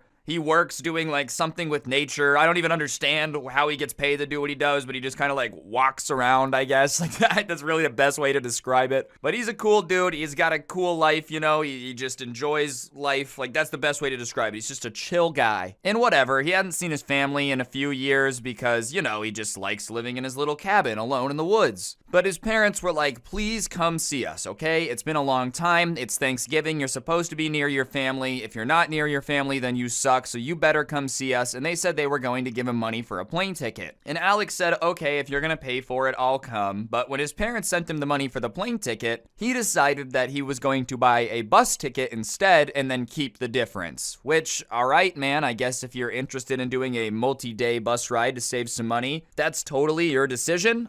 Me personally, if someone gave me money for a flight, I'd much rather fly in a couple hours than sit on a bus for a few days. That's just me, though. I just feel like after 4 hours in the car, I start feeling like a trapped animal I wouldn't want to do 36 hours straight. But maybe that's also because all of my experiences on a bus are like school buses, which are known for just being the worst place to ever exist in the history of the planet. So, whatever. My friend Alex has this really long bus ride coming up, and he had this iPad that he would use to like watch YouTube and Netflix and all that stuff. And when you're gonna go on a long bus ride, you're gonna bring your iPad. That just makes sense. The only way you can sit on a bus for 36 hours without getting bored out of your mind is if you're watching movies or doing something. I know there was a long time people rode the bus before that stuff existed. I don't know how they do it. Like, imagine actually going from, Maryland or something to LA, which is further than the distance my friend traveled, without anything to entertain you. Just rereading the newspaper over and over again. No wonder, they were so much more efficient back in the day. Cocaine was legal and they just didn't have stuff to distract them. If I sat on a bus ride for 36 hours with nothing else to think about, I'd probably come up with a bunch of solutions for problems too. So my friend Alex, he gets his iPad, heads over to the bus station, ready to be entertained for a long 36 hours.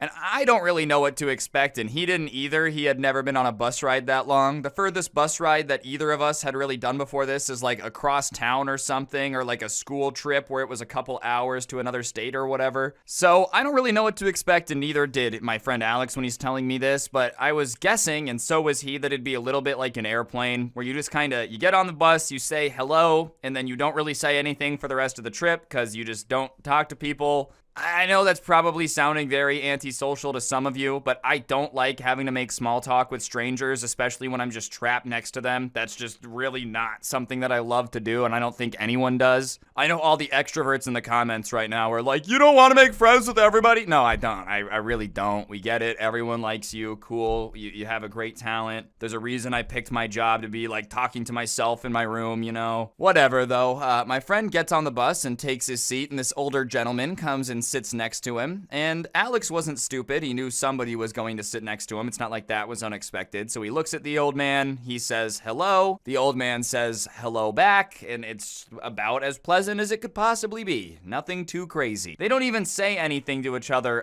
than hello, but the lady in front of them puts her hands on the seat and turns around and says a comment along the lines of, "Are you guys gonna be talking the entire ride?"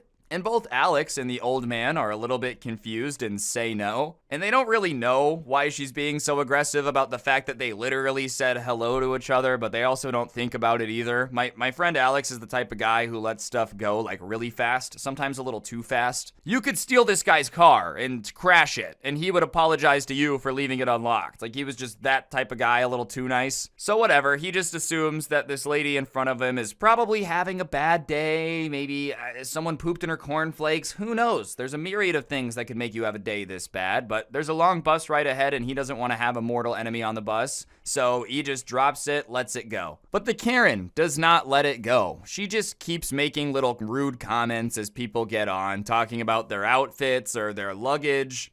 Talking about how it wasn't name brand or whatever. And I'm not trying to sound like an elitist, but I feel like unless you're riding on a private jet or something, then you really have no room to be judging what people are traveling with. Even if you have Gucci, dude, if you have the sickest Louis luggage of all time, you're still on the bus. So I don't really know why you're thinking that you're so much better than everybody else that's getting on the same bus as you. You probably could have bought a few plane tickets for the same price of your luggage if it's designer. So I think you might be spending your money in the wrong places if you're sitting on a bus making fun of people for not having designer shoes and designer luggage. I feel like people are also just in the modern day traveling as comfortable as humanly possible, even if I owned a Gucci sweatsuit, which I don't. I don't want to sit on a bus with that for 36 hours. I'm gonna wear some champion sweats and a hoodie. I'm not trying to go above and beyond when I'm on a plane. But this Karen just keeps making comments about how people didn't show up for the fashion show. Once again, it's a bus ride. It's not a fashion show. They're here to get from point A to point B, not impress you. It's super simple. And nobody seemed thrilled with the comments, but no one wanted to start off this insanely long bus ride with a fight either. But then Karen does something that really just bugs the crap out of everybody, at least it should. She gets on the phone, which is already rude enough if you're like on a plane or in an airport or whatever, but then she puts it on speaker and proceeds to have an entire conversation with somebody on the other line. And that's one of my biggest pet peeves ever, is when people are just on the phone insanely loud in public. If you've got to be on the phone in public, I get it. Sometimes you got to take the call, but if you put the call on speaker, that's annoying. Especially because for whatever reason, I feel like whenever someone's on speakerphone, it's just a really serious conversation that I don't want to hear about. It's never like a guy on the phone in the grocery store talking about this completely normal situation. It's always somebody like on the phone with their doctor finding out that they have a weird STD and they don't know how they got it. Like just nothing that you want to be listening to. So of course, this lady's on the phone and she proceeds to have this super long conversation with her doctor about how she can't poop or whatever. And everyone is like, she's actually having this conversation right now. And keep in mind, this is after she had yelled at Alex and the old man for like, oh, are you guys gonna talk the entire time? And then answers a speaker call with her doctor about how she can't poop. You can't be mad at people for talking too loudly and then do that. That is the definition of being too loud and annoying. Everyone is getting more and more annoyed because it's like the first 15 minutes of the bus ride, and so far she's commented on how they're dressed like garbage and then had a really loud conversation. And you know when there's a volcanic eruption, like it doesn't always erupt right away. There's a little bit of time where the volcano's rumbling. It's grumbling. It ate some Taco Bell. Its tummy's a little bit upset before it finally goes boom. That's kind of what the bus is starting to feel like, a little bit of a pressure cooker situation. Everyone's getting more and more annoyed. And finally, everything snaps when the old man, who had been sitting next to Alex this entire time and remained silent, gets up to use the restroom. And I don't know what a bus bathroom is like, but I'm going to assume that you have to be pretty brave to go take a dookie on the bus. Even then, like the turns, the dives, the bumps and bumps of the road. Bumps and bumps, I don't know why I said that twice, but whatever, you guys get what I'm saying. Like pooping on the road would be difficult. Even sometimes pooping on the plane. I have this nightmare. What if there's turbulence right now? Do I really want to fly off the toilet like this? Like that goes through my mind. I couldn't imagine trying to use the bathroom on the bus. But whatever, he gets up to go to the bathroom, and the lady pops up like a Pez dispenser, pushes past this old man, turns around to stop him like some weird reverse swim move that a defensive lineman should do, and is like, where do you think you're going? And he says, the bathroom, because he was probably gonna go to the bathroom. And she's like, well, I have to go. And the old man replies, okay, well, so do I. And she's like, well, you need to sit down until it's your turn. And at that point, some people on the bus ask the lady, like, what is your problem? And instead of looking around and realizing that everyone's looking at her and asking what her problem is, she decides that she's going to get angrier at the old man. Look what you did. Now everyone's upset with me. And he's just confused as can be, not really understanding what's going on. So he just sits back down to avoid any conflict. And instead of letting it go, she decides to come over and like stand over him intimidatingly and start demanding an apology. And he's not going to apologize. And as the rest of the bus continues to be like, leave the old man alone, she starts to argue with the rest of the bus. Because when she had started yelling at him, people were like, I'm not cool with her going in on this old guy. I'm going to do something. So she's alternating between demanding an apology and yelling at these guys who are like telling her to stop. Keep in mind, the old man just wanted to go pee. It's not like he wanted any of this to happen. And Alex is getting more and more annoyed. He had stayed silent, but it just keeps building up. And finally, he just has to say something. So he looks at Karen and is like, don't you have to pee? Why are you still arguing? Like, you have to go to the bathroom, don't you?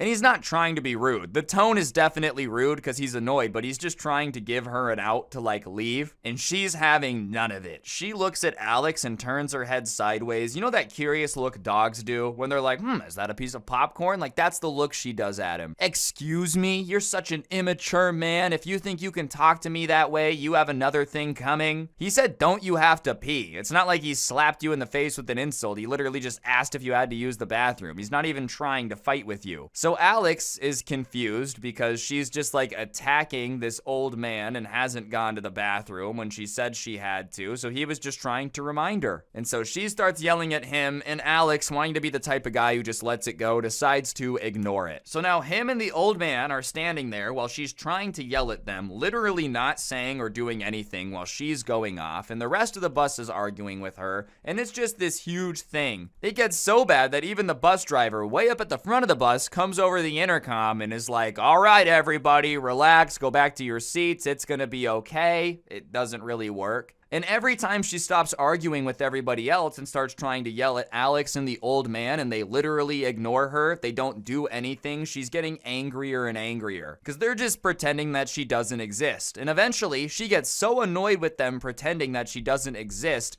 that she decides, looking at Alex on his iPad, that she's gonna grab it. And she reaches over, and all Alex sees is this hand grab onto the top of the iPad and rips it out of his hand, because it's not like he was expecting someone to grab it. Alright guys, I'm gonna interrupt the video for just 1 second. On screen now is a gift card. I give one of these away in every video to say thank you to you guys for subscribing and turning on those notifications. So if you haven't already, be sure to do that. And if you already do, then, well, you're a legend. And without further ado, let's get back to it. Anyways, Alex looks up to see where his iPad went, and he sees that Karen has it in her hands with just like an evil, smug-looking smile. Not the type of smile that you want to see if someone's holding your electronics above your head. And she's like, you can't ignore me now, can you? Which is just an insane thing to say. Imagine being a fully grown adult, like mid-30s, early 40s, and ripping an iPad out of someone's hands so they can't ignore you. If that doesn't scream immature, then I really don't know what does. Like, this reminds me of something my little cousin would do if I was talking to them or like not talking to them. Just in general, I feel like all my little cousins are addicted to iPads, so they would steal an iPad from a blind man if they could.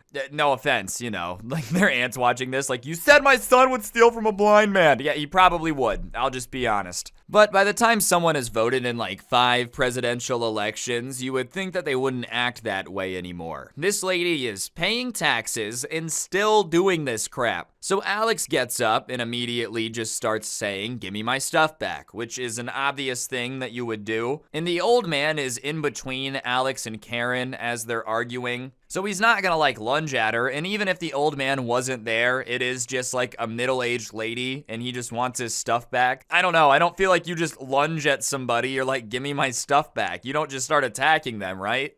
And she starts doing that thing that older siblings do where they're like, come and get it, like sticking their tongue out. And he's not gonna fall for it, and he just keeps being like, give me my stuff back, give me my stuff back. He's not gonna try to cause a giant scene, he just wants it back. And then somebody behind the Karen goes, I'll grab it for you. And before the Karen can react, they run up and snatch it back out of her hands and give it to Alex. And this all goes down really fast, so it's just kind of sitting in Alex's hand like a plate that you could just run up and grab. And before he can get his hand on it, Karen decides that she doesn't want to be bested in immature combat and starts being like, no, no, no, no, no. And before Alex even has time to process that his iPad is back in his hand, she reaches over and grabs it again. And I've got to give Alex some crap here. What are you doing, Butterfingers? Like, you're my friend, but come on, she already grabbed your iPad once. You didn't learn your lesson and start grabbing onto it a little bit more? Goodness gracious. To be fair, I don't think he expected her to do it in the first place or again. But what's the J. Cole line, you know? Fool me one time, shame on you. Fool me twice, can't put the blame on you. But if you fool me 3 times, whoo, buddy, watch out for that peace sign, because it ain't coming. I'm gonna load that chopper and let it rain on you. But instead of fooling him a 3rd time, the Karen just decides she's had enough of this iPad, lifts it over her head, and then smashes it down onto her knee. And surprisingly, like, snaps it like it's a piece of balsa wood in a karate class, you know? And the guy's like, I'm gonna chop 90 boards with my hands. That's how easily she manages to break this iPad. I don't know if it was karate Karen strength or whatever, but somehow she did it. And Alex is in shock, the bus is in shock, and then Karen starts letting out this victory screech, like, honestly, now that I'm thinking about it, breaking an iPad in half, like screaming after, she might have just been on bath salts. like that one dude that ate that dude's face in like 2013. That's what this is sounding like, some weird bath salt type of situation. But whatever, at this point, the bus driver pulls over the bus because he's hearing this commotion going on in the back, like a WWE cage match. Sorry, WWC, what does that stand for? What Works Clearinghouse. It's a digital library of educational research, whatever, who cares? It's not the WWE. And once he parks the bus, he gets up to come investigate, and Karen starts yelling that he has to remove everyone but her from the bus, which I don't really think that's how it works. You can't like destroy people's stuff and then kick them off the bus. Imagine if the company did that. That's probably a bankruptcy waiting to happen. Well, we kicked all the paying customers off so the one lady can just run around breaking everything. So the bus driver asks what happened because he sees the broken iPad, and the Karen starts trying to say that Alex and the old man were egging her on and forced her to freak out, and it couldn't be possibly her fault because that's just absurd. And the bus driver at first is like, okay son, come clean about what happened to Alex, but thankfully everyone around them starts being like, no, that's not what happened, it was the Karen. And the driver, realizing that he was about to be bamboozled, now isn't even happier with the Karen. He doesn't know what went on, but all he knows is that she just tried to trick him to kick off this guy that didn't do anything.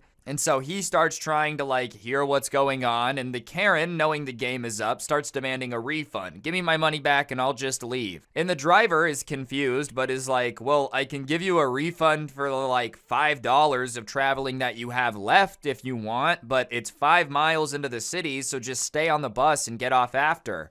And I don't know if it was pride, anger, or just like some insanity, but she's like, I don't even care. And so the bus driver re-clarifies. So just so we're clear, you are asking to walk 5 miles into town. And she's like, yeah, I can do that in my sleep. I'm not even afraid of that. And listen, I'm not gonna say that she couldn't do it. I'm pretty sure most humans could walk 5 miles if they absolutely had to. But do you want to walk 5 miles carrying a suitcase behind you? That's maybe more of what I would be considering. I don't want to do that. And the driver is standing there confused, and then finally is like, if you 100% want to get off, I can get your stuff and give you the $5 refund. And repeatedly makes it clear how far it is, and like he's more than willing to give her a little bit of a refund at the gas station or when they let everybody off. And Alex realizes that she's probably afraid that they're like gonna call the cops or something because she kept looking at him and being like, don't snitch to the cops about the iPad. And that was making him laugh because he wasn't even planning on calling the cops about it. Like, yeah, it sucked, but like, what is he gonna do about it? What are the cops gonna do? Not show up for 20 minutes? So Alex isn't even planning on snitching. Not that it would be snitching to tell on someone for breaking your stuff. That's just kind of like vandalism and destruction of property. But he was not trying to have to like sit at the bus stop and wait for the cops to show up. He just wanted to get to Thanksgiving. Either way, she gets her stuff and like straight up on the side of the road just starts walking. And so the bus driver gets over the intercom and is like,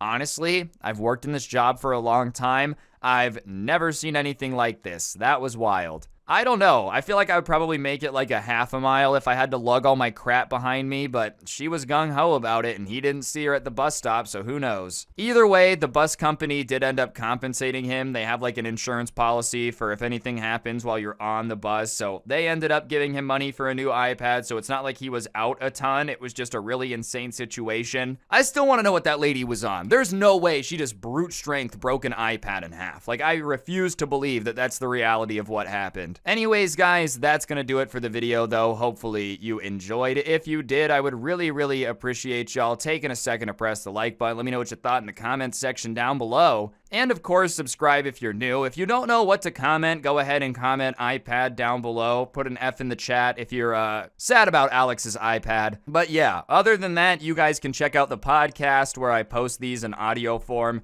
It's on Apple Podcasts, Spotify. You listen to it there. You can probably find it there. So yeah, other than that, don't get anyone pregnant. If you do, make sure they're hot, and hopefully I'll see you guys next time. I'm out. Peace. What's going on, guys? It's your boy Scrub here, back again with another video. Hope you guys are having a great day. I know I am, and today I've got a story time for y'all I think you're going to enjoy, where this kid's dad basically tried to fight me because he just really misunderstood the situation that was going on. Regardless, I figured it would be a pretty funny story time for y'all, so that's what we're going to be talking about today. So without further ado, let's get into it. Alright, so this story actually takes place at a friend of mine's house. I'm going to call him Trevor for the purpose of the video, and Trevor and I were like in in that weird stage of friendship where you hang out at school, but you don't really hang out outside of school. Like, I had never been over to his house, but I considered him one of my friends, you know. And one day he's like, yo, bro, you should come over and hang out with a couple of other dudes who were going over to hang out and like skate after school. So I was like, all right, bet, I'll be there. And I didn't think anything of it, obviously, because it's not like I had any ill intentions. I'm not trying to become friends with this dude to fight his dad. Believe it or not, that was not on my to-do list when I decided to go hang out. But whatever, I go over, and sure enough, everybody's just kind of in the front yard. He had a rail set up, and people were just kind of skating and hanging out. And so I'm hanging out there, and I said, hey man, is it cool if I grab like a water from the fridge? And Trevor looks at me, and he goes, yeah, of course. In fact, if you want a soda or anything, just go for it, just grab it. So obviously,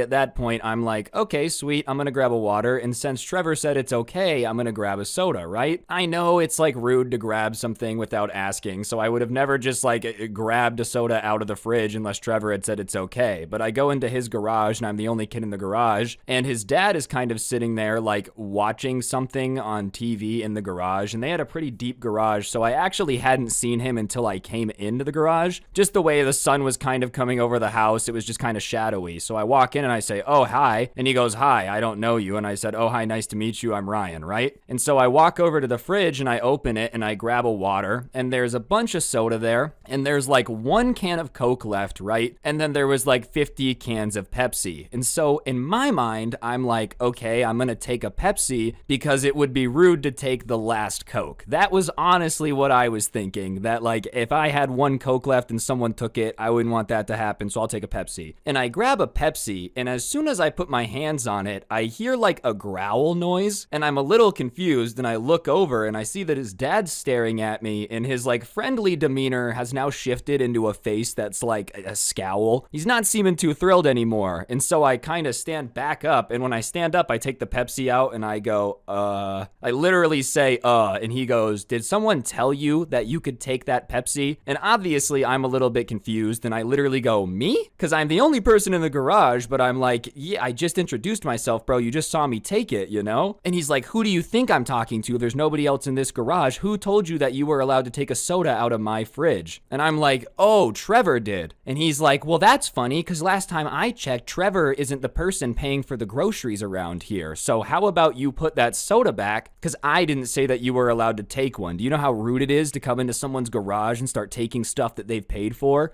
And I'm literally just like gobsmacked confused in this moment, because I'm just like, I don't even know what to say. This dude's giving me this lecture about how it's rude to take stuff out of the fridge, but like his kid had literally told me it was okay to take a soda. And so I start kind of trying to defend myself, and I'm getting a little irritated because, you know, I just think it's a misunderstanding. And I go, no, you don't understand. Your kid told me I could. I didn't realize that you weren't cool with it. And he's like, oh, so now you're going to try to throw my son under the bus for you not having any manners? And I'm like, no, that's not what I'm doing. I'm not saying this is anyone's fault. But you're acting like I'm coming in here trying to take your stuff out of nowhere when it's not my fault that I was told it was okay to grab a soda. And at this point, the dad walks over and is like, with me next to the fridge, and we're kind of arguing back and forth, and he opens it up and he goes, why would you grab a Pepsi? Why would you grab a Pepsi? Keep in mind, in this fridge, there's one Coke and a bunch of Pepsi. Like, you know, Pepsi's my soda. I buy that for me to drink. So the fact that you would take a Pepsi makes me think that you're trying to come in here and disrespect me. And I'm like, dude, believe it or not, I don't know what your favorite soda is. I don't know you. There was one Coke left, and I thought it would be more rude to take the last one than to take something that there's a bunch left of, right? Like,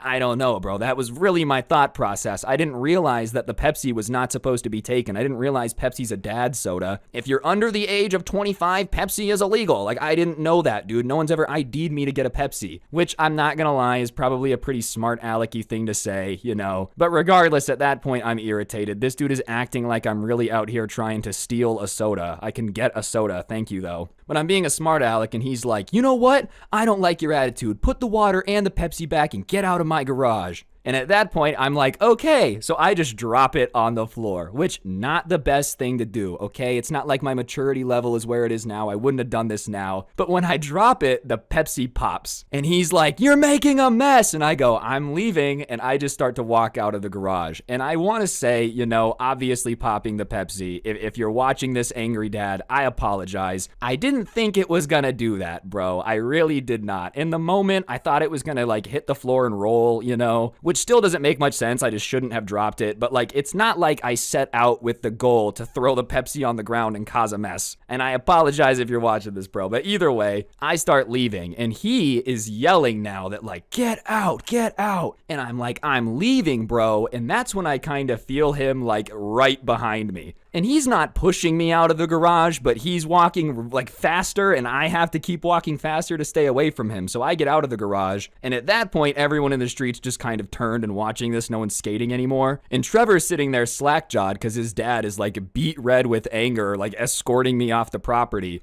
And I walk past my skateboard in my backpack and I go, bro, if I'm gonna leave, I gotta get my stuff. And he's like, no, you're not gonna get your stuff. It's on my property. And I'm like, I'm not leaving without my stuff. And at that point, I turn around and it's not like I can do anything, bro. I'm a kid. Like, this dad is like gonna toss me through a plate window if I try to do anything. But I'm like, look, dude, I have to get my stuff. I can't leave without it. And at that point, he's literally like an inch from my face and he's yelling. And you know when someone's yelling and you can feel the spit hitting your face, like the heat from their voice? That's how close he is to me. And he's like, if you're not off the property in the next 10 seconds, then I'm fighting you. And at that point, everyone around me kind of gets up and starts trying to break us up. And Trevor's like, what happened? What happened? And his dad's like, your moron of a friend took one of my Pepsis. And Trevor's like, I told him he could take a soda. And his dad's like, well, I didn't say that you could tell your friends that. So you know what? This is your problem. You get him out of here in the next 10 seconds or I'm beating him up. And at that point, Trevor looks at me and he's like, I'm sorry. And it's like, it's cool. I just need my stuff. So he goes over, he grabs my skateboard and my backpack and he runs back over. And the entire time his dad's like dramatically counting down, bro. 10, 9, 8, 7. And I'm like, I'm going. And I get on my skateboard and I get down the driveway when he gets to 1. And like, now I'm on the street. And you know, I'm not saying I'm like the fastest skateboarder on the planet. I'm not setting speed records, but like, I can definitely skate faster than someone not in their physical prime can run. And I look back and I'm really confused because the dad is like running down the driveway. And I'm almost like, is he trying to scare me? Because there's no way he's going to be able to catch me. And he's running and he's like, I said, get off my property. And I'm skating away and I'm not trying to egg him on, but I'm just laughing because it's just so absurd, bro. Like, obviously this entire situation is just one big misunderstanding. You know, none of this was intentional. The entire thing's just a disaster. I think it's hilarious, but I guess he thinks I'm laughing at him because he starts to like run even faster. Well, as I said, this dude's not in like the prime of his physical shape. Probably hadn't run in a while because as he's running down the driveway, he like trips and eats crap, bro. And he doesn't fall soft, you know. I think there's something to be said if you like play a sport or something where you fall a lot, you kind of learn how to fall. Not that it like looks graceful to ever eat crap, but you know, if you're a sprinter, you kind of know how to fall if you're sprinting. If you're a skater, you kind of learn how to fall. You're in football, you learn how to get tackled. Well, this guy apparently hadn't fallen in a bit because he falls hard. And when he falls, I just like stop laughing and turn and just start skating. And it wasn't because, you know, I didn't want to make sure he's okay. I just assumed that if he got up and saw me still standing there laughing, that he was going to be even angrier. And at that point, I kind of felt like, you know, not that it's about winning the situation, but if you're running after me and you fall, like, all right, that's probably the place to leave that, you know? So whatever, I go home, bro, and I'm sitting there and I start getting texts and I look and it's from Trevor and he's like, bro, I am so sorry. I should have told you not to touch the Pepsi. Another one of the kids that had been like at his house skating, I guess, had been like taking a lot of sodas home. And so later that day, his dad had talked to Trevor and been like, is that the kid that keeps stealing all my Pepsi? And Trevor was like, what are you talking about? Come to find out, another kid that was a part of that group, not me, had been like, yeah, going into the garage and taking 5 or 6 cans at a time. And his dad had just noticed that like, damn, I used to have to buy Pepsi once a week and now I've got to go and like buy it all the time because it's always gone. Who's doing it? So he had just assumed, he should have asked, that like I was the person who had been taking all of his Pepsi. Not that it would have made it okay, you know, but I guess in my mind it made a little bit more sense why he was just so heated about me touching the Pepsi. But from my perspective, bro, I'm like, what is going on? I was told to come get a soda and now I'm getting yelled at and like screamed at for getting a soda. All in all, though, I probably would have not won the fight. It's pretty good that I got to just skate away, you know. It's not like I'm a physical specimen out here. If YouTube boxing was my sport, I probably would have a losing record, you know. So all in all, I guess getting out of there was all right. I did not really go back to Trevor's house else after that. You know, we stayed friends, but no offense, I wasn't really trying to go over and get screamed at for taking a Coke this time. So we just kind of stopped hanging out at his house. But regardless, guys, I think that's going to do it for the video. If you enjoyed, I would really appreciate you taking a second to press the like button. Let me know what you thought in the comments section down below. And of course, subscribe if you're new and turn on those notifications. If you really want to help me out, you can use code SCRUBBY at the G Fuel checkout. And I also do post these on Spotify if you ever want to listen offline without gameplay, whatever floats your boat. A link to that's going to be in the description as well. But yeah, on that note, guys, that'll do it. Don't get anyone pregnant. If you do, make sure they're hot, and I'll see you guys next time. I'm out. Peace. What's going on, guys? It's your boy Scrub here, back again with another video. Hope you guys are having a great day. I know I am. And today, ladies and gentlemen, I've got a story time for y'all that involves an angry dad spitting in somebody's face because he couldn't make his son a pro skateboarder. Yeah, that's right. It be like that sometimes. Be sure to press the like button, or no joke, no scam, you'll get in a fight with a dad this crazy, and let's get into it. Nice rack and her ass Brazilian. Just turned 21, but my bank's a million. Alright, so like I said, this was a subscriber story that was sent in to me, but this subscriber actually had, like, one of the coolest jobs I think I've heard of. It was a summer job, but he would teach at this, like, skateboard summer camp thing where they would basically, you know, teach kids how to do the basics of skateboarding. It was very beginner focused, but it was something that the city offered. Like, through the city, you would go to a city skate park and they would have the city's worker there, and they would just teach kids the basics. And when I say the basics, I don't mean like even an ollie, a pop shove it, a kickflip. I mean, these were young kids learning like how to drop in, how to ride down a ramp. Sometimes it was like how to ride in a straight line. It was very, very beginner. But you know, being paid to like teach people how to skateboard was a pretty cool job. To me, it sounds pretty lit. And he really did enjoy it. And he did it for a long time, a couple years, and like 99% of the experiences were fine. It was like good, he enjoyed it, kids would learn how to skateboard, everybody wins. Except for one experience that was so bad that it left like a bad taste in his mouth permanently, and it might have been from the spit that was flung at him by an angry dad. I just don't understand how you end up getting spit on when you're like teaching people how to skateboard, bro. Anyways, regardless, one day a kid shows up for his first day of class with his parents, which, you know, is pretty normal, but the mom drops him off quick and leaves, and the dad's sitting there with him. And he's dealt with like a lot of nervous kids. A lot of kids were nervous about learning how to skateboard, but this kid in particular seemed like really nervous, you know, almost as if there was a bunch of pressure riding on this, which was strange because, like I said, it's a class where they teach kids like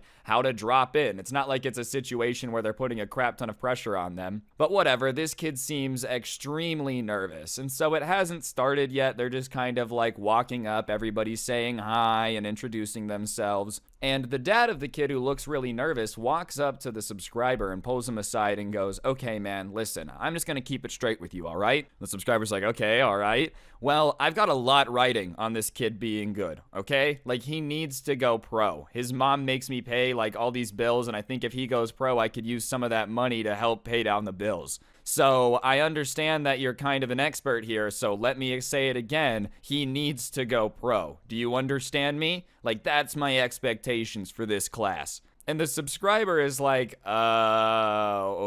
okay. Well, I mean, I'll do my best to teach your kid how to skateboard, but keep in mind, he's very young. He doesn't know how to ride a skateboard, and he seems very nervous, so I don't know how much I can do in a day. Like, I don't know if I can really turn this kid into Tony Hawk in an hour. Could you imagine this kid, like, doesn't know how to ride a skateboard at the end of the hour? He's just popping 900s. Like, this dad just has insanely unrealistic expectations of what's even possible. And his retort to that is just, "Well, I'm not paying you to not make my kid good, okay? So you better get out there and make my kid good, because I've got a lot riding on this. And trust me, I'm not the type of person that you want to disappoint, okay? So you better get out there with my kid and work some magic, because right now he can't ride in a straight line, and I need him to start getting me some money." And he's literally in shock at this, bro, because like, A, if you want a bunch of money, I mean, yeah, pro skateboarders make money, but like, it's probably not the sport to make a crap ton. And on top of that, his explanation to the dad is really simple. "I'm not professional. Like, I teach kids how to skate,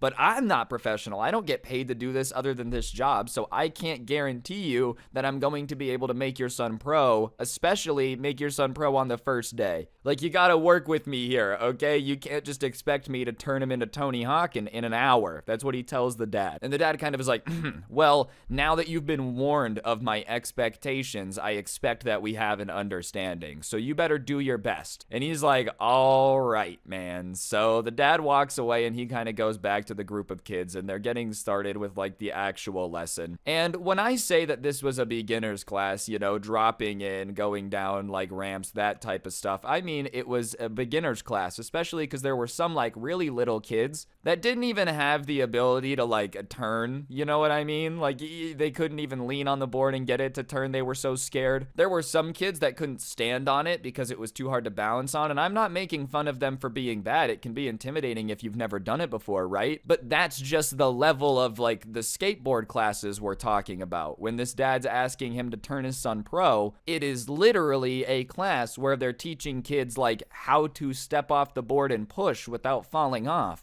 It's not the type of place where your kid's gonna be learning how to like, you know, send in sponsor tapes and all that stuff. So the fact that the dad was like expecting this kid to be able to do like a switch tray flip the first same day that he's too afraid to step on the board is absolutely nuts. I skated for years, dude, and even I never got good enough to the point where a company would even look my direction a second like time. So I can't imagine this kid in literally an hour just becoming a professional skateboarder. So whatever, the class is starting, and the way that they do it is they ask all the kids like what are they comfortable with, because there's some kids that, you know, okay, I can turn, I can go down a ramp, I can drop in already, and they have a couple different workers. So there's one guy that's kind of like, okay, if you can already drop in and do all that stuff, then I'll go over there and we can like start learning some tricks, and if you don't know how to drop in, then that guy's gonna work with you. And they kind of sort it out so that way like the most inexperienced people are with the person who sent in this story. He's just been doing it the longest, he has the most experience, so he's just kind of got the most experience teaching people, which is probably hardest to teach people the basics than teach people advanced stuff, because if you're advanced, you kind of get the concept already, you know what I'm saying? And whatever, in this particular class, this group, there were 3 kids that were considered beginner level, and one of them is the son of the dad who was like, you need to turn my son pro, otherwise I'm suing you and smacking you in the face. Which, you know, I don't necessarily think is fair, but hey, that's what it is. 3 kids. And these 3 kids literally could not stand on the board and push at this point. And I'm not making fun of them for that. I think everybody that's ever been on a skateboard has been there before. You might have been really young and not remember it, but everybody's been at the point where like they're just afraid to ride straight on a skateboard, you know? So he's kind of trying to work with them and be like, okay, well, what's scary about it? And all of them say they don't like the feeling of being out of control when it moves. And he's been doing this for a long time, so he goes and gets some wheel stoppers, and he puts the wheel stoppers on so they can't really roll, or like the board can't shoot out from under them, and he just kind of has them like stand on it and lean to get used to turning, and then like stand on it and then move one foot off and like do the pushing motion, you know, but without rolling or like going faster or picking up speed, because that's what a lot of the fear is based on, and it's getting him used to like balancing on the board, right? And he hears the dad over to the side who's watching with all the other parents kind of like asking them, but loudly enough where it's very obvious the teacher's gonna be able to hear him. What is he doing? This is so stupid. Like, what is this going to teach them? I don't understand how this is going to make them any better at doing tricks or anything. Like, oh, whatever, my kid can stand on the board while it's standing still. That means nothing. What is he doing? And all the other parents are just kind of looking at him like, I don't know, man. I'm not the skateboard teacher here. That's why my kid's here. If I was a skateboard teacher and I knew what he was doing, then I wouldn't be bringing him to a class. And the teacher's just kind of annoyed with it, so he just looks over at the dad who's sitting relatively close and he says, listen, I'm trying to get them more comfortable just standing on a skateboard because they're beginners and they're not comfortable with that currently. So, you know, we have to start with the basics. They can't go straight to learning a kickflip if they can't ride in a straight line. That's just really not how skateboarding works. And all the parents are kind of like, yeah, I mean, that makes sense. All the other parents, right? And that kind of embarrasses the dad a little bit. He feels like he's being called into question on why he's being so impatient about this stuff. And so he says, well, this is supposed to be training. Like, I don't understand how it's going to make them better if they're just going to be standing on the board while it's standing still. And it's like he just didn't understand the concept of what he just said about how these kids literally can't ride the board, man. They can't learn how to do tricks if they can't ride in a straight line. Like, or if they did learn tricks, it's not useful. Could you imagine, like, you're able to do a kickflip, but you can't ride in a straight line? You're like, I can do a trick, but I can't move. And so he looks at the dad and he goes, sir, they can't even ride around the skate park currently. We need to get them more comfortable on the board before we get anywhere near learning tricks. It's going to be quite some time before any of these kids are learning tricks. And the dad is like, well, that's really not an option. I need it to be quicker. And he says, well, sir, this is about as quick as it's going to be. So if you don't like it, I don't really know what to tell you. Like I said, he'd been there for a while. He knew he was a good teacher. And on top of that, it's just like unrealistic that this guy is expecting him to be able to work magic and turn someone into a professional skateboarder in an hour. What is this, a Disney Channel original movie where you think it's going to be some training montage and all of a sudden he's going to be like, I saved my family's farm with my skate competition. All right, guys, if you look at your screen, you'll see a gift card code. For those of you that don't know, I give one of these away in every video, so you should turn on notifications and subscribe so you don't miss the free money. If you already got them on, I appreciate you, and press the like button or your mom's a hoe, and let's get back to it. And the dad's like, well, fine, but I at least need to see some progress today. Like, I at least need to see some progress. And so obviously the coach is like, all right, whatever, coach, teacher, whatever, same thing.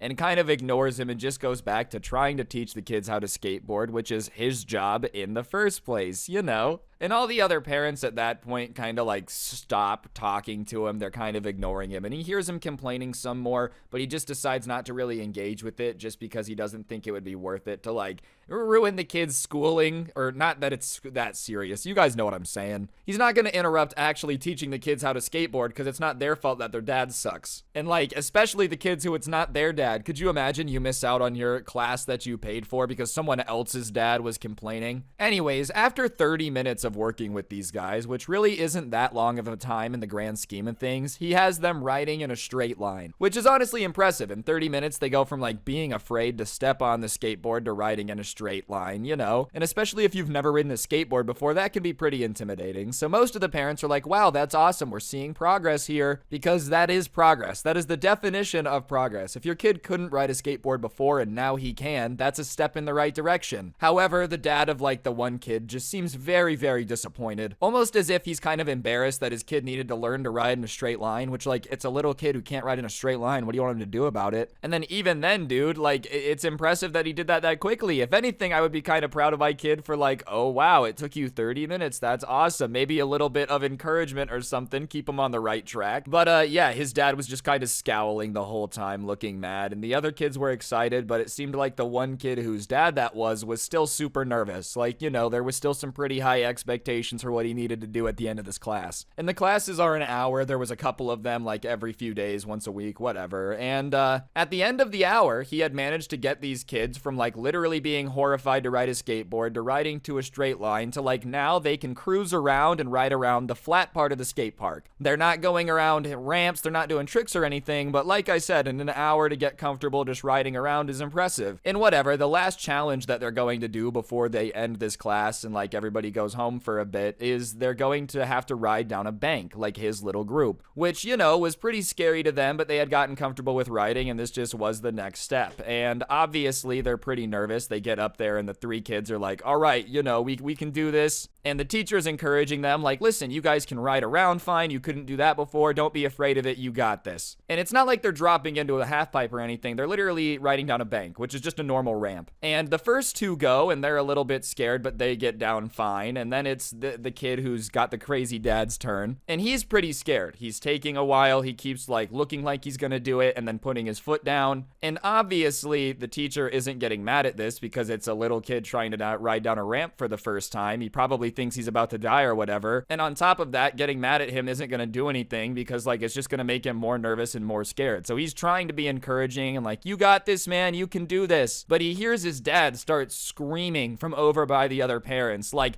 quit quit embarrassing me. Just ride down the damn ramp. I don't know why it's such a big deal. You're such a pansy. And the kid, like, looks like he's about to cry and just sends it down the ramp because his dad starts screaming at him. And as he goes down the ramp, he probably wasn't ready, just kind of went because his dad yells. And he gets nervous, gets some speed wobbles, and he just eats it. He eats it and he starts crying because it's a little kid who just fell in front of everyone. His dad's yelling at him. And his dad starts to run over. And the teacher's like, okay, well, maybe he just was being a little bit excessive, you know, and he realizes that now, and he's gonna come comfort his crying kid because he realizes he went too far. Maybe he realizes the skateboarding's just really not that deep and he doesn't need to be like freaking out. But no, he gets over to his kid who's crying and just fell while riding down the ramp and is like, you're so pathetic. Are you kidding me? You really weren't able to like ride down a ramp. What's wrong with you? You're such an embarrassment to this family. Which is just a little bit too far, man, especially if you want this guy to become a pro skateboarder. Chances are he's gonna fall a couple times. Like, what did you expect? Your kid is literally learning how to skateboard. That comes with the territory is falling. Am I wrong? Like, even if you wanted this kid to go pro, you thought no time ever in his professional career as a skateboarder was he ever gonna mess up? Anyways, the teacher jumps in at this point because he's just like feeling really bad for the kid. It's not his fault that, like, you know, his dad's putting all this pressure on him. And on top of that, you don't need to be screaming at your kid, calling him pathetic in front of everybody. And he tells the dad, like, whoa, bro, you need to chill out and calm down. Like, it's just not that deep. You need to take a second to relax and maybe not be screaming at your kid because it's not that serious. He can try again, but if you're gonna yell at him, he's gonna be too afraid to. And the dad looks at him with just pure hatred and anger in his eyes, dude. The way Anakin looked at Obi-Wan on Mustafar. You're a garbage teacher. You need to get out of my face right now or I'm gonna beat you. And he starts to come at him like fists raised. And usually in this situation, the subscriber would like, you know, oh, you're not gonna do anything. This guy was very large though. A very, very large angry dad coming at him pissed off. And so the subscriber's like, I don't really want to fight him because I'm for sure gonna lose that. And on top of that, this is like a grown man who's going to beat me to a pulp and he's very, very angry. So he like takes a couple steps back from the dad and picks up his skateboard kind of as a weapon. He doesn't want to hit him with it, but he's like, whoa, dude, back up. Like, come on, get out of here. And he's like, what? Oh, what's that, a skateboard? And he's like, yeah, man, I'm gonna hit you with it if you come at me. So like, just calm down, bro. It's not that serious. You and your kid can leave. You don't gotta come back. But like, come on, dude, relax. And the dad just keeps running at him, like walking at him, not running at him. Oh, are you gonna hit me with your skateboard, huh? You think I'm afraid? And he's like walking at him. And he gets within 3 feet of him and spits. And like, man, spitting on somebody is just gross. But the spit smacks into the teacher's face. And he kind of just has a moment where his face contorts a little bit in like just grossness because this dude just spit in his face. And he's just thinking, ew, ew, ew, ew, ew. And so the dad kind of rushes him a little bit when he's like making the face of being grossed out because he just got spit on. And so he kind of ducks and like jumps to the left to get out of the way. And the dad's rushing at him. And so he doesn't have time to like move out of the way as well. So he trips on the kid's legs because he jumped out of the way. You know what I mean? Like the dad was running, so when he jumped, he hit his legs because the legs were where he was. And so because he's like obviously getting some steam to try to rush this kid, he trips and falls. And at that point, he's kind of like, oh, and he goes to get back up. And the teacher is just kind of like running to the other side of the skate park. And he's kind of grateful that there's a bunch of other teachers there because they start running over. All the parents intervene. They're like, bro, you need to calm down. You really need to relax. Like, you need to relax. It's not that serious. And when everybody's intervening, he kind of calms down a little bit, right? They have to hold him down for a bit. But he gets up and the anger comes back and he starts like trying to fight the teacher. And so everyone's holding him back again. And he's like, you're a garbage teacher. You're a garbage teacher. I'm going to get you fired. Trust me, your days at this job are numbered. Like, there's no way you're going to keep this job after the way you treated me and my son. Trust me, I'm coming for you. I know the person who runs this program. You're fired. And he's just freaking out. And so after a while, it became obvious that if he tried to fight him anymore, like everybody there was going to fight back. So he just decided to leave with his kid. And so he leaves and everybody's like, dude, are you okay? Are you okay? And he's like, yeah, man, I just hope I don't lose my job. And the guy did call his boss and complain and be like, you need to fire him. He was disrespectful. But thankfully, all the other parents also called and were like, yeah, that's really not what happened. That guy was nuts. So he didn't end up getting fired and the guy got banned from the class, which is the best option. Like, obviously, the kid was the person supposed to be receiving the lessons, but if your dad's going to be trying to fight the teacher, you probably just can't be in class. It's just a little bit too dangerous for anyone to want that job. But I do have to say, I feel really bad for the kid. You know what I mean? Like, out of everything that could happen, you just want to learn how to skateboard, and your dad's just putting that much pressure on you. Like, everything you do, you need to go pro in. You're not allowed to do anything for fun unless it's making money or, like, helping your dad, you know, live out some weird fantasy that he has about being a skateboarding parent. All in all, man, people like that, your kid's not gonna really love to hang out with you. You're just gonna make him uncomfortable and, like, have a lot of anxiety about trying anything new.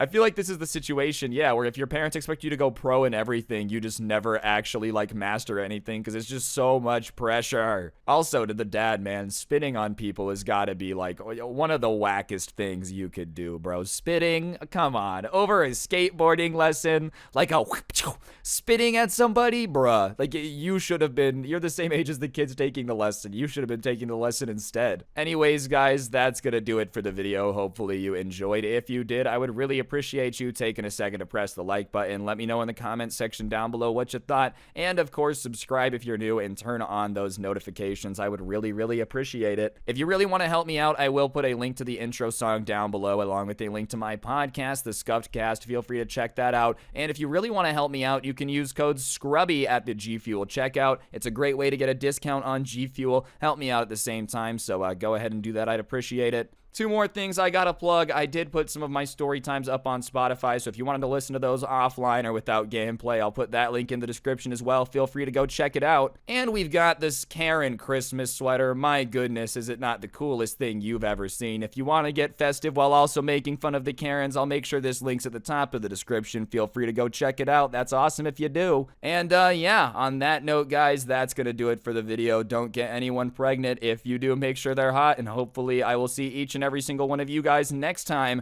with another video. I'm gonna go fight somebody at the skate park now and spit in their face. That's a joke. I'm out. Peace. What is going on, guys? It's your boy Scrub here, back again with another video. Hope you guys are having a great day. I know I am, and today I've got an insane story for y'all that was sent in to me. Basically, this dude's stepdad ended up destroying his PC, and it's just a wild story time that I knew that you guys would enjoy listening to, and he sent it in, so why not tell it? Pretty nuts story, so before we get into it, if you don't mind pressing the like button, I'd really appreciate it, and yeah, without further ado, let's go. Alright, so I think anyone who's got a PC, like, would say that it's one of their prized possessions, not in a weird, like, no, my PC's gone way, but they're not exactly cheap, you know? And on top of that, they're pretty fragile, so I feel like most people who have a PC are like, don't want people messing around with it or throwing it around or anything like that.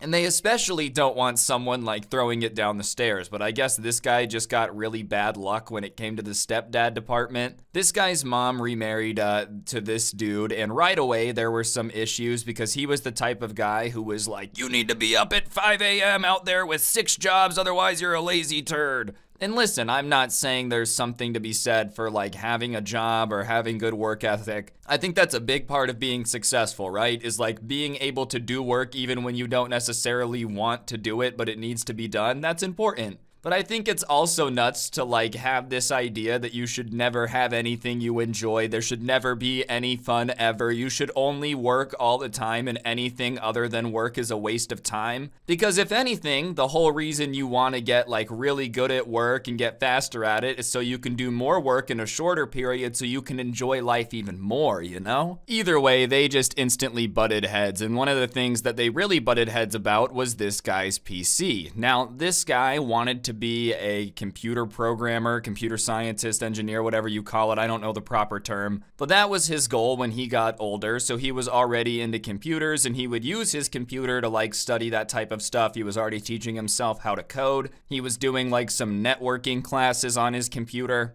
And so he's on it a lot, and yeah, sometimes he would play video games on it because it was a gaming PC. It's not like that was the only thing he was doing. But his stepdad just couldn't understand that you can use a computer for something other than just goofing off and playing video games.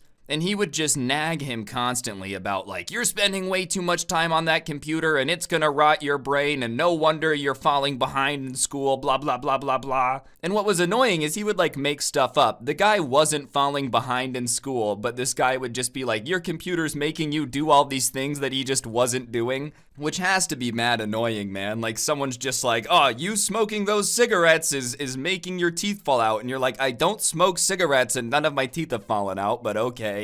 And he would try to explain to his stepdad that like, I'm not always goofing off on my computer. I'm learning what to do for my future job. I'm teaching myself how to do useful skills. Like not everything on the computer is goofing off. And his stepdad would just tell them that, you know, no amount of hard work at the computer compares to real life hard work experience. But listen, Mr. Stepdad, I'm not trying to say you're dumb or anything, but even if he was gonna go get quote unquote super real world experience coding, he would just be sitting in front of a computer in a different location, man. Like it's not like it would change anything about how much he's using the computer. You need to get real life work experience. Well, my real life work I hope has to do with computers, so I'd rather do it in my room with the computer I already own. I don't know, man. I'm just not really understanding where he was going with that. Like, I feel like teaching yourself how to code is better and then go get real work experience. But it'd be really annoying to go convince someone to give you a job and like get real world experience when you don't know what they're doing. I don't think they'd take too kindly to that. Maybe tell your stepdad that. Oh, you want me to go get a job and immediately piss them off because I can't do anything that I was supposed to be able to do when I got the job? I don't think they're gonna go, we appreciate the follow through and you wanting to work here. They're just gonna fire you and probably be pissed at you for wasting their time and tell everybody else that you're just gonna waste their time. I don't think that's a good thing. But whatever, they would get into these huge arguments about it, and his stepdad also had the bad ability of never being able to admit he was wrong. And those people suck, cause you know, like everyone's wrong sometimes. I'm sure there's stuff I've done that's wrong, a lot of stuff I've done that's stupid. Like everybody's got mistakes. It doesn't mean that you're always wrong. It doesn't mean that you're instantly some like irredeemable idiot. But everyone's made mistakes, everyone's done stupid things, everyone's been wrong before. And if you say that you've never been wrong, then like you're just delusional. But he would just get into these screaming matches with this kid about how he knows enough about computers to know that he's only wasting his time on there and there's no way he's wrong about it. Keep in mind, this guy's like pretty technologically illiterate. Like the fact that this dude was able to turn on his laptop by himself was a miracle. That's how bad he was with technology. So the idea that he's somehow some computer expert who can just instantly tell what you're doing the second he looks at your computer and he knows that you're just gaming all the time when you're just not doing it all the time would get really annoying. So it would obviously escalate and turn into a screaming match, and then his mom would have to get involved, which would make it even worse. Because then his stepdad's like, you know, oh, you need your mom to come save you. Like, it was just a really crappy, bad situation. But whatever, he finally told his mom to, like, just let him handle the arguments about technology because he could handle it himself. And his mom was like, all right, I know he's stubborn and I'm sorry about it. Like, even his mom felt bad about everything that had been going down and how it had been going down. And listen, I don't really know the dynamic here, but I feel like she should have probably done a little bit more to rein him in, because what happens next is just absolutely bonkers. His stepdad decides to make this rule for the house, which is basically that, like, you can't spend more than an hour a day on any type of screen, including your cell phone, including your computer, any of that. And obviously, every kid in the house is like, that's just not gonna work because they're going to school online, so there's no way it's gonna be possible. And the stepdad's like, well, you're just gonna have to figure it out or go to the library or something, but I need to limit screen time in my house. Was just a nuts level of control. You hate them being on technology, but you're gonna make them like go to the library to finish their schoolwork. Oh yeah, man, you're definitely gonna make them learn their lesson about over-reliance on technology. It's not gonna backfire and make them like hate you for making life way more difficult for no reason. They have computers, but they're not allowed to do their schoolwork or anything else on them at home. Nope, not for more than an hour. Then they have to go figure it out. That real world experience sure is gonna toughen them up, you know? Just don't be surprised when you're like an old man and you get put in the crappiest nursing home because none of them care enough to take good care of you. Why do my grandkids never call? Because their parents told them that grandpa sucked, that's why. Anyways, when he announces this rule, immediately a huge fight breaks out between everyone and the stepdad. Like all the kids, his mom's kids, like everyone's just pissed, right? And his mom's not home when he announces this rule, which probably was something he thought through a little bit, because obviously she wouldn't have been cool with it. And they're kind of trying to reason with him about how it would be ridiculous for them to not be able to do schoolwork, and like it's just a reality in the modern age that for them to work from home, do school from home, all that stuff, they need more than an hour a day. And he just keeps telling them that they're over-reliant on this and they need to go out in the real world and get some real-world experience instead. And listen, I get it. I think if your kid is doing literally nothing but playing Fortnite for like 18 hours a day, yeah, you should probably limit how much they're allowed to do that. I know that like that might be an unpopular opinion, but if you're literally doing nothing but playing War Thunder 18 hours a day every single day for months, that's just not very healthy. Like you gotta have a little bit more well-rounded things.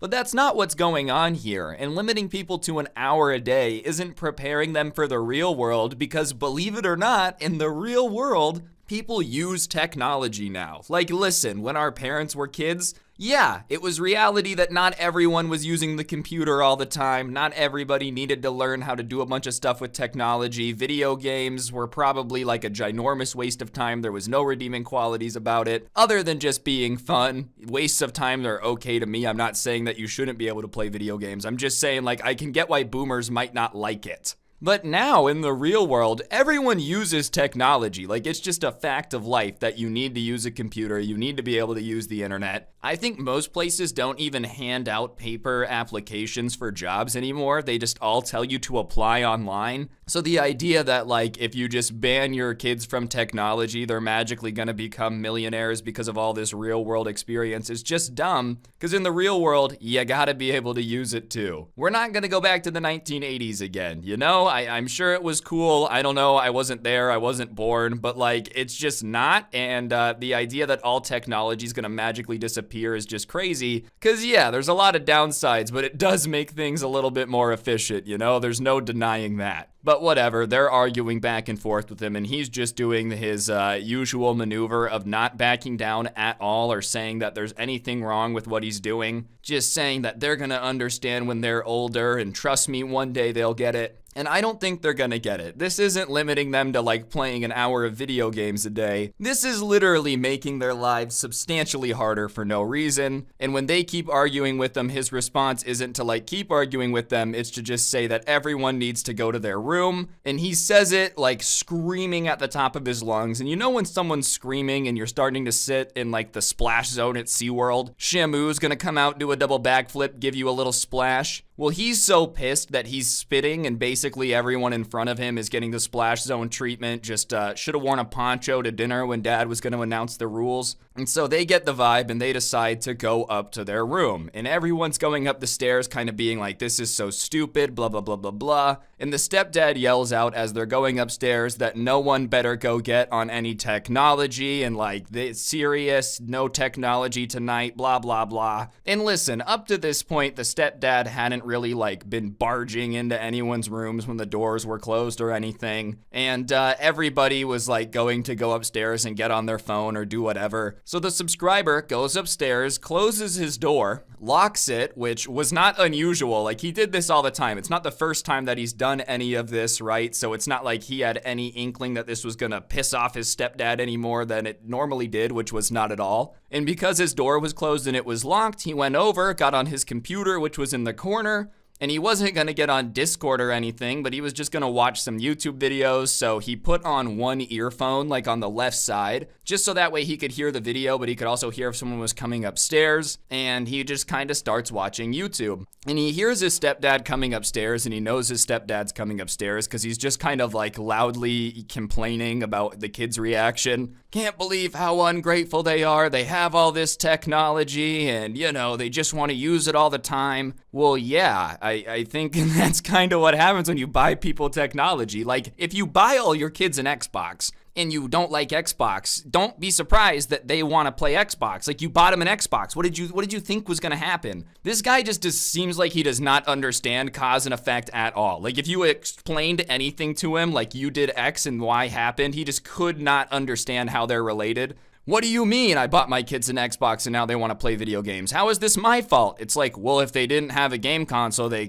couldn't be addicted to playing video games, you know? And this guy's dad and mom had bought him this PC, not his stepdad. Like, his dad and his mom had agreed to get him a computer so that way he could learn to code and all this stuff. So obviously, he had nothing to do with this kid having his computer, but he had bought all the other kids' game consoles and stuff. And whatever, he starts kind of like going from room to room and knocking on the door and being like, what are you doing? And so this kid, obviously knowing that he's going to come knock on the door and ask what he's doing, puts his computer on sleep really quick, goes and gets in his bed and opens a book and pretends like he's reading it. And so his stepdad comes, knocks on the door, and then tries the handle, and it's locked. And instead of being like, hey, come unlock the door, his stepdad, who's already raging for no reason, instantly starts freaking out and starts banging on the door, just like an angry man trying to kick in the door, the Kool-Aid man himself coming in, and is like, open this door right now, I know you're on your computer, da-da-da-da-da. And the subscriber had just forgotten he locked the door. He did it all the time. It's not like it's something he thought of. When he heard his stepdad coming, he just went to cover himself real quick. He just wasn't really thinking about the door. And so he says, sorry, I'm reading a book. And he gets up and he runs over and he unlocks the door and he opens it. And his stepdad like flings open the door. And when he flings it open, it hits the subscriber in the chest. And he's like, relax. And the stepdad gets even more pissed about that and is like, you don't tell me to relax in my own home. What I do in my home is my business. I don't know who you think you are trying to tell me to relax when I know you're up here on your computer after I just explicitly told you not to be on your computer. You're way out of line, young man. You need to respect me, blah, blah, blah. And the subscriber just says, I wasn't on my computer. And so the stepdad goes over to his computer, and unfortunately, it's just the reality of PCs. It's a little warm. He was watching a video on like 4K, and he doesn't have the sickest setup, so it's a little warm. And the dad's like, well, why is your computer warm? And he says, oh, it must have been from earlier before dinner. I was playing a game. At that point, though, his stepdad's like, well, then turn it on, like take it off sleep. And at that point, the subscriber's like, ah, crap, I'm probably screwed. Because the second he takes it off sleep, he knows it's going to pop up with a YouTube video. It's just going to be like really obvious he was on the computer. But his stepdad's insistent. He's like, you need to take it off sleep now. So he does. And sure enough, the YouTube video pops up and his stepdad starts screaming. You are such a rule breaker. I can't believe that you have no respect for the rules that I set in this household. Do you have any idea how disrespectful that is?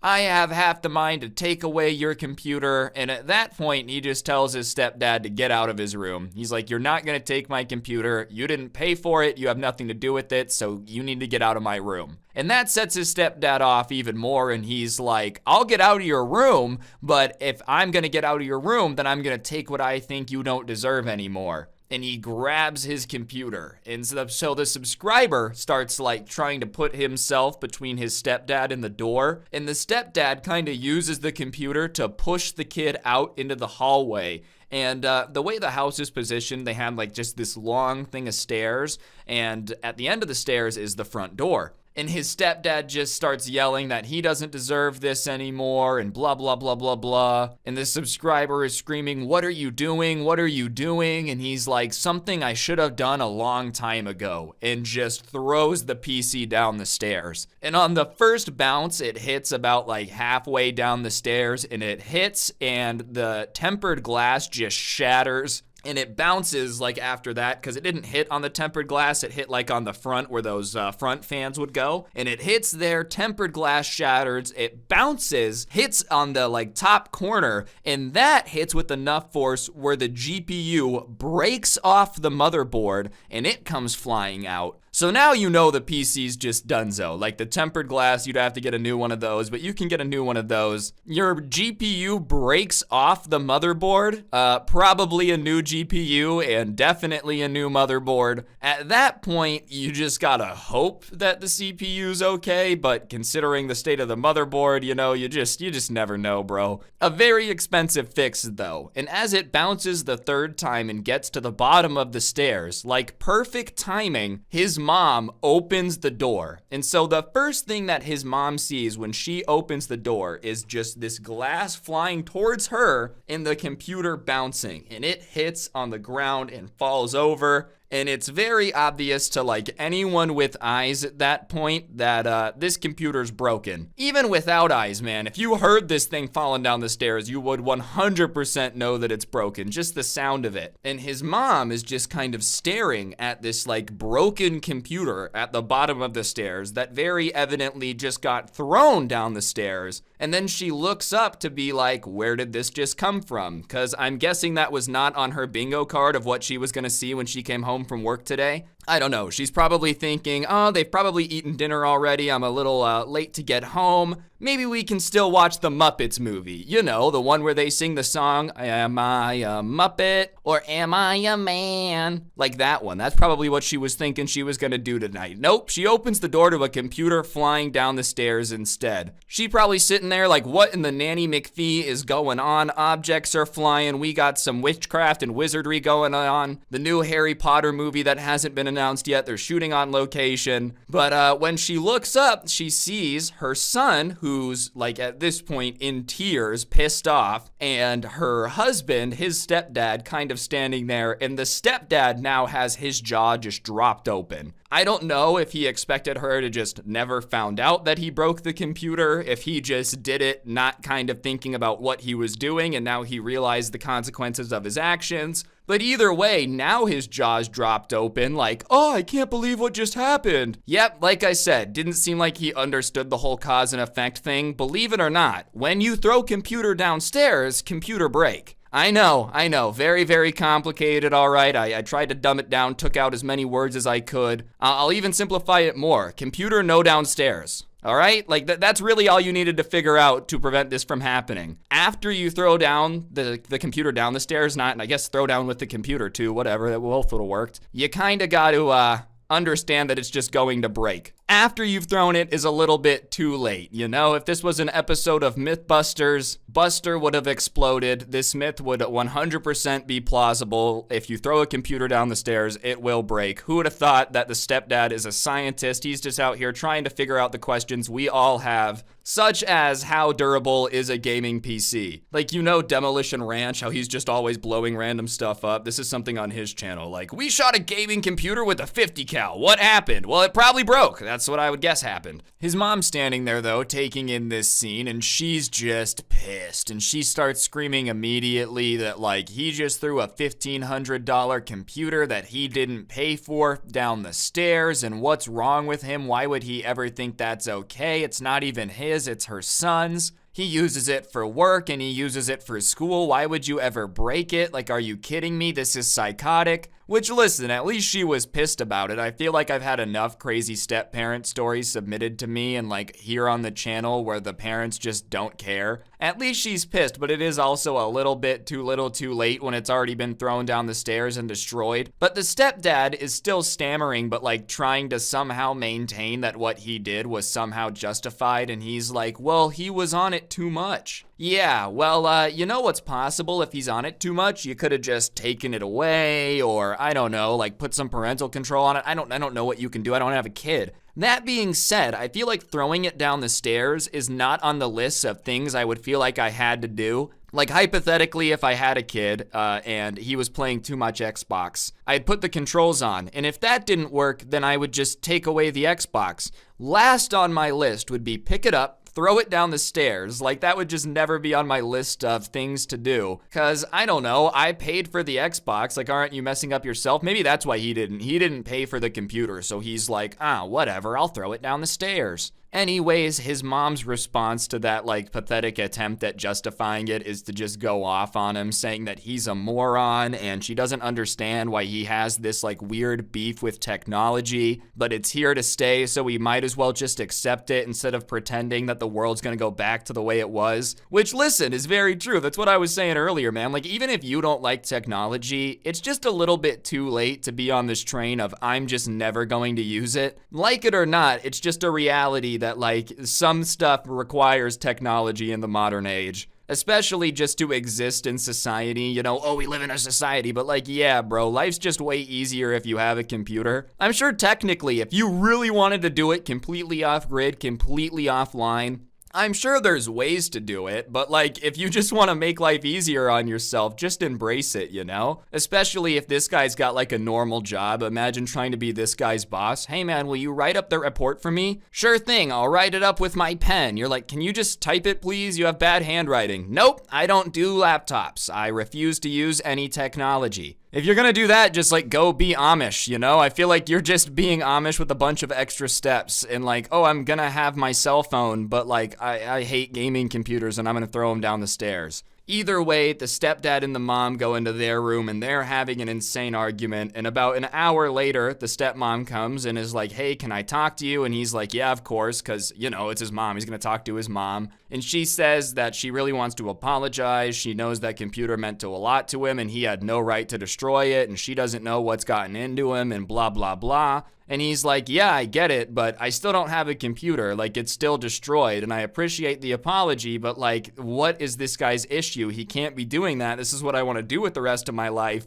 You can't just throw my stuff down the stairs all the time. Like, that's ridiculous, you know? And she says, yeah, they talked about it and he's never gonna do it again and he agreed to get you a new computer. And the kid's like, yeah, but you know, like a lot of the parts that were on that computer are old now. Like, I don't know how much it'll be to get them and da-da-da-da-da. It doesn't seem fair that he destroys my computer and then just like has to get me a replacement. I feel like he like owes me an apology as well. And she says that he is going to apologize. And she said that he will also get him any computer he wants. And at that point, you know, he's like, all right, well, my stepdad destroyed my computer. If he says he's going to get me any computer he wants, I know what I want. So he's like, all right, well, I'll pick out the parts then because I need to get it ordered so I can work on my stuff. And he goes online and he builds an absolute beast of a PC, bro. I'm talking like an i9, whatever, blah, blah, blah, 3090 Ti, just like the most overkill computer, 128 gigabytes of RAM. And he goes in and he shows his stepdad and his stepdad's like, this is so expensive. And he's like, yeah, and you could have prevented yourself having to buy this if you wouldn't have destroyed my... What's going on, guys? It's your boy Scrubby here, back again with another video. Hope you guys are having a great day. I know I am. If you guys are, then trust me, it's about to get better, because today I have a pretty good story time for you guys. Basically, one time me and my friend had to like low-key kind of stalk his dad for a bit to figure out what he did for a living, because he was acting super incredibly sketchy about what he did, and my friend really just wanted to know. So, you know, we kind of James Bonded and felt like ninjas for a bit, so I figured you guys would enjoy the story. So yeah, press the like button or no joke, no scam, you'll get visited by a ghost, and let's get into it.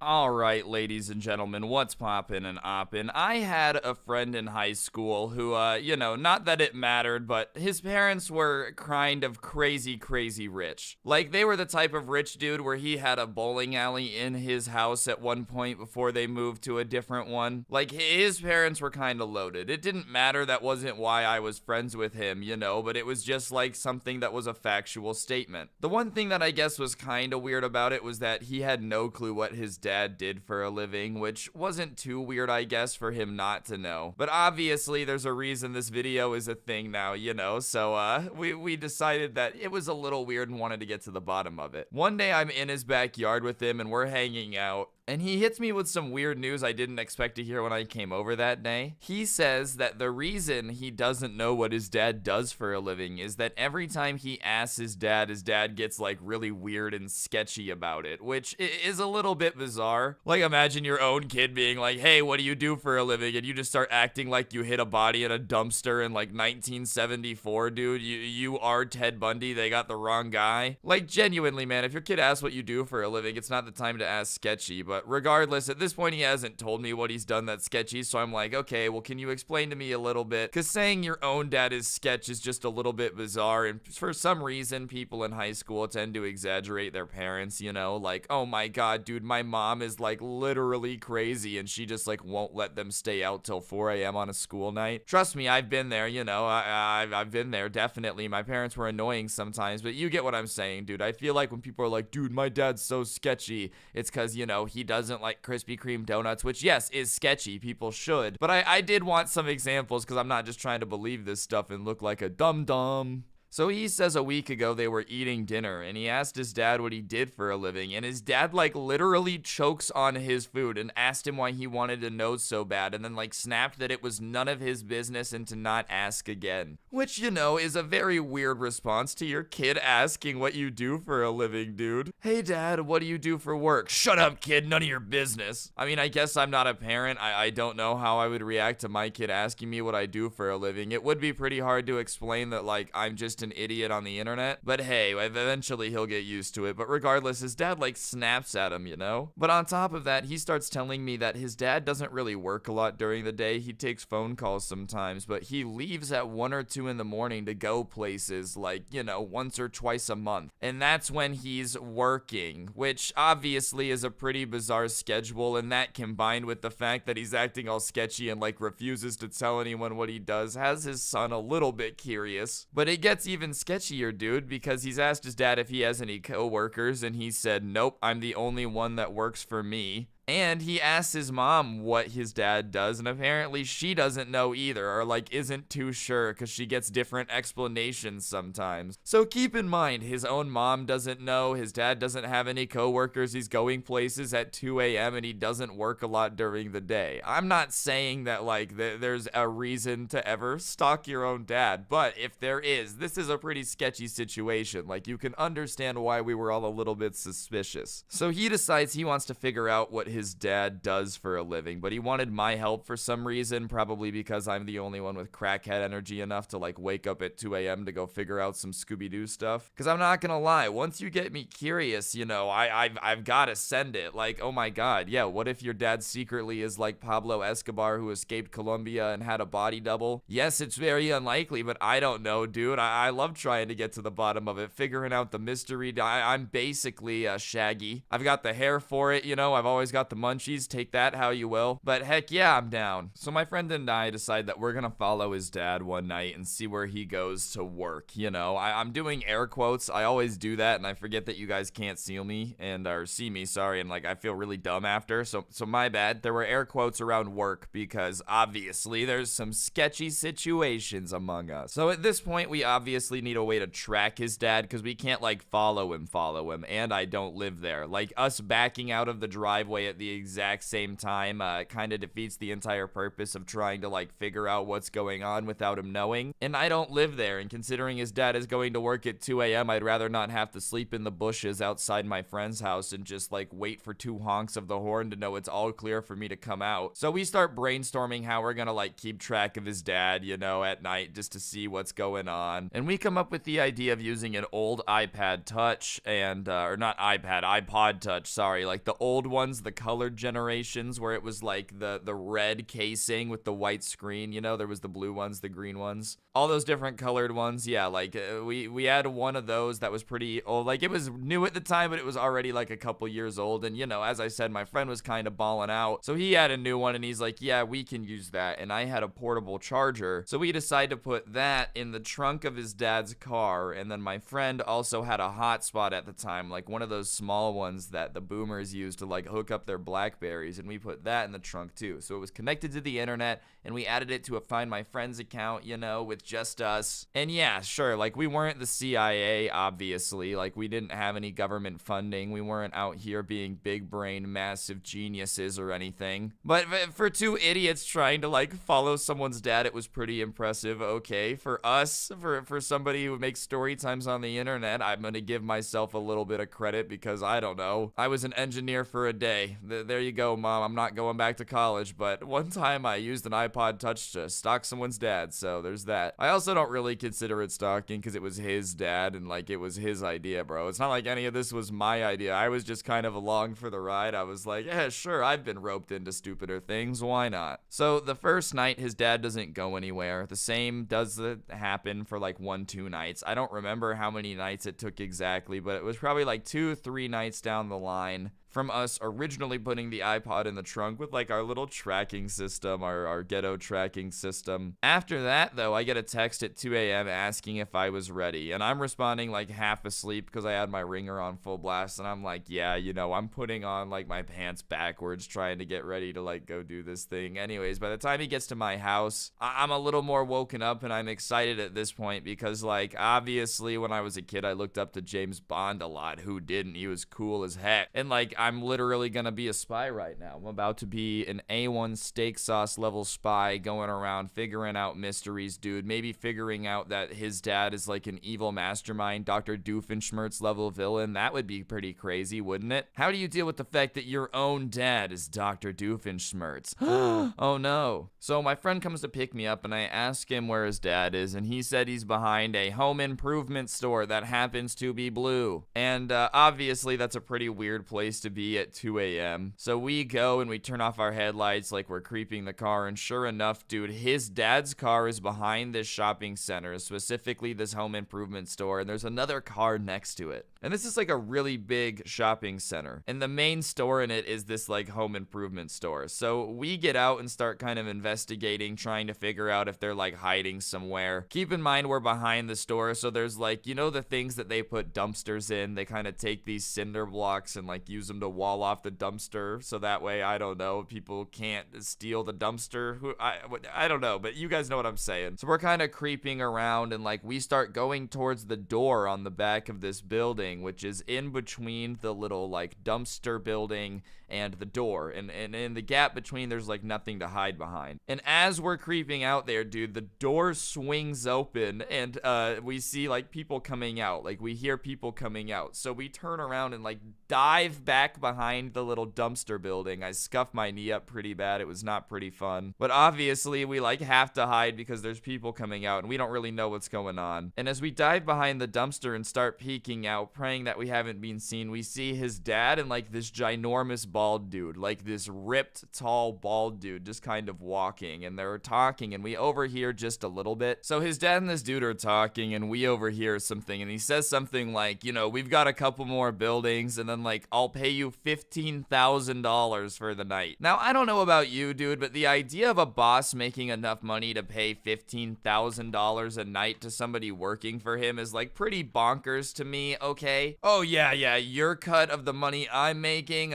15 grand, like huh? So they leave, and me and my friend get back in his car, and I ask if he recognized the other dude, and he says no. So obviously, since we're stupid and teenagers, we start like doing all these crazy conspiracy theories about it, and we really can't settle on a theory where like, well, maybe your dad's a drug dealer, maybe they launder money, maybe he's in the mafia. Like, obviously just coming up with all these crazy theories, because listen, I don't know about you, but like, come on, we don't know if it's illegal right now, but doing it secretly in the middle of the night with tons of money on the line and like getting weird about it when anybody asks about it is pretty sus behavior. At this point, we are 99% convinced that his dad has to be wrapped up in something sketchy, because he's acting sketchy, dude. And like, yeah, meeting in the back of a parking lot behind a shopping center and like creeping into the building and coming out and talking about the thousands and thousands of dollars you're making in a single night is kind of like evil villain behavior. That's how Syndrome from The Incredibles got his start, definitely. But whatever, we can't settle on a theory. They're just all kind of floating around. And obviously, at the same time, we're also getting a little bit into it because we're like riding the adrenaline high of feeling like ninjas or spies, because we had basically just successfully done like a little spying operation, tracked him down, like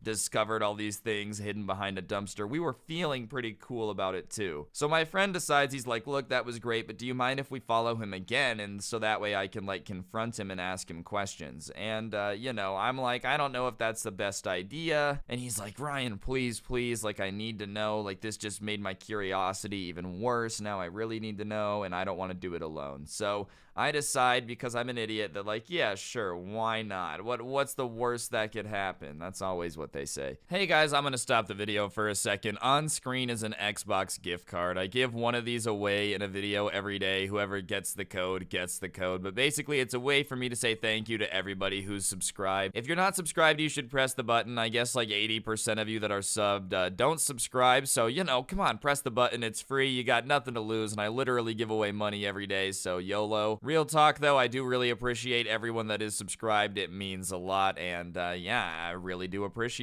it. And also, take a look at this fantastic merch, dude. Oh my god, you get that on a shirt, and I guarantee you that you'll be able to figure out what your dad does for a living. The merch link is also down below. Anyways, we commit to like following him again to, you know, figure out what's going on and turn this mystery job into reality, kind of take it out of the shadows like that Smash character that you haven't unlocked yet. You just kind of got to keep it going. Regardless, my friend starts telling everybody about his super sketchy dad because I think he just kind of, you know, wanted some attention from it, which is fine. No biggie. Like, I get it. That's why I tell stories on the internet, bro. Trust me. And as he's telling people, more and more people are like, dude, I want to come. I want to help. I want to help. And sure enough, by the end of the day, we have like 5 people that are willing to help us. So we're all talking now. And when you have 5 people kind of crafting a conspiracy theory, suddenly it's way easier to get like more and more ridiculous, dude. So we're all just kind of sitting around coming up with crazy theories about what it could possibly be. And the fact that like the dude he was with was ginormous didn't help either. Like, if I was ever gonna come up in my head with, you know,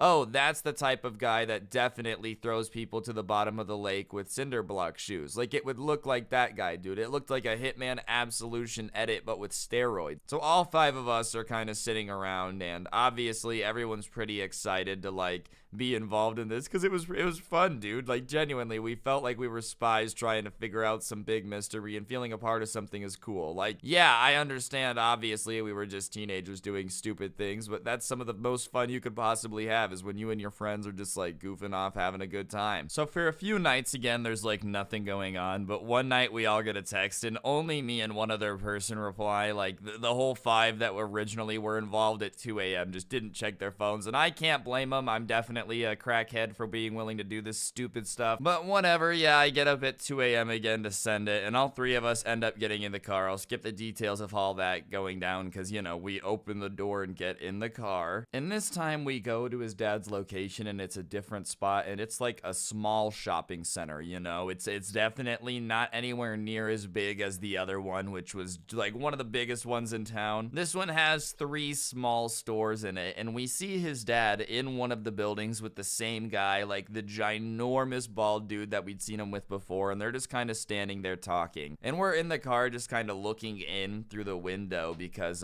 you know, we didn't really want to like get caught. And my friend decides, he's like, I'm gonna confront my dad. And I tell him, hey, I don't know if that's a good idea, but before he can listen to me or like even lets me get a sentence out of my mouth, dude, he just hops out of the car and starts like running towards the shopping center where his dad is talking to this dude. So he's just storming towards the store. So me and the other kid, wanting to help him, like hop out and run after him. So we're all going towards this super sketchy situation. I'm really hoping that his dad isn't involved in a criminal enterprise right now, because I really don't want to end up in a barrel like the first episode of Ozark. Like, I'm trying to go home and sleep tonight and go to school tomorrow. And yeah, if his dad's involved in some sketchy stuff, then like all 3 of us just walking in the middle of them doing sketchy stuff. Only one of us is his son, you know, like, yeah, he's probably safe, but what's his dad gonna do if I show up looking like, hello, sir, I have no reason to do anything here, and I have just witnessed your crime. So my friend swings open the door and storms in all mad and starts like yelling at his dad, asking for his explanation, dude. And his dad pulls out a glizzy, and I'm not talking about a hot dog, and me and the other guy like hit the ground, but my friend just keeps yelling like it's perfectly normal, as if this is just, oh yeah, another Tuesday, storming in at 2 a.m. to your dad, and he whips out the glizzy because he's like expecting you to be a robber or something. And finally, I hear his dad start yelling back like it's normal, and I'm still on the ground wondering like how the hell we got here, dude, which is probably fair enough. If there ever was a time for me to be like, how did I get here, now would be the time. Out of everything I've done, this is probably the time I was like, I should just not be here. Something about laying on the ground of like a small little shopping center at 2 a.m. while your friend and his dad are screaming at each other when you could be in bed wrapped up like going to sleep. It's just not as fun, dude, trust me. I'm still laying on the ground, and I guess his dad puts the glizzy away, and he tells us to get up, so we do. And his business partner, when we get up, looks like so confused, which definitely is fair enough. Like, imagine you're just doing business, man, and like these kids walk in. Oh, sorry, we didn't mean to interrupt your secret nighttime business with our Chuck E. Cheese birthday party where we're pretending to be spies. That's definitely our bad. Like, I can't blame them for being annoyed at our presence. And yes, we look like a bunch of idiots. Like, we run in, two of us kind of like fall to the ground, the other one's yelling at his dad. The bald guy's like, what have I done, huh? Do you know these kids? Like, should I call someone? Is this allowed? So I'm just kind of taking in the scene, and I realize that, like, obviously we are not supposed to be here. We're in the middle of a vape store, right? Which definitely is not my normal type of store. I actually don't vape. If you do, I guess power to you. It's just not my thing. We're in a vape store, man, and we're looking around. There's the bald guy who looks confused. There's me, the other kid, who definitely are terrified now because we just thought we were about to get blapped. There's my friend who's still looking pissed at his dad, and then there's his dad who looks so pissed, man. Like, he genuinely is looking like the anger emotion from Inside Out. You know, the red guy where his head is like popping off at all times? That's how angry he looks, man. And my friend is still pressing him. Like, even with this much anger on his dad's face, he's like, I want to know what you do for a living. Like, you have to tell me. I'm entitled to know, blah, blah, blah, blah, blah. And he's like really getting up in his dad's face about it. And, you know, it's not something I would do. But his dad is like, oh, you really want to know? Like, do you really want to know? And my friend is screaming yes. And his dad rolls his eyes and he starts like talking with a lot of sass in his voice, you know, like an old man who's about to make his son look very stupid levels of sass. And once your parent starts to get condescending, it's always terrifying because, you know it's about to hurt. And he starts explaining this like all pissed off, and he's saying that when I was your age, and he's pointing at his kid, I knew I wanted better, so I started saving, and when I was 25, I bought a commercial property, which for those of you who don't know what it is, it's basically a shopping center, and then like you rent the shops out to businesses to make money back on the investment. It's a pretty good investment, you know, and he says that since then he kept working really hard and kept investing and buying more and more, and now he has 15 different shopping centers and commercial developments that he owns, so he doesn't have to work, which would explain obviously the fat stacks of cash. 15 commercial properties is quite a hefty amount of bands. But beyond that, dude, it would also explain like we're always behind shopping centers or in shopping centers. It's because he owns the building the home improvement store was in, and he owns this thing with the vape shop. And at this point, we're all feeling very, very stupid for doing this, you know, all the conspiracy theories that we had been coming up with, like, obviously now look stupid, because when you hear the real explanation, it's hard to pretend that,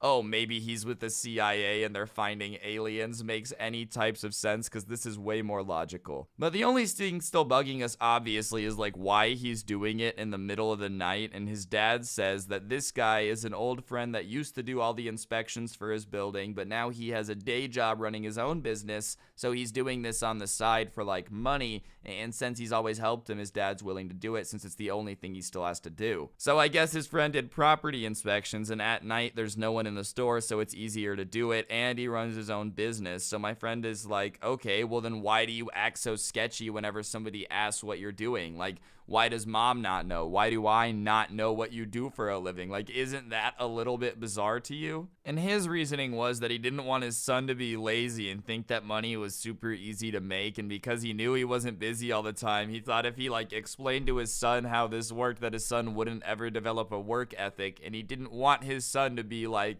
one of those rich kids that was spoiled. And you know, that's pretty admirable to me, considering how many spoiled rich kids I've bumped into throughout my life, dude. The idea of one of the parents being like, no, I don't want my kid to turn in a terrible version of everything that I once hated. Yeah, it was pretty refreshing, I'm not gonna lie. But anyways, at this point, we all feel stupid, dude. We have a huge amount of egg on our face, but whatever. I apologize, and his dad obviously like kind of forgives us, but is still pretty weird about it. And after that, you know, as much as I would love to say the story has a happy ending, like our friendship kind of ended after that just because it was super awkward to go to his house. His dad didn't really like me after that, and I can't blame him, dude. He thought somehow that I roped his son into it. Not the case, dude. Not my idea. Not my idea at all. But whatever, you know, don't cry over spilled milk. Not to mention, I did kind of get to be a spy for a bit, so that was cool, you know, +5 experience for me. But whatever, dude. Yeah, that's just kind of how we figured out that this dude's dad had a secret job and figured out what it was. I thought you guys would enjoy it. Hopefully you did. If you did, please be sure to press the like button. Let me know in the comments section down below what you thought of the video. I would appreciate it. Subscribe, turn on notifications, check out the haha merch like I mentioned earlier, link in the description. If you want something else though, you can also head on over to G Fuel, which is the ultimate gamer energy drink, and use code SCRUBBY at checkout for 10% off. It's a pretty swagtastic code. Feel free to use it. Other than that, my TikTok is @ScrubbyStories, Instagram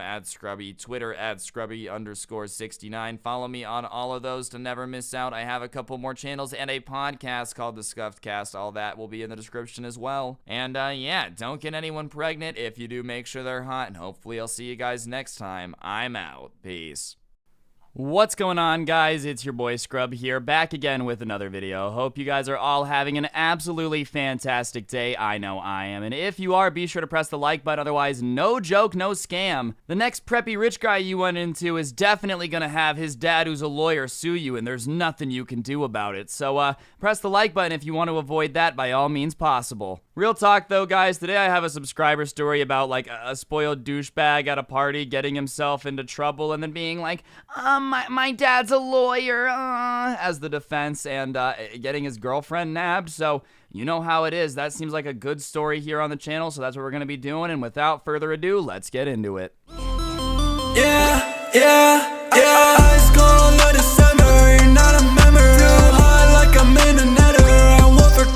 What's going on, guys? It's your boy Scrub here, and like I said, basically every now and then at a party there's some kid who like loves to talk crap, and then whenever anybody calls him out gets the my dad's a lawyer excuse. And the only problem is this time it didn't really work out that well. The person who sent me the story just witnessed this, but it's pretty funny, so I figured I had to do it. So that's what we're gonna be doing today, and let's go. So there's a party. You know how parties are, dude. They're a little bit crowded. This is pre-COVID, by the way. Don't worry. But parties get a little bit crowded. There's some music bumping on the dance floor. The dance floor is shoulder to shoulder. People are kind of having fun. It's a house party. It's not like at the club, but it is a house party that is at that point of no return where, like, it's starting to get out of control. And if it just keeps getting out of control, things are going to get worse, you know? And regardless, this guy is here with two of his friends that are also dudes. And they're just kind of standing there enjoying it, having a good time.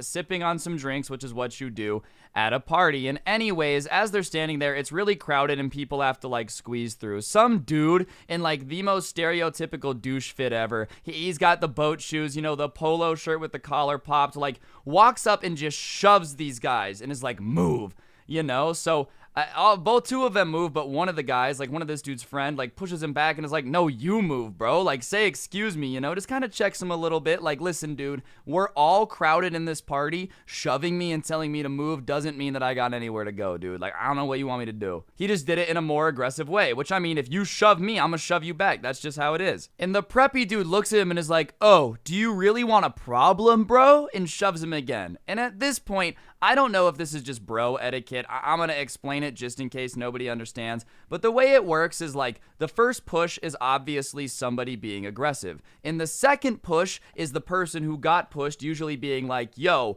don't push me. And at that point, you have two options. If you shove or like do anything from that point, you're basically asking to fight. At least I think so. Like, you each get a shove and then you either have to calm down, but if anybody makes a move after that, I feel like that's just asking somebody to fight. That's my personal opinion. That's just what I feel like the code is. And it's not like a written down code. I feel like it's just unspoken. You both get one push, and then if anybody shoves after that, there's a fight. So he's like, oh, you got another problem, and he shoves again, which is usually, you know, the, oh my gosh, we're about to fight shove. So the guy who's with the person who sent me the story, his friend, reaches back his hand to punch this dude in the face, as you do when somebody shoves you twice and is like, yeah, I want a problem, bro, and like shoves you. You know what I mean? What else are you supposed to do? And as he's leaning back his fist, dude, this guy goes, I wouldn't do that if I were you, with like this snooty little grin with his polo shirt collar popped, like honestly looking like the stereotypical bad guy from a teenage movie of every 80s film. I wouldn't do that if I were you. And the guy's like, oh yeah, why not? He goes, my dad's a lawyer, and unless you want to spend the next month in jail, I would think long and hard before you hit me. Which, like, dude, I understand if you're in a situation where some random dude at a party is trying to fight you and you're trying to de-escalate it and you're like, look, my dad's a lawyer, you don't want to fight me. But like, how are you gonna go walking around a party shoving people you don't know, and then when they're like, all right, you want a problem?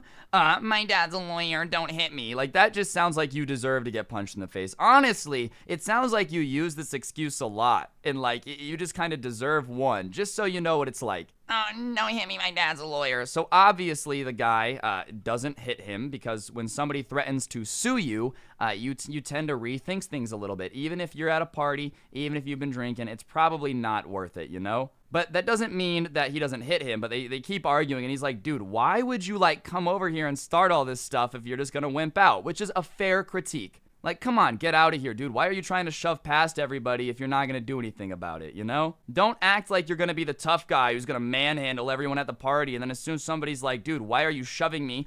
Please don't sue me, my daddy will be big upset, ooh-woo. And it's at this point that they realize that this dude's girlfriend is right behind him, and they're like, oh my gosh, she looks embarrassed. So they start trying to talk to her like, dude, you're with this dude? Like, he just walks around parties doing this, and you think it's cool? And she's like, I know, it's embarrassing. And he's like, oh, you're embarrassed of me? And she's like, yes, you always do this. You walk around starting stuff with people and then like act like it's cool that your dad's a lawyer. It just makes you look like a jerk. Like, it's not cool to just make people upset to the point they want to hit you and then be like, you can't. It's just mean.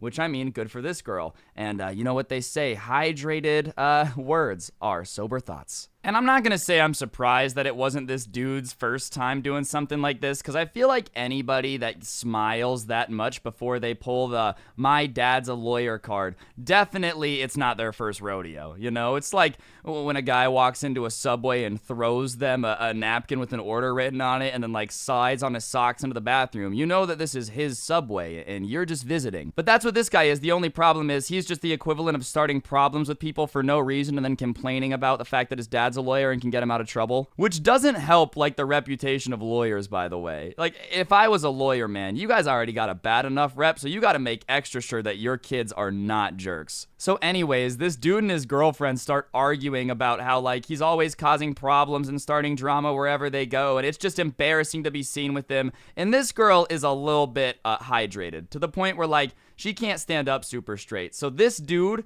like grabs his girlfriend and like pulls her close, and she like loses her balance for a second, you know? And at that point, all three of these dudes just like shove him and are like, nah, you're getting out of here, dude. You are getting out of here. Like, you don't grab somebody like that, which good for these dudes, man. If you ever see anybody like getting forceful with somebody that very obviously ain't all there, like, that's kind of your job. You don't gotta beat them, you know, but they were like not politely told him to get out of there or there were gonna be problems, you know? So whatever, the guy's like, fine, whatever, and leaves his girlfriend with these like three strangers, dude, because they were like, nah, you're clearly not a good guy. You're like trying to manhandle her at a party. Like, no, we're not letting her leave with you. And they basically like babysat this girl all night, right? This douchey, I'm gonna get my lawyer dad guy's girlfriend all night. They hung out. They ended up taking her home. And at some point during the night, they added him on Snapchat. And the next morning, you know, she like Snapchatted them like, oh, when did I add you guys? So they asked if she wanted to get breakfast. And like they meet up for breakfast, you know,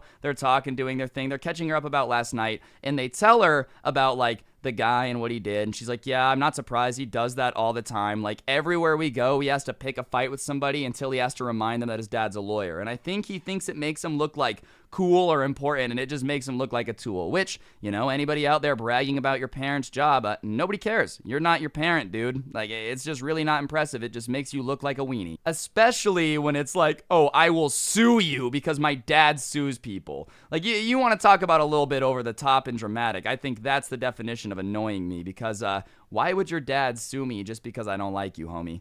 Anyways, they're at breakfast with this girl hanging out, and she's like, you guys are all so sweet for taking care of me. Like, thank you so much. You don't know how awesome it is to know that, like, there's people out there that wouldn't let that happen, you know, and they're like, of course, the right thing to do because it is. You shouldn't, like, take credit, you know, getting thanked for things that are the right thing to do. You shouldn't let a dude, like, you know, manhandle his drunk girlfriend. That's just a no-no. That's just a no-no. So they did the right thing, and the girl's like, nah, I'm done with that dude. I'm over it. And then she starts, like, flirting with the dude that her boyfriend was trying to fight, you know, and she doesn't remember the night super clear, so she just knows there was an altercation with all of them and her boyfriend. And she just happens to pick the dude who had, like, beefed with him at the party and been like, get out of here, you know, you want to fight. Like, she just happens to have a crush after breakfast on that dude. She remembered bits and pieces, but not, like, enough to know he was the one that, like, you know, was about to 1v1 the boy. And the kicker is, dude, he ended up dating the girl, man. Imagine you're at a party. You're at a party with your girlfriend, man. You start trying to flex on these kids that your dad's a lawyer and they can't fight you because you're gonna sue them. Like, oh, I'm gonna sue you guys if you fight me. You're with your girlfriend. You leave your girlfriend there like a jerk. And then the next time you ever see either of them is together. And you just know that that dude punked you at a party, made you look like a wimp, and then stole your girlfriend. That's some pretty heavy mind game stuff right there. You know what I'm saying? Like that messes with your mental, dude. That's definitely an ego check for a kid that wants to walk around and threaten people with lawsuits. Because you know what a lawsuit can't get you is anybody that likes your personality. So the fact that your girl got finessed, bro, you can't get a new girlfriend. Your dad can't sue people and make them date you, bro. So W. As PewDiePie would say, that is an absolute win. There is some sad stories, though. After reading this, I DM'd the guy and asked if they were still together. And they did sadly eventually break up, ladies and gentlemen. But the moral still stands that the douchey rich kid got his girlfriend finessed, and I think that's the W that we all needed today. Justice is right in the world. Anyways, guys, that's going to do it for the video. Hopefully you enjoyed. If you did, I really appreciate you pressing the like button. Let me know in the comment section down below what you thought, and subscribing if you're new with those notifications on. YouTube just doesn't notify people a lot, so if you could turn it on, I'd appreciate it. Other than that, if you like the intro song, a link will be down below. You're more than welcome to check it out. If not, that's cool too. Get yourself some of the OG Sub Club merch, because it is the hottest merch in the game. Undisputable fact. Don't ask me where I got that fact, just know that it's true. And yeah, use code Scrubby at the G Fuel checkout. Plugged everything that I gotta plug. Follow me on Twitter at Scrubby_69, Instagram at Scrubby. Don't get anyone pregnant, and if you do, make sure they're not a lawyer. And hopefully I'll see you guys all tomorrow with another video. I'm out. Peace. I was going to college to be a lawyer, so hopefully they're not mad at me. What's going on, guys? It's your boy Scrub here, back again with another video. Hope you guys are all having an absolutely fantastic day. I know I am. And if you are, be sure to press the like button. Otherwise, no joke, no scam. Your dad will be bought by a bratty girl. Yeah, that's right, guys. Those spoiled kids sure are crazy. And if you don't press the like button, a spoiled kid will actually buy your dad. Yes, it's very sad. Anyways, guys, as you can tell from the title and thumbnail, today we're going to be talking about a spoiled girl. This is actually a subscriber story. It got sent to me on Instagram at Scrubby by a subscriber. Big thank you to the sub. They know who they are. They asked me to keep them anonymous because they don't want the person to find out about that they told me. So I'm gonna do them a solid. But yeah, if you guys have any super crazy stories you think would do well on the channel, feel free to send them to me on Instagram at Scrubby. And yeah, without further ado, let's get into spoiled people apparently threatening to buy your dad. So I go to a school that's a little bit of a private school, right? Meaning that there's a bunch of kids that think that, you know, their dad is actually a multi-billionaire owning Amazon, like just being a James Bond villain constantly, you know? There's a lot of people in my school that are kind of bougie because that's just what comes with the territory in a private school. And for the most part, most of them are pretty chill and understanding. But there's this one group of girls that is just the most unbearable group ever. They're the type of girl that constantly reminds you that, like, their outfit costs $700. They're the group of girls that it's constantly reminding you that their dad is like a surgeon and is way better than you. The girls that are constantly reminding you that, you know, poor people just kind of like need to work harder. Just obviously just not very nice with the fact that their parents have a lot of money, and it's their parents having a lot of money. One thing that really bugs me about rich kids flexing is that, like, it's not even your money. I can almost respect when a rapper is flexing or like when an NFL player flexes, because it's like, hey,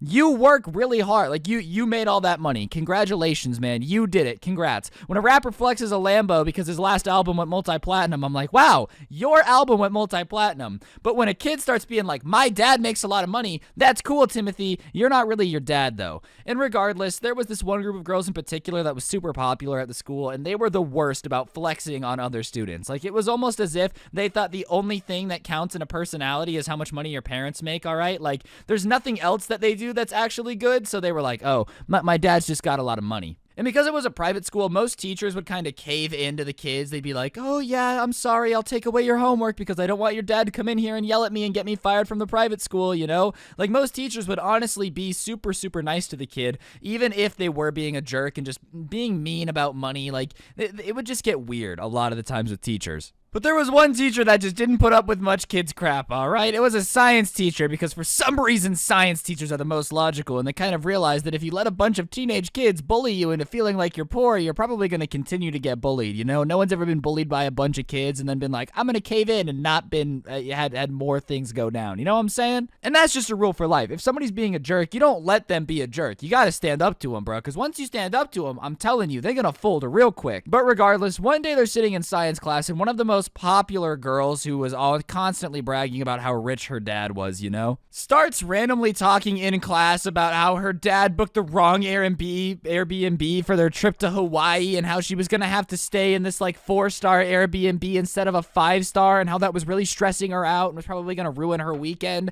as if it's just normal to take a weekend trip to Hawaii, bro. Like, oh, it's Friday, going to Hawaii. Hate having to fly commercial. Wish we had the private jet. Like, and this is in science class, mind you. This isn't at lunch where she's like talking to her friends and not. Like, she interrupted the class to tell everyone that her dad is stupid because he only got them a 4-star Airbnb for their weekend trip to Hawaii, as if that's just something everybody does. Like, ugh, I hate when my dad ruins our Airbnb reservations for our trip to Hawaii. Is that even a real thing? Like, you can be mad about going to Hawaii? Is that possible? Bro, this girl's ruining the whole luau, man. I don't want her to get a lay at all. If she pulls up to the luau, I'm leaving, dude, because what's she gonna do? Complain that there's not 3 pigs for her to eat? And the teacher goes, nobody cares. Like, he says nobody cares, which is the best response possible. You know, most teachers in this school were used to like, oh, that is so sad. I'm so sorry that your father booked the wrong hotel, but can you please not interrupt my class? And this guy was like, yeah, nobody cares. Like, literally nobody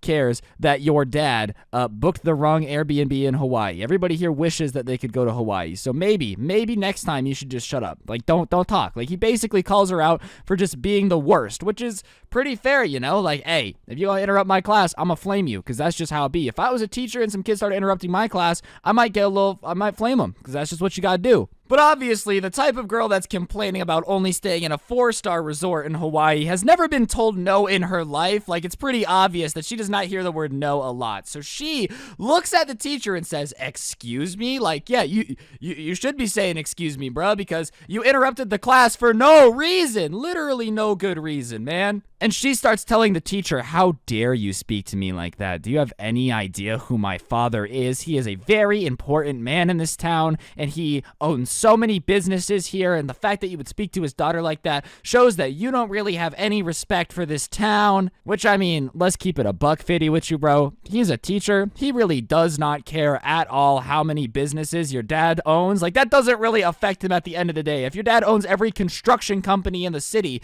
it doesn't matter to the school teacher, bro. He's not buying 900 pounds of concrete a week. And so the teacher says, I don't care, which is a fair answer. I don't care how important your dad is. Please stop interrupting my class. He basically says, okay, that's cool. I'm glad your dad owns a lot of companies. That doesn't mean that you can interrupt my science class. It's an inappropriate time to talk about your trip to Hawaii. Like, it just doesn't matter. It doesn't matter what your trip to Hawaii is going to be like because you're interrupting my class. Can you just wait? And the girl is basically like, you don't get to tell me what I can and can't talk about. And the teacher is like, no, actually, that's exactly what my job is to tell you what you can and can't talk about because it's my classroom. And I'm supposed to be teaching you science, so please stop interrupting the class. And at this point, the girl has been like, had her ego bruised, so now she's trying to win the fight just to prove that like the teacher can't talk back to her that way because she's embarrassed that she got called out. So she stands up and screams, you need to apologize to me right now or I will call my father down to the school to yell at you, which is a really weird threat to give an adult. Like, if you don't apologize to me for me being a jerk, then I'm gonna call my dad to come yell at you. It's just a really weird punishment punishment. Like, imagine when someone was being mean to you in school, you were like, yeah, well, I'll have my mom come yell at you. Like, all right, Jeremy, I'm not really picking up what you're putting down. Like, I'm really not understanding the punishment here. Your parents are gonna yell at me, and somehow that's supposed to scare me into being nice to you, huh? Does any of this make any sense at all? So the teacher, with the threat of apparently getting yelled at by a dad that's not his own, doesn't respond, and he's just kind of like, okay, well then you're leaving my classroom. You're more than welcome to go to the principal's office and explain to them what's going on here. And the girl loses it. She gets up and goes, my dad could buy you. You're worthless. You're just a dumb teacher. I don't know who you think you are to talk to me like this, but my dad could buy you. He's so wealthy that the fact that you would even dare disrespect me shows that you have obviously no regard for this school or its inhabitants. Like, just being an absolute jerk, right? Starts bragging about how, you know, my dad could buy you. And obviously the entire class at this point is getting dramatically uncomfortable, okay? Because it's one thing when somebody's fighting with a teacher, but the second that a student starts telling a teacher that they're worthless and that their worth could be bought by their father, you know, things get a little bit more awkward. It's not every day that you're seeing, you know, a 17-year-old girl screaming at a grown man, my dad could buy you. And she just keeps repeatedly screaming, I'm gonna buy you, my dad could buy you, you're fired, there's no way this school is gonna let you stay. And the teacher, cool as a cucumber, looks at her and goes, honestly, if I was bought by your father, I think I'd end it all, because that would still be more bearable than having to listen to your screeching all day. And the entire class is just like, oh my god, no, you just got roasted. And the girl is just beat red embarrassed, and she's like, whatever, I'm done with this class, and grabs her stuff and walks out of the class, right? So she leaves the class, and the rest of the class is kind of silent, and the teacher goes, well, that was entertaining. Let's get back to the lesson, and goes back to teaching the lesson, right? So that day, everything is fine, no big deal. But I guess the girl did tell her dad, because a couple days later, this story comes out of the office. Somebody in the office had snitched on it. Apparently, the dad had come in, called the teacher into his office, and profusely apologized for his daughter's behavior. Because when she had told him what happened, he wanted the whole story, asked a couple of her friends, and found out that she was threatening the teacher by saying, my dad's gonna buy you. And the dad was like, my daughter was not supposed to be raised like that. I'm so sorry for her foul behavior. That's disgusting. Like, it was super apologetic to the teacher, bruh. So the girl ended up getting in more trouble, which is pretty fair. Like, I feel like it's good on the dad to finally, you know, tell his daughter, like, it's not cool to flex the fact that I have money on everybody else, and no, I'm not gonna buy your teacher because you interrupted the class. Like, sorry, Janice, all right? I guess you'll have to chillax with the rich spoiledness for a little bit. Nothing I can do about it. And the girl was absolutely embarrassed, which she should be, dude. Like, I'm sorry. Teachers already deal with so much crap all day. The last thing they need to do is get threatened by a spoiled girl that's like,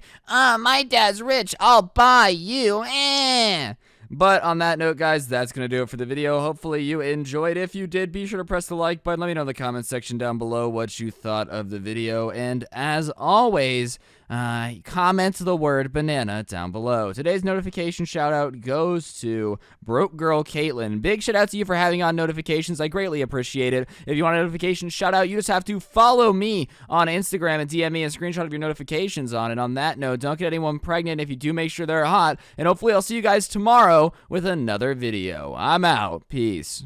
What's going on, guys? It's your boy Scrub here, back again with another video. Hope you guys are having a great day. I know I am, and today, ladies and gentlemen, I've got quite the story time for y'all.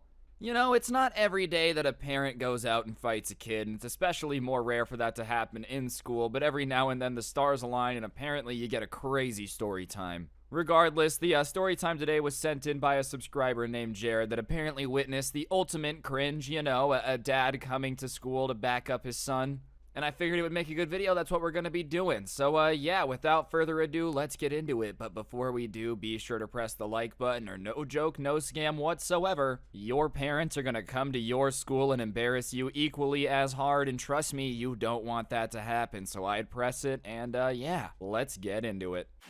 Nice rack in her ass Brazilian. Just turned 21, but my bank's a million, swear. Alright, so I'm pretty sure everybody has had a stupid argument in middle school or something about, like, my dad can beat up your dad, you know what I mean? But honestly, I didn't think most people ever turned that into, like, my dad can beat you up. I thought that was especially obvious. I mean, obviously I'm an adult now, but like, yeah, back in the day, dude, your dad probably could beat me up because, you know, I was a child, like if someone ever used this line. Anyways, I guess some people take it a little bit too far. I'm gonna introduce some characters real quick that you gotta know. The kid that ends up calling his dad like a little baby and like, oh, dad, come to school and fight everybody. His name is Edward because, you know, that's his name. And as for his dad name, I'm gonna refer to him exclusively as Baldy Jones because I just feel like that sets the tone incredibly well. So, Edward and Baldy Jones, the bad guys.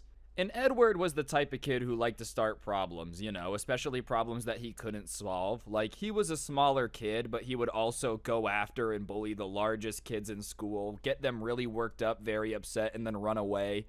And as he's running away, his favorite thing to do would be, like, play the victim, pretend that they were coming after him for no reason to get them in trouble. He was like one of those kids. He just liked to, start problems that he couldn't necessarily handle. And one day, you know, there was one event that he was just insanely jealous of. Basically, it was near the end of the school year and they were doing one of those things where, like, you know, oh, we're gonna have an assembly and all the kids that were really smart and worked hard are gonna get an award. I don't know, like, if other schools had those too. I knew what he was talking about, dude. Like the AB Honor Roll Awards at the end of the year. And listen, it was going to be a whole assembly. It was going to be this big thing. And, you know, the people that were getting this award, their parents were going to be there. And it was going to be one of those events where the principal gets up and is like, these kids are incredible. I wish everyone would try this hard in school. The future wouldn't scare me so much if kids all acted like these kids. Like, whatever, just parent, blah, blah, blah. And I don't think anyone really likes those assemblies. No one likes sitting in a room full of their peers to celebrate academics or whatever. But the one thing is, like, you just don't destroy it. And as I said, for whatever reason, Edward was just insanely jealous about this event because he didn't win the award. You know, he had been apparently really trying to get an award and he didn't win one and he thought the school had cheated him out of it. So instead of just kind of being like, oh well, I have to sit in this assembly, it is what it is, the entire day before they go, he's just talking about how anti this assembly he is.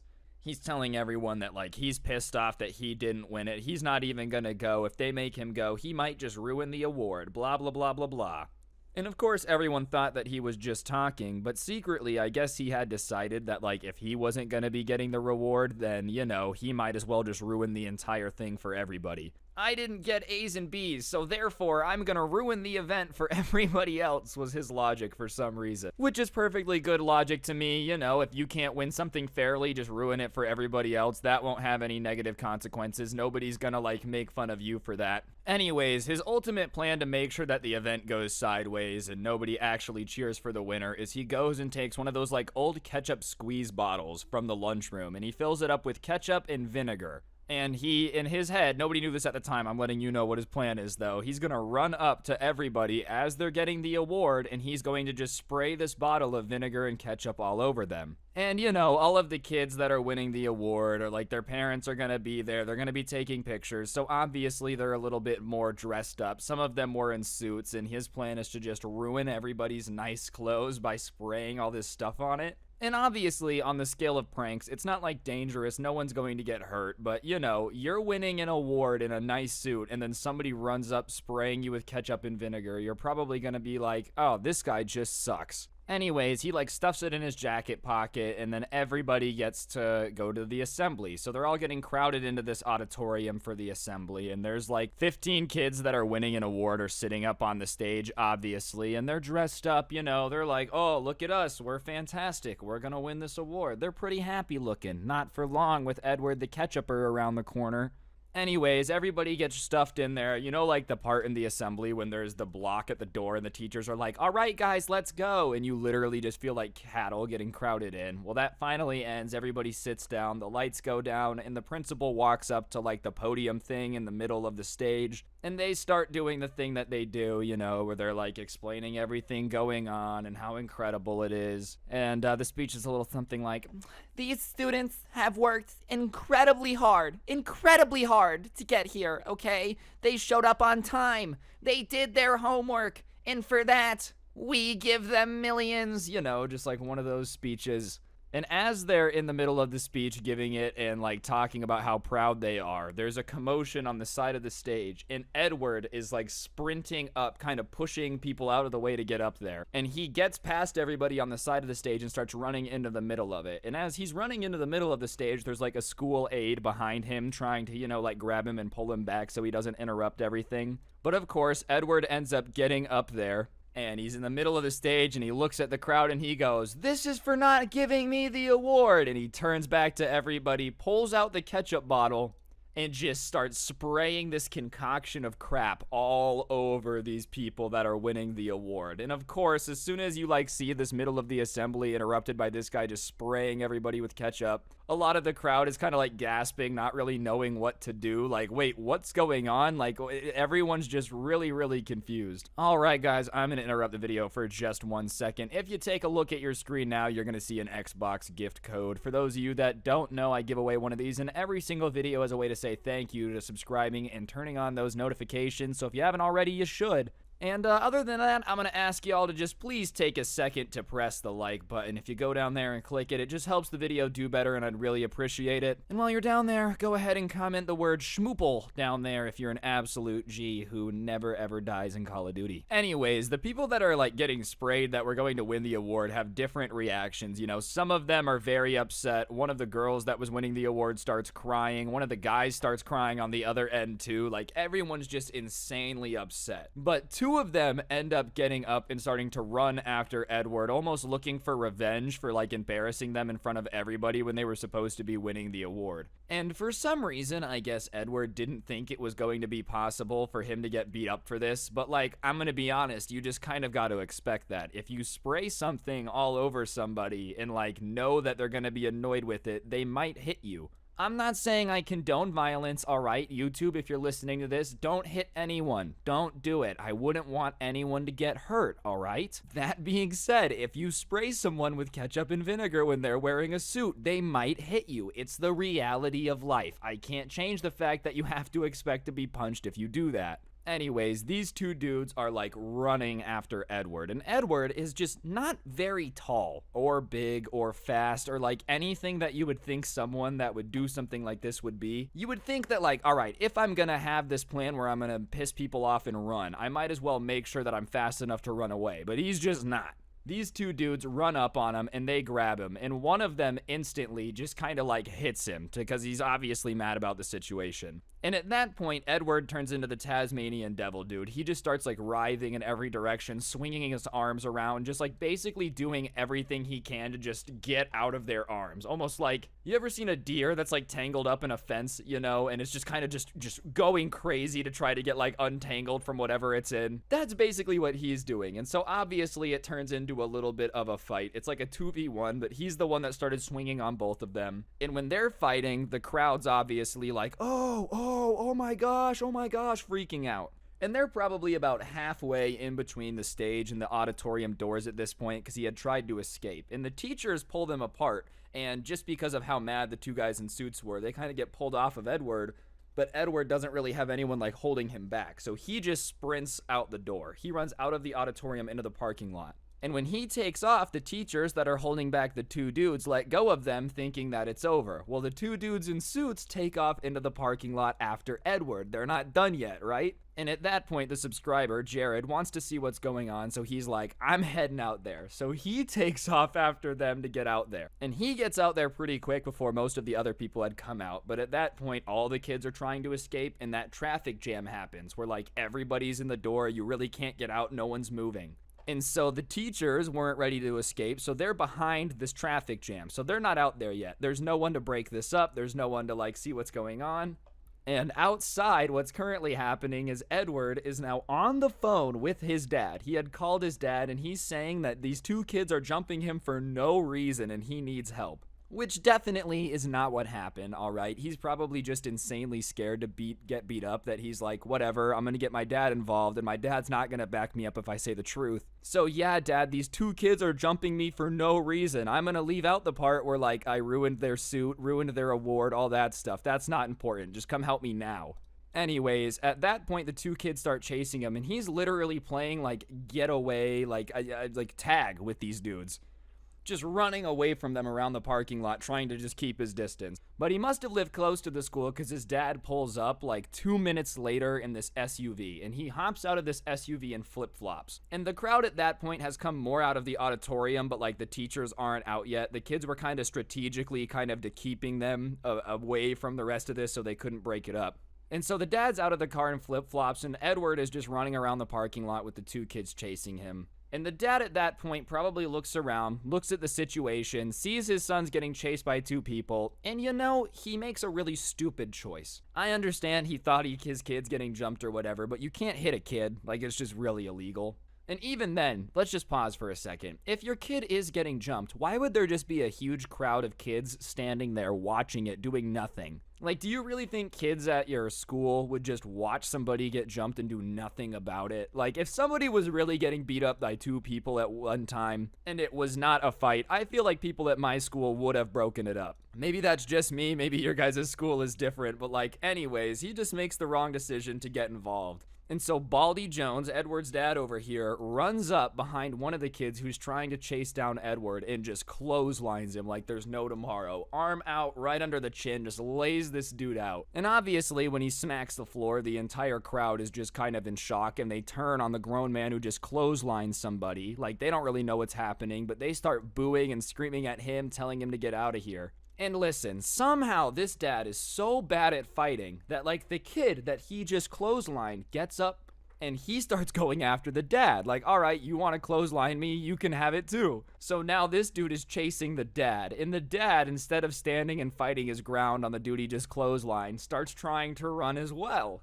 And maybe it's just a family thing, like in that family, if someone's coming at you, you just sprint the other direction as fast as humanly possible. But keep in mind that he hopped out of the SUV in flip-flops. So he's trying to run away from this dude, but he doesn't get very far because he's in flip-flops, and those aren't known for their like iconic speed boosting abilities. If anything, it just makes running even more embarrassing because there's no way to run in flip-flops and look cool. Like, just the way you kind of have to angle your foot to keep it in the shoe, like you're not looking cool running away from anything in flip-flops. And not to mention, on top of like looking weird running in flip-flops, it also is just the most embarrassing soundtrack to your escape. Like whap whap whap whap whap. Like that's what you sound like as you're trying to run away from somebody that's like beating you up. Oh no, where did he go? We'll never be able to find him. Wait guys, be quiet.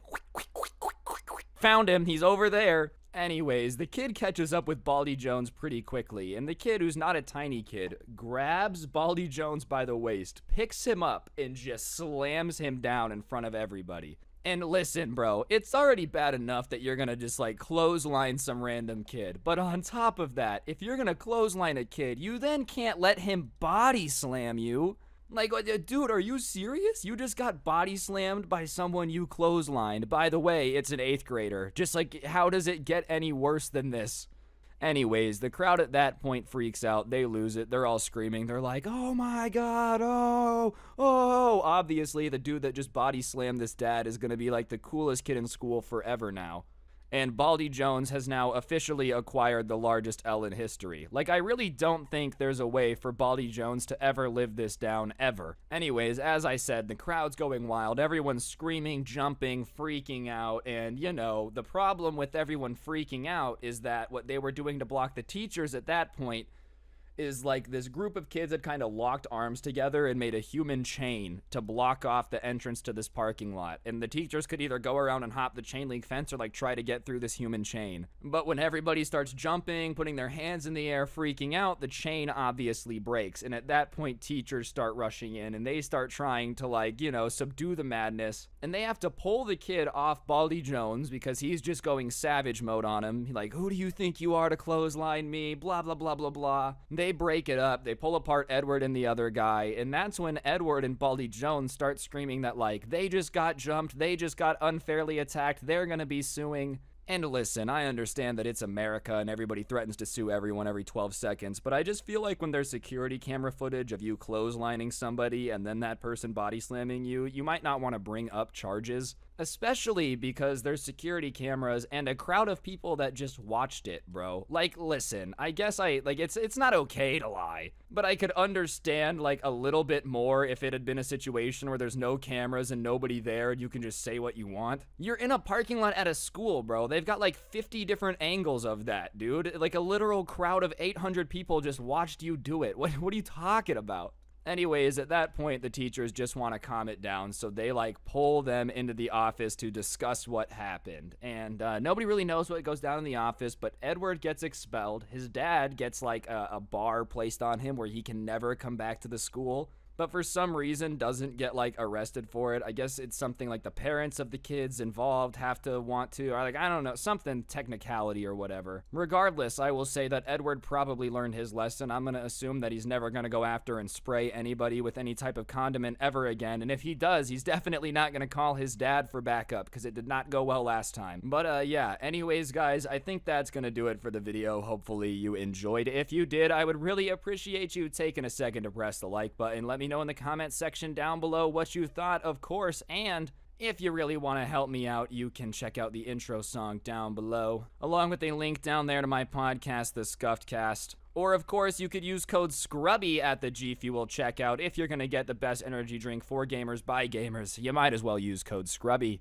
And last but certainly not least, as we all know, October is upon us, which means Halloween is coming up. And if you take a look at your screen now, you'll see the coolest Halloween merch to ever exist in the history of the planet, which can be yours with a trip down to the description. But yeah, on that note, guys, I think that'll do it. Don't get anyone pregnant. If you do, make sure they're hot, and hopefully I'll see you guys next time. I'm out. Peace. What's going on, guys? It's your boy Scrubby here, back again with another video. Hope you guys are having a great day. I know I am. And today I've got a story that was actually told to me by my little brother about a time that a dad ended up throwing hands with a kid on a field trip. Yeah, that's right, ladies and gentlemen. Apparently, Floyd Mayweather versus Logan Paul was the second coolest fight that went down. Because we all know that dads just losing it on kids is something worth a story time. Regardless, before we get into it, be sure to press the like button. Otherwise, no joke, no scam, you're gonna have to fight a grown man on your next field trip. And you don't want that to happen, so press the like button and let's get into it.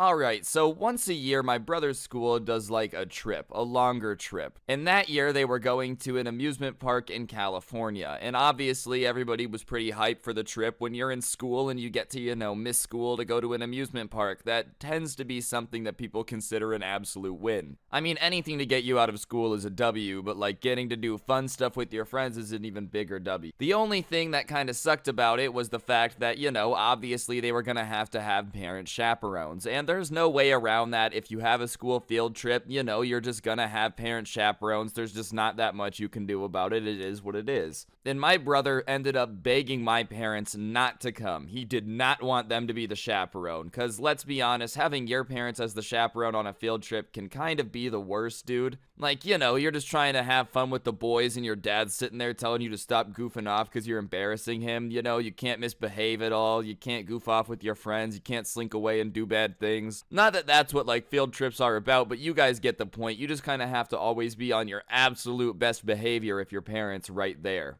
And, you know, my parents agree not to come as long as one of my brother's friends' parents go, and he ends up in a group with just his friends and one of their parents. It was one of the more chill parents of his friend group, too, so he was really, really excited. But there was one kid, though, in his grade named Mike, who ended up bringing his dad. And Mike, you know, he wasn't bullied or picked on or anything, but he ended up just starting a lot of crap. He was just always feuding with somebody for something. You know the guy who was just always involved in some type of drama for some reason? He was exactly that kid. Like, he was the one who was just always involved in some sort of drama, you know. And because of that, he didn't really have anyone who wanted to be in his group, so he ended up kind of just getting like the random collection of kids who didn't have a group either, who just got put with him because he had a parent chaperone, you know. So there was not really an incentive for them to get along. They didn't really know each other.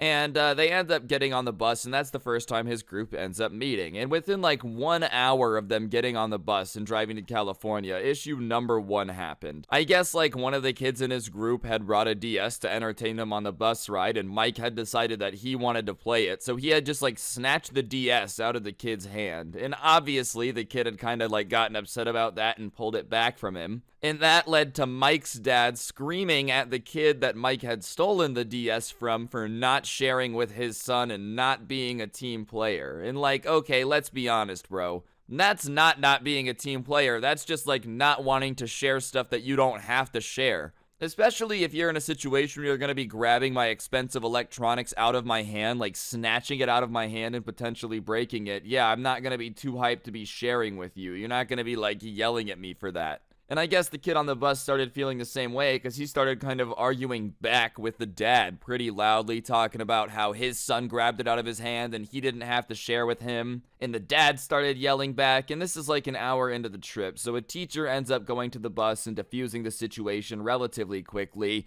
But at that point, everyone kind of becomes aware of the vibe of Mike and his dad. You know, Mike's gonna do a bunch of really stupid stuff, and his dad's just kind of gonna sit there and be like, don't be mean to my son. You know, that's just the way it's gonna be. There's nothing anyone's gonna be able to do about it. Anyways, they end up getting there, and they have a half day that afternoon at the park, and, you know, my brother's having a great time running around in the amusement park, but while they're there, they're kind of hearing rumors about other groups and what's going on. And apparently, Mike and his dad were, like, being insanely bossy to their group. They weren't even riding any rides that, like, people wanted to go on. They basically were just doing what Mike wanted, and if anyone else wanted to do anything, it was just no and just shut up. Yeah, you know, like if a kid was like, hey man, I kind of want some cotton candy, they'd be like, nope, cotton candy's stupid, we're not getting that, we're gonna go ride this baby ride, you know, that's just what it was. So my brother and his friends are having a great time riding all the rides they want to ride, goofing off, having a fun old time, whereas that other group, bro, they looked like a bunch of emo kids in a Hot Topic at the mall, dude, just like, ugh, I hate my life, because, you know, they weren't actually doing anything that they wanted to do, they were just following this dude and his dad around, getting yelled at. That night, all the kids were like back at the hotel hanging out, and Mike's group was kind of like broken away from them, and they were just complaining about him and his dad, talking about like how ridiculous it was that, you know, someone was being so bossy and like only listening to this son. They had paid to come on this trip and they hadn't gotten to do anything they wanted to do. And while yes, it's talking crap, like in my opinion, bro, that's just more venting. I think anyone would be frustrated if they were in that situation where like you paid good money to go on this trip, got put with this dude who didn't let you do anything you wanted to do and yelled at you anytime you wanted to have fun. I think anyone would just be frustrated. So whatever, they were kind of venting pretty loudly with a bunch of people around, and that's not always the best decision, especially in these situations, because there's always someone that's willing to like go cry to a teacher to try to look good, and I guess someone decided to snitch on them like an absolute Weenie Hut Jr. type of guy. Weenie Hut Juniors is not where you want to be, because the next day, you know, the comm on the bus, which is usually pretty chill on the way to the morning, is broken from the back by somebody yelling like, you know, don't talk crap about me. You know, Mike's grown dad, who's probably like a 45-year-old man, is just yelling at these kids because they were quote unquote talking crap about him yesterday at the hotel, dude. And like, you know, sure, they might have been, but listen, you're a 45-year-old man. These are like 13, 14-year-old kids. If they're talking crap about you, it's okay, dude. Like, it's not gonna be the end of the world. You don't really need to call them out in front of everybody, especially this early in the morning. Like, it's gonna be alright, dude. I promise you, your job's not gonna fire you because these 9th graders didn't like you. Like, I pinky promise that's not gonna happen. You know, if you're a 45-year-old and a 14-year-old doesn't like you, I promise you it's okay. And if your wife leaves you because of that, it was over anyways, dog. But apparently it was not okay with this old man, dude. But the kids weren't backing down. Like, usually in this situation, when an adult is screaming at you, like, why did you talk crap about me? The kids are like, oh, I didn't. You know, they're scared. But these kids had had enough. They'd been bossed around all day yesterday at the amusement park, and they were just not down for another day of it. Because they're like, dude, you just suck. You know what I mean? Like, you and your boring son just suck. It is what it is. And at that point, the entire bus is listening, but they're doing that thing like when you're in school and you're trying to look like you're not listening so it keeps going, but you're definitely like eavesdropping super hard, you know? Nobody knows who says it, but after that gets said, Mike's dad is just done and absolute chaos ends up breaking out, dude. Apparently saying that you suck, you and your boring son suck, yeah, that's too far. That's where the line is for Mike's dad to just start swinging. Alright guys, I'm gonna interrupt the video for just 1 second. On screen now is a Roblox gift card. For those of you that don't know, I give away a gift card in every single video here on this channel as a way to say thank you to everyone who's subscribed with notifications on. So, if you haven't already subscribed, turn on those notifications. I really appreciate it. And if you already do that, then thank you. You're an absolute unit and you support the channel a bunch and I can't thank you enough. And you're a god. Appreciate it a bunch, and I'll shut up now and get back to the video. Thanks. Either way, after that comment, Mike's dad ends up grabbing one of them by like the collar of their shirt and lifting him out of the bus seat, dude, which has got to be pretty scary. Obviously, talking crap is talking crap, but when the grown man who's like not supposed to be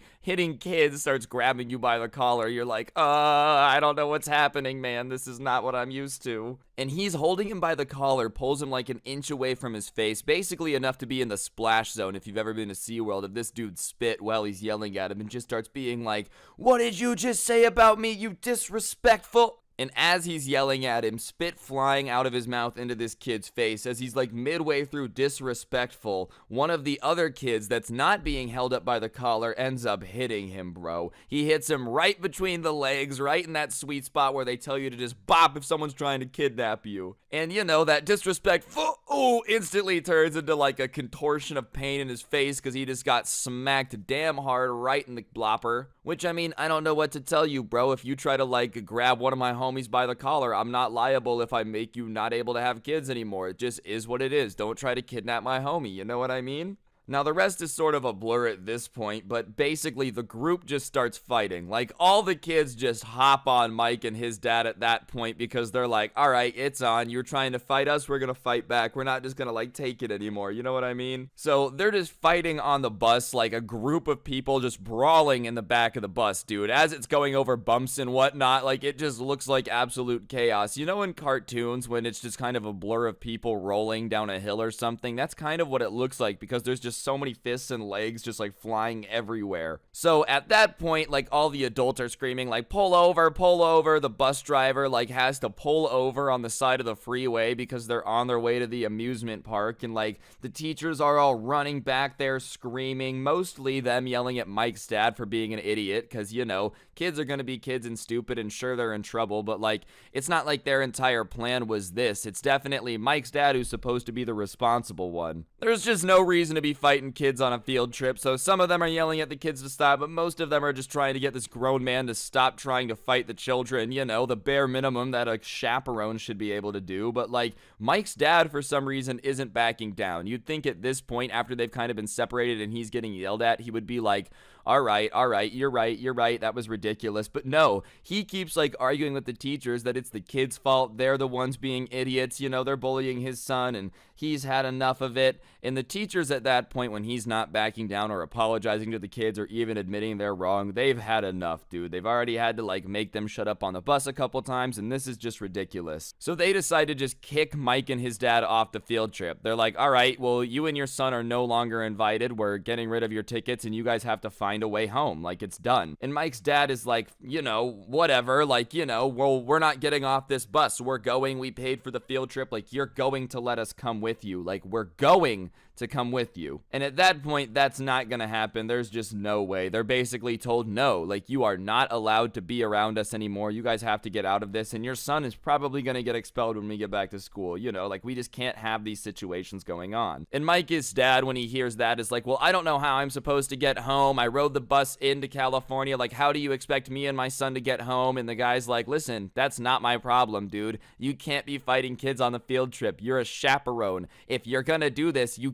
can't be here. Like, I can't have you on this bus now. It's not gonna happen. You guys have to find a way home, and that's just not my problem. I don't know what to tell you. Which, good to the teacher for standing his ground, and I'm gonna be honest, yeah, it's just not his problem. This all could have been avoided if you didn't try to fight a group of children, dog. You're 45 years old. Obviously, you had an advantage in this, and you still managed to lose. After that, they kind of slunked away. They got in an Uber and went somewhere. Maybe they Ubered back. Who really knows? But the teachers kind of got back on the bus. They go back to the kids that have the fight. They got screamed at, obviously, put into new groups, like, separate from each other. And they got in a bunch of trouble, but they didn't end up getting kicked off the field trip. I think the teachers kind of understood that it was probably better to let them continue, considering that they were going to have to explain to their parents that their parent chaperone tried to fight them, you know. It's not like they knew that the dad was crazy either and was going to, like, grab them by the collar and try to fight them. No one really expects that from their chaperone. It's not a common sense move for someone to just be doing that on a field trip. The class ended up still going to the amusement park, and,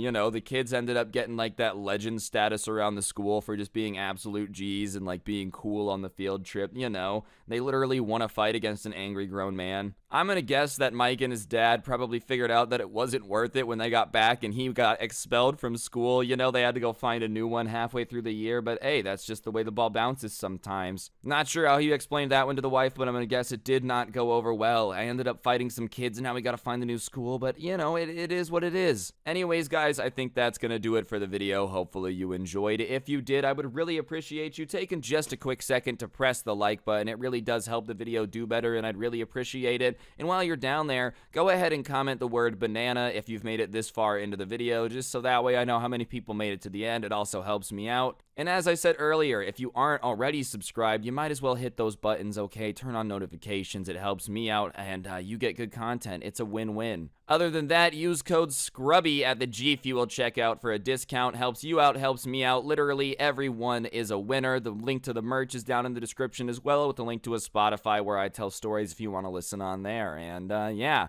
on that note, don't get anyone pregnant. If you do, make sure they're hot, and hopefully I'll see you guys next time. I'm out. Peace. What's going on, guys? It's your boy Scrub here, back again with another video. Hope you guys are having a great day. I know I am. And today I've got a good old-fashioned cringe story time for y'all about this guy who apparently just loved to act tough in his school, just being a little bit over the top when it comes to saying he could beat everybody up and he's smarter than everybody. I know you guys love this, but the real kicker is apparently his dad's in the CIA, so watch out, you know, we all might be on a watch list somewhere for making fun of this guy. Either way, I just thought it would be a pretty funny story time, so yeah, without further ado, let's get into it. Alright, so first things first, this kid was just one of those people that loves to act tough, you know, like, oh, I can take on anyone in a fight, but he was delusional. He would actually try to convince people that if a team of Navy SEALs were to break into his house, he would be able to take them. Which, listen, man, I'm not saying that Navy SEALs are real superheroes, but, like, as far as what they do, they're as close to superhero as superhero gets. I think there's a reason that we can send a team of, like, 6 of them somewhere, and they're like, yeah, no, we got everything done. We're the Navy SEALs. Keep in mind this dude's in school, so the odds of him taking on every Navy SEAL is slim to none. But one of the weirdest things that he would do is, like, try to spy on people in his class. And obviously that's already a little bit weird. I think if anyone, like, realized someone was trying to spy on them, they would be a little bit uncomfortable. But this guy would be really, really annoying about it. Like, for example, if you were talking to somebody at recess you didn't normally talk to, he would come up to you at lunch and, like, ask you why you were talking to them. And if you didn't answer, he would be like, why are you getting so defensive? I don't know, probably because I didn't realize there was some dude watching everyone that I was talking to all the time. Maybe that's why I'm getting a little bit defensive. I'm just not too comfortable with the whole being watched thing. Either way, he would just try to spy on people, but he was really bad at it. Like, for example, if you were in the library and you were trying to talk to somebody about something, he would get within like 2 feet of you, which is so close to the point you can just tell someone's overhearing what you're saying. And he would just like look at a book and flip through the pages, which, listen, might be some good cover if you're across the room, you're looking like you're reading the book, but it was almost like someone had told him, reading a book is a good way to make sure you're not paying attention or make it look like you're not paying attention. But unless this dude was like an insane professional speed reader, there's no way he would be reading that fast. Because he would be trying to spy on somebody, flipping through the pages like he had, I don't know, something wrong with his wrist where it was just constantly doing that motion. Like, seriously, would fly through pages, which also made sound. He was doing it so fast, so whoever he was trying to spy on would look over and just see this kid furiously speed reading and be like, hey man, can we help you? And whenever someone would ask him, what are you doing, when he would do this weird thing in the library, he would just immediately be like, I'm not spying on you. And you'd be like, all right, I just asked what you're doing. Kind of weird to blurt that out. Sorry, dude. I don't know. My brain stopped working there. You know, like some guy's sitting next to you. Hey, man, what's up? I'm not spying on you. You're like, okay, I didn't think you were, but now I know you're definitely spying on me. just a weird reaction to do. And obviously, he would be trying to overhear the conversation, because why else would you go stand like 2 feet away from people and loudly flip through a book? And that wasn't the only time he would try to spy on people and just do it very, very poorly. They had this like thing for reading on their classroom computers that was this like a website that would have articles on it written for kids, and then like the kids could write articles. It was this thing that they had at their school, right? And everybody had a password, and everybody had like, you know, their login for it. And so he would try to like get people to give over the login information, which, listen, people do it all the time, you know, it's like phishing. I guess it's possible, but the guy just would do it in the dumbest way possible. For example, like one of the reset questions that you would have to reset your password, everybody had the same one, and it was like, you know, what was the first street you lived on, and what was your first pet's name? Something along those lines. And he would walk up to somebody and ask like 2 questions to them. Oh, how is your day? Did you do your homework? What street do you live on? Which, if you've never had a conversation with someone before and they just start walking up and asking security questions, it's a little obvious. Hello, fellow stranger. I believe that we have never met. If you could please provide me with your mother's maiden name and your date of birth, I would greatly appreciate it. It is for a survey, for surveying. Like, it's pretty obvious when someone's doing that. And when they would not answer, he would sometimes just get so obvious about it that he would just try to convince them to give him the password. Hey man, what's your password? I want to see if mine is stronger than it. Which, listen, if anyone falls for that one, they just kind of deserve to have their account hacked into and be spied on. I'm not saying anyone would deserve it, but if somebody says, hey, can you tell me your password so I can make sure mine is as strong, and you give them your password, you might just be one of the stupidest people of all time. Oh yeah, no problem, man. Mine is I love socks 86. What's yours? My password is password. Like, I just feel like if someone answers that question, they're dumb. And everybody would get very annoyed with it, because it wasn't like he was just always trying to spy on people, was bad at it, and would just shut up beyond that. He was always telling people that he was like very talented at getting information, you know, he was just a next level spy. He was basically gonna get recruited by the CIA straight out of high school. You know, just real I'm going to be a big tough James Bond guy type of stuff. And considering how bad he was at spying, I think if he even tried to go to the CIA, they would be like, no. They would be doing the prerequisite questioning. I don't know how the CIA picks spies. I'm guessing they make you do a questionnaire before they just start training you. Are you good at espionage? He's like, yes, I'll have you know, I've asked 8,000 people what their passwords are, and 1 person has told me. Just like something like that just makes no sense. Whatever, though. He just got really annoying with it, and there was another kid in the class who was never trying to spy on people, but was just one of those kids that everybody knew was one of the smarter kids in the class. And one day, the spy kid tries to get this guy's password, and he's not having any of it, and he straight up asks the guy, do you really think that one day someone's gonna be stupid enough to give you that information? Which, listen, is that a little bit aggressive? Yeah, but at the same time, if someone's trying to get you to tell them your password, you're probably justified in being like, hey man, that's stupid. Do you ever think anyone's gonna fall for that? But whatever, the kid who's spying gets very upset and starts yelling at him, saying he has no idea who he's messing with, and he has no idea what training this kid has been through. And listen, dude, even if your dad is some secret CIA agent, whatever, I said that weird, I don't think that you just miraculously have training. Like, I don't think Agent Cody Banks is real life. The Spy Kids was not a documentary. This guy probably thinks that Spy Kids was based on a true story. You know that second one where they have like all the monsters on the island? He just thinks somewhere there's actually an evil scientist who has a bunch of people with magnets on their heads flying around. The thumb people are just at the bottom of the ocean in Atlantis. I don't think that's reality, but whatever. He starts telling this kid that he has all this training and he doesn't want to mess with him because he has no idea who he'd be messing with. And listen, bro, it just doesn't matter how like much you swear you have super cool training. If this guy was trained by the CIA and was still this bad at spying, then I'm losing all faith in our government. No wonder they can't do a coup right. Every time they try to overthrow a government, they get caught. It's probably because they're trying to recruit like 8th graders to the spy network. All right, sir, we're gonna go try to destabilize Peru. You guys go for it. Take the crack team of 9th graders. Like, I mean, come on. The CIA is good at destabilizing countries. I don't want to insult them. I'm so sorry, CIA agent outside my house. Sorry, I had to save myself. I wasn't trying to wake up with a bag over my head being told I'm being taken somewhere for insulting the CIA. Either way, the kid who had started arguing with him about how he's not a very good spy and he doesn't know what he's doing got fed up with it and said something along the lines of like, if your training is so good, then you should have no problem beating me up after school then, which is just a good way of saying like, we're gonna fight after school. And I'm not saying that that was the smartest decision that he would ever make, but I think it was a little bit of him like calling his bluff. I don't know, I'm not that guy, I can't know what he's thinking. But I mean, if you think about it from a strategic perspective, the guy can't really back down because apparently he's a secret CIA agent who's got all this training. And on top of it, if he doesn't instantly like 720 no-scope karate kick you and pinch your shoulder where you pass out instantly, it's gonna be really obvious he's not an agent. And listen, it's obvious he's not an agent. Spoiler alert, the CIA doesn't recruit children that I know of. But it's a pretty good way to A, make him look dumb because he either has to back down, at which point what spy would be backing down from this situation, or B, he makes himself look stupid. Either way, it's kind of a W.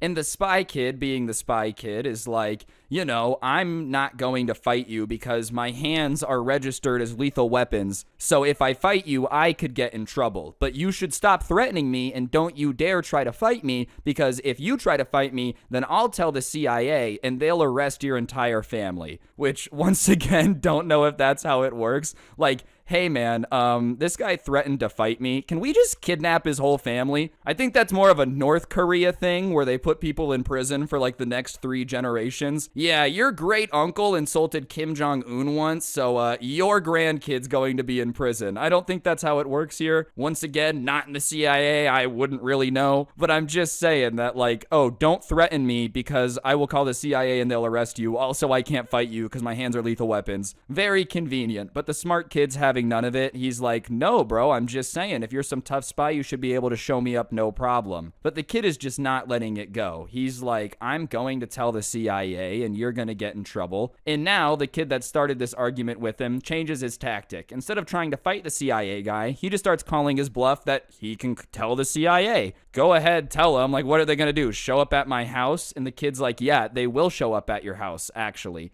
And so, whatever, finally they drop it and he says, I'm fighting you after school, like we're fighting, everyone's had enough of this CIA agent crap, it's going down. And immediately people start talking about it, they're like, finally, we're gonna see this kid have to get into a fight, he's been trying to spy on everybody. Everyone had kind of wanted to punch the dude in the face at some point, it was just now somebody was actually being like, nope, it's going down. Well, apparently, when the spy kid said that he was going to tell the CIA, what he really meant was that he was going in to tell the teacher. Basically, just snitch. I don't know if in his mind it was codenamed Kids Next Door and all the teachers were like secretly CIA agents or something. But he snitches, and everybody knows he snitches because when they get back to class, the teacher is like, all right, guys, no fighting, calls out the kid who wanted to fight him by name and says, I don't know who you want to fight, but it's not acceptable. And everybody is like, bro, you told the teacher? Are you serious? Mr. CIA agent was so afraid that he told. And he's like, I didn't tell the teacher. The CIA told the teacher. I just told the CIA. Yeah, that's definitely how it works. The CIA has a main line into every classroom.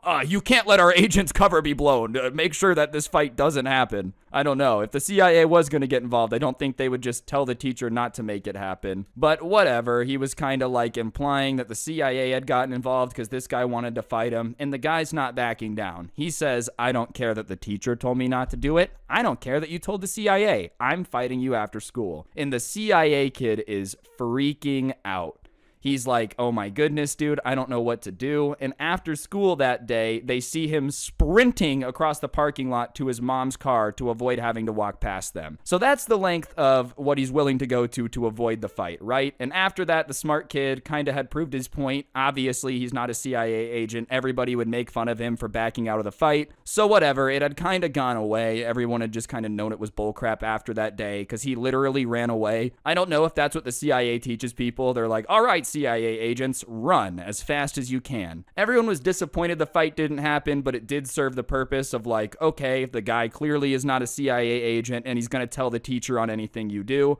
But then came the day where he actually ended up getting into a lot of trouble because he wouldn't drop the CIA thing. And up to this point, he had just kept it between like him and the students, really, which, whatever, annoying, but there's nothing they can really do. However, the time it went too far was when he decided to use the whole my dad is in the CIA thing for his teacher as well. Anyways, one day he just decides that he's going to sneak out of class. And I don't know if sneaking out of a classroom is even something a real spy could do. Because, I mean, think about it. Like, the teacher is standing at the front of the room looking at everyone, and you have to get up and walk out of the door while the teacher is looking your direction. I mean, maybe it's possible if you got like some Halo active cloak or whatever. I don't know what secret gadgets they're handing out to the spies these days, but I'm just saying the odds of being able to like sneak out of a classroom seem pretty low, unless your teacher is got the worst nearsighted vision of all time and everything's just kind of a blob from 10 feet out. I don't know how you're going to just stand up and walk out without getting noticed. But sure enough, he gets out of his chair and starts doing like this tiptoe slow movement thing.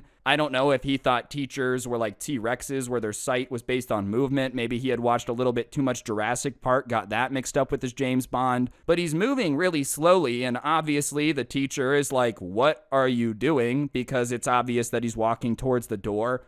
And the kid just stops in his tracks. He just stops moving and freezes. And I don't know if he thought that the teacher was just going to be so confused by why he stood still, he would just drop the entire subject. I don't know if he thought that standing still would make him seem less guilty, but he's standing there just not replying. So the teacher asks him again, "What are you doing?" And he goes, "Me?" and points at himself. And the teacher is like, "Yeah, you. Who else should they be talking to, man? What are you doing? Do you see anyone else out of their chair doing anything else?" "No." "Me? What am I doing? Goodness gracious, I'm only standing still in the middle of class for some reason. Why would you think I'm up to anything?" But the teacher is like, "Yes, you." And he says that he has a very important mission that he has to take care of, and he has to go gather intel on the office for such and such, for blah, blah, blah. And the teacher is kind of like, "What in the world are you talking about?" Because I don't think if he was a spy, which we all know he's not, why would they assign you to go spy on the principal? Like, I feel like the CIA probably knows everything about anyone that they want to know. I don't think they would be like, "Wow, I sure am glad we trained this child to be an agent. Now he can go spy on his principal for us." But all right, whatever. And the teacher is like, "No, you can't leave. You don't have a mission. What are you talking about?" And you would think maybe it would register in this kid's mind that, oh, this is a teacher and I can't really commit to the whole my dad's a CIA agent and so am I thing. But he starts yelling at the teacher saying that she is obstructing a national security investigation, and if she does this, she's responsible for whatever the bad guys do next.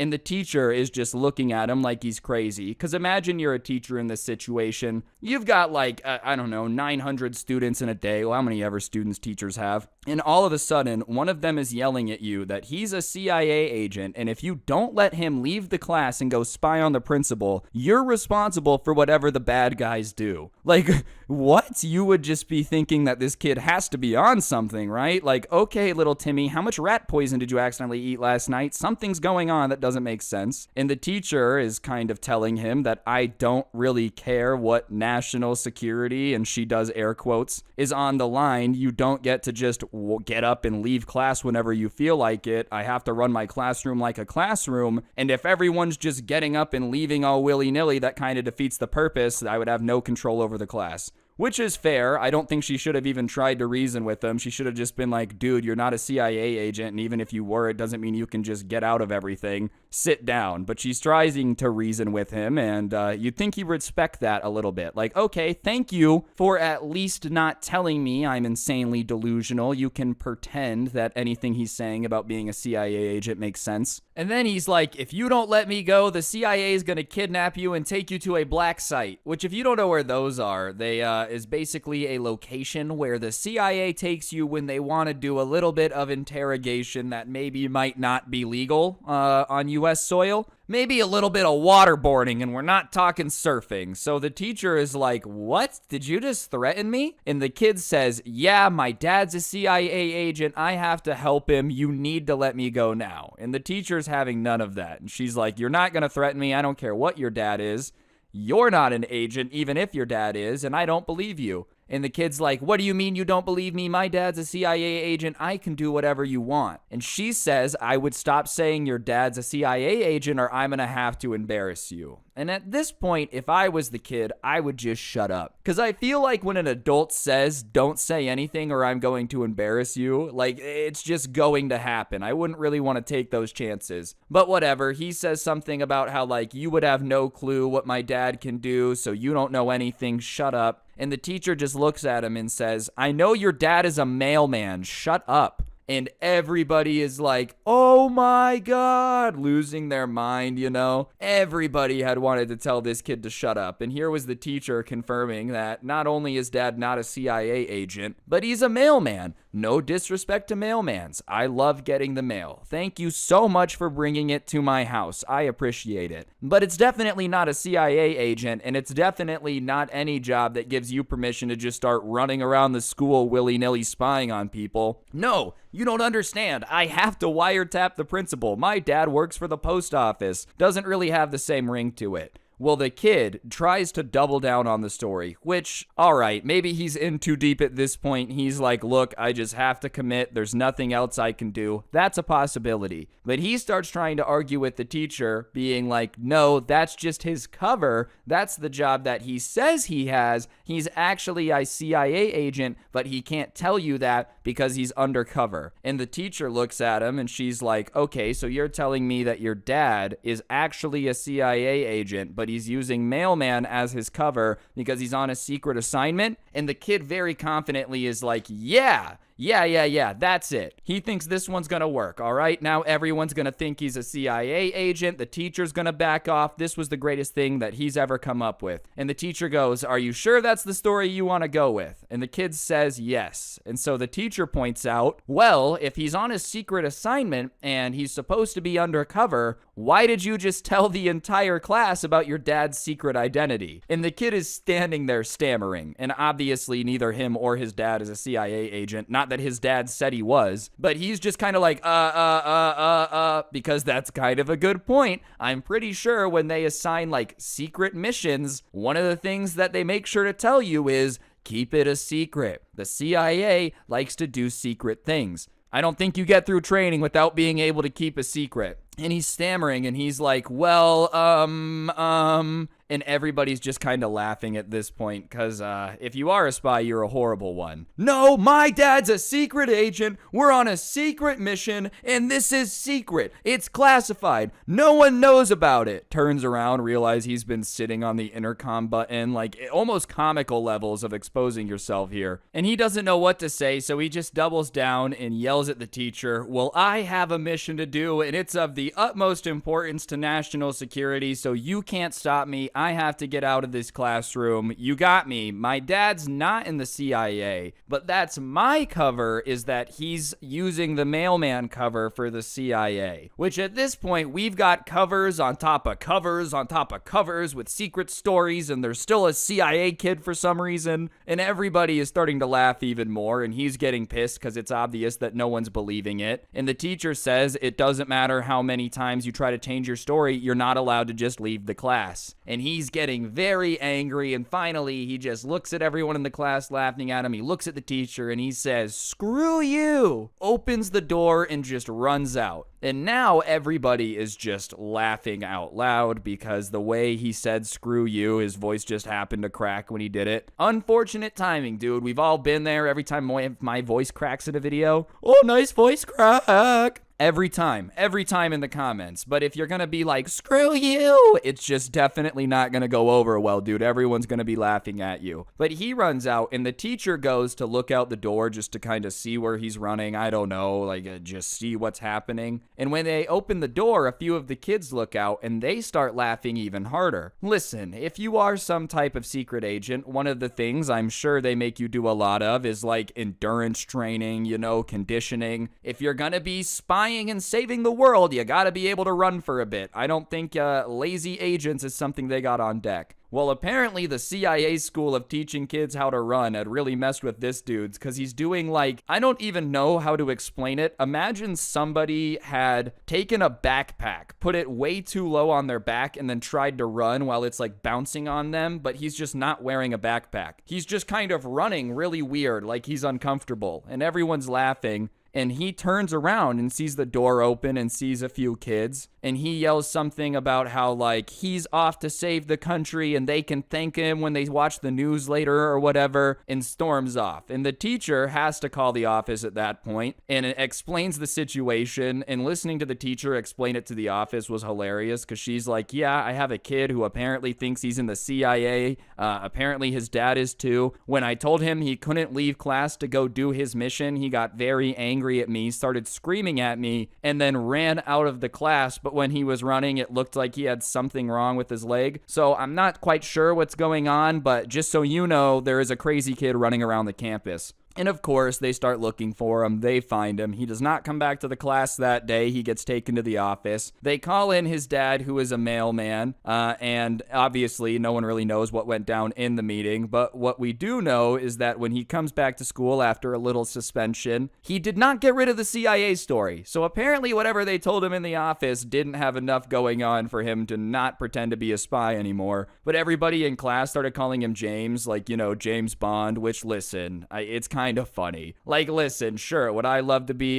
nicknamed after something as embarrassing as this? No. But if you're gonna stick to the CIA story, you ran out of the class to go save the country or whatever, people are gonna call you James Bond. You just gotta deal with it. As for the news later that day, there was nothing about some super spy saving the world and then running back to 8th grade geometry or whatever. So I'm not quite sure what he meant by that, not sure what his mission was, but he ended up changing schools the year after that because his family moved states. Probably another CIA reassignment, all right? You know, there's no way that he was moving for any other reason. Realistically, his dad probably just wanted to go be a mailman in a different town. And I don't want anyone to get it twisted and think I'm dunking on mailmen. It's like a very respectable job. Someone's got to do it. You get paid well, good benefits. It's just not a CIA agent. They're a little bit different. Who would have thunk it? Anyways, guys, I think that's going to do it for the video. Hopefully you enjoyed. If you did, I would really appreciate y'all taking a second to press the like button. Let me know what you thought in the comments section down below. If you don't know what to comment, just go ahead and comment the word agent down below. I'd really appreciate it. And if you're new, you should subscribe and turn on those notifications, because I post videos like this every single day and you don't want to miss out. If you like the story times, but you would rather listen offline without gameplay, whatever floats your boat, I do post the audios over on Spotify, link down below for that. And you'll also find a link to a playlist here on YouTube of my favorite story times of the year so far. So if you want something to listen to while you're doing chores, gaming, whatever it may be, feel free to check that out. And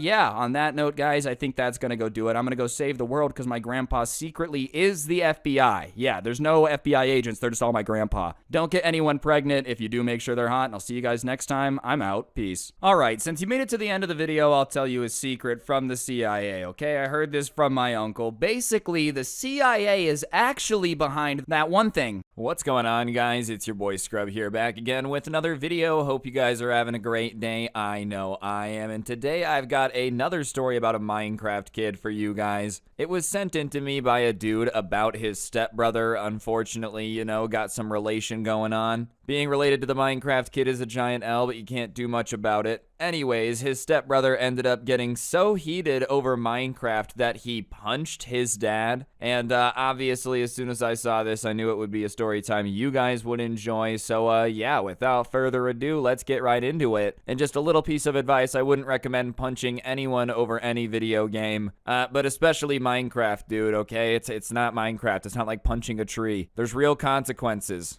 Anyways, it's important to mention that this dude's stepbrother is 19 years old, right? So, like, he's a full-grown adult, and he had a part-time job and was currently taking a gap year to figure out what he wanted to study in college. Which honestly is fine. You know, I can understand needing a year to just work a bit, figure out what you want to do. It's a lot of pressure to be like fresh out of high school and pick what you want to do for the next 60 years, you know? If you know what you want to do, then that's great for you, but like I'm not going to hate on the dude for that. That being said, the only thing he had managed to do in this entire gap year was like do nothing but play video games. And listen, I love gaming as much as the next guy, but I'm talking about, you know, did nothing but play video games to the point where he wasn't showering for 2 weeks at a time to play video games, which, yeah, that's a little bit excessive. If you start, like, smelling like an onion pit, it's probably a sign that you should take a shower, not just keep the gaming marathon going. Anyways, his game of choice also happens to be a weird one that I've never necessarily heard anyone get addicted to, which was Minecraft on the Xbox. Which, you know, it's fine. I guess Minecraft itself could kind of be addicting. I don't really get it personally, but whatever. Something about being addicted to console Minecraft is just a little bizarre. It's like if somebody said they were a huge GTA fan, you know, it's their favorite game of all time, but they only play the PSP version and they think GTA 5 is garbage. You'd be like, oh, okay. I mean, that's fine. Obviously, your opinion's your opinion, but it's just not one I think I would have ever heard before. Anyways, he had a world with some of his friends on Xbox, and that was basically the only thing that had mattered to him for quite a while now, you know? Like his entire gap year, all he did was play Minecraft on the Xbox, to the point where, like, he would just in casual conversation bring up his Xbox friends, just like by their name and assume that everyone should know who they are. Just like talk about his Minecraft world using coordinates to talk to them like in normal conversation. It was just weird. And like I said, on top of it, he's like not showering or taking care of anything while all this is going on, and his room got so messy because he was just like taking such bad care of it that he ended up getting a roach infestation in his room. So obviously not a very good moment. And you know, his parents couldn't have been thrilled about like having to get an exterminator just to get rid of the roaches in this guy's room because he just refused to clean up while he was gaming. And so their response was to say that if he wanted to keep living there rent-free, then like he could only game for 2 hours a day. Which, you know, is definitely a little restrictive, but that's what happens when you get a roach infestation in somebody else's house, you know, and you're addicted to video games. They're probably going to limit how much you can play. If anything, he should count himself lucky because I probably would have just evicted him, you know? I feel like if somebody gets a roach infestation in your house and they're a full-grown adult, you know? And especially if they're not paying rent, it's eviction time, dude. I'm sorry, son or not. The first few weeks after that rule is created, everything's going okay. He's only playing about 2 hours a day, but when he starts to get tired of like having the restrictions on him, he goes behind his parents' back and buys a second Xbox to play Minecraft on. And you know, his parents didn't realize that at the time, but I just wanted to like emphasize how bad this dude's Minecraft addiction was, that he literally went out and bought a secret Xbox just so he could play after his mom and dad took it away. So basically, to this guy, punching trees in Minecraft was the equivalent of like black tar heroin, you know? He just could not get off of it. And like I said, his parents didn't discover it for a bit. He would just kind of game in his room, and it worked to his advantage because it was pretty normal for him to be in his room alone for extended periods of time because like I said, he had a part-time job and he could do his job from home. It was like a remote position, so he could play Minecraft while working, you know, he just kind of had to fill out paperwork and whatnot. So his parents wouldn't really bug him all day, so he would kind of play video games on his second Xbox while he was working. And listen, if you can do that well and get all your work done and your boss isn't going to get mad at you, then by all means, go for it. I understand why you would do it. The only issue is this guy was so into Minecraft that he ended up getting himself fired from his job. And honestly, I feel like everyone at this point makes jokes about how they watch Netflix while they work from home. You know, everybody makes jokes about how they really only do like 2 hours of work a day. So the fact that your employees could have even caught on, or your employers, sorry, could have even caught on that you were playing video games all day means you have to have been like really not paying attention. And in fact, come to find out, the only reason he had gotten caught is because he always had an AFK status like on the system that they use to communicate. And the only way that you could get like the AFK status is if you had hadn't touched your mouse in like 4 to 5 hours. So basically, they knew after tracking it for a few days that he was literally only touching his mouse like maybe twice a day if they were lucky, but usually once. So after they kind of got that information, they had no choice but to fire him, because that's just really bad. You know, even if you're pretending to work, you could just like shake the mouse every 10 minutes or something. Yeah, they really have no choice but to fire you if they start paying attention and see that you're literally only looking at the computer for 45 seconds a day. And on top of it, they had also given him 2 warnings about it and been like, hey, you know, we noticed that you're going AFK a lot, please knock it off. So they weren't trying to be mean to him, he just couldn't put down the Minecraft. Anyways, all this culminated one day when the subscriber who sent this to me was over at his mom's house helping his stepdad do something when his stepbrother comes into the garage and said that he had some good news for his dad. And obviously the dad, like a little suspiciously, asks him what his good news is. And he opens up by saying that he was fired, but it's not a bad thing because he doesn't really need the job and now he can focus on all of his passions without any distractions. And the dad is obviously not too thrilled with hearing this, you know. He's like, you got fired? What are you gonna do? Like, how are you gonna pay for anything? How are you gonna support yourself? And the Minecraft kid just says something about how, like, basically he just wants to play video games until his gap year is over, and he might extend it a bit, and was just hoping that his parents would just cover everything while he was there. So, like, you know, his entire plan to focus on his passions was literally just to play Minecraft. You know, not like he wanted to open a Minecraft server, not like he was gonna make content, anything that might make money. No, he just wanted to play video games while his parents paid for it for the rest of his gap year. And it doesn't really sound that great to the dad, obviously, so he points out that his answer to the question doesn't really make sense and asks how he's gonna support himself, and then tells him that he's an adult and like it's unacceptable for him to just play video games all day while his parents support him.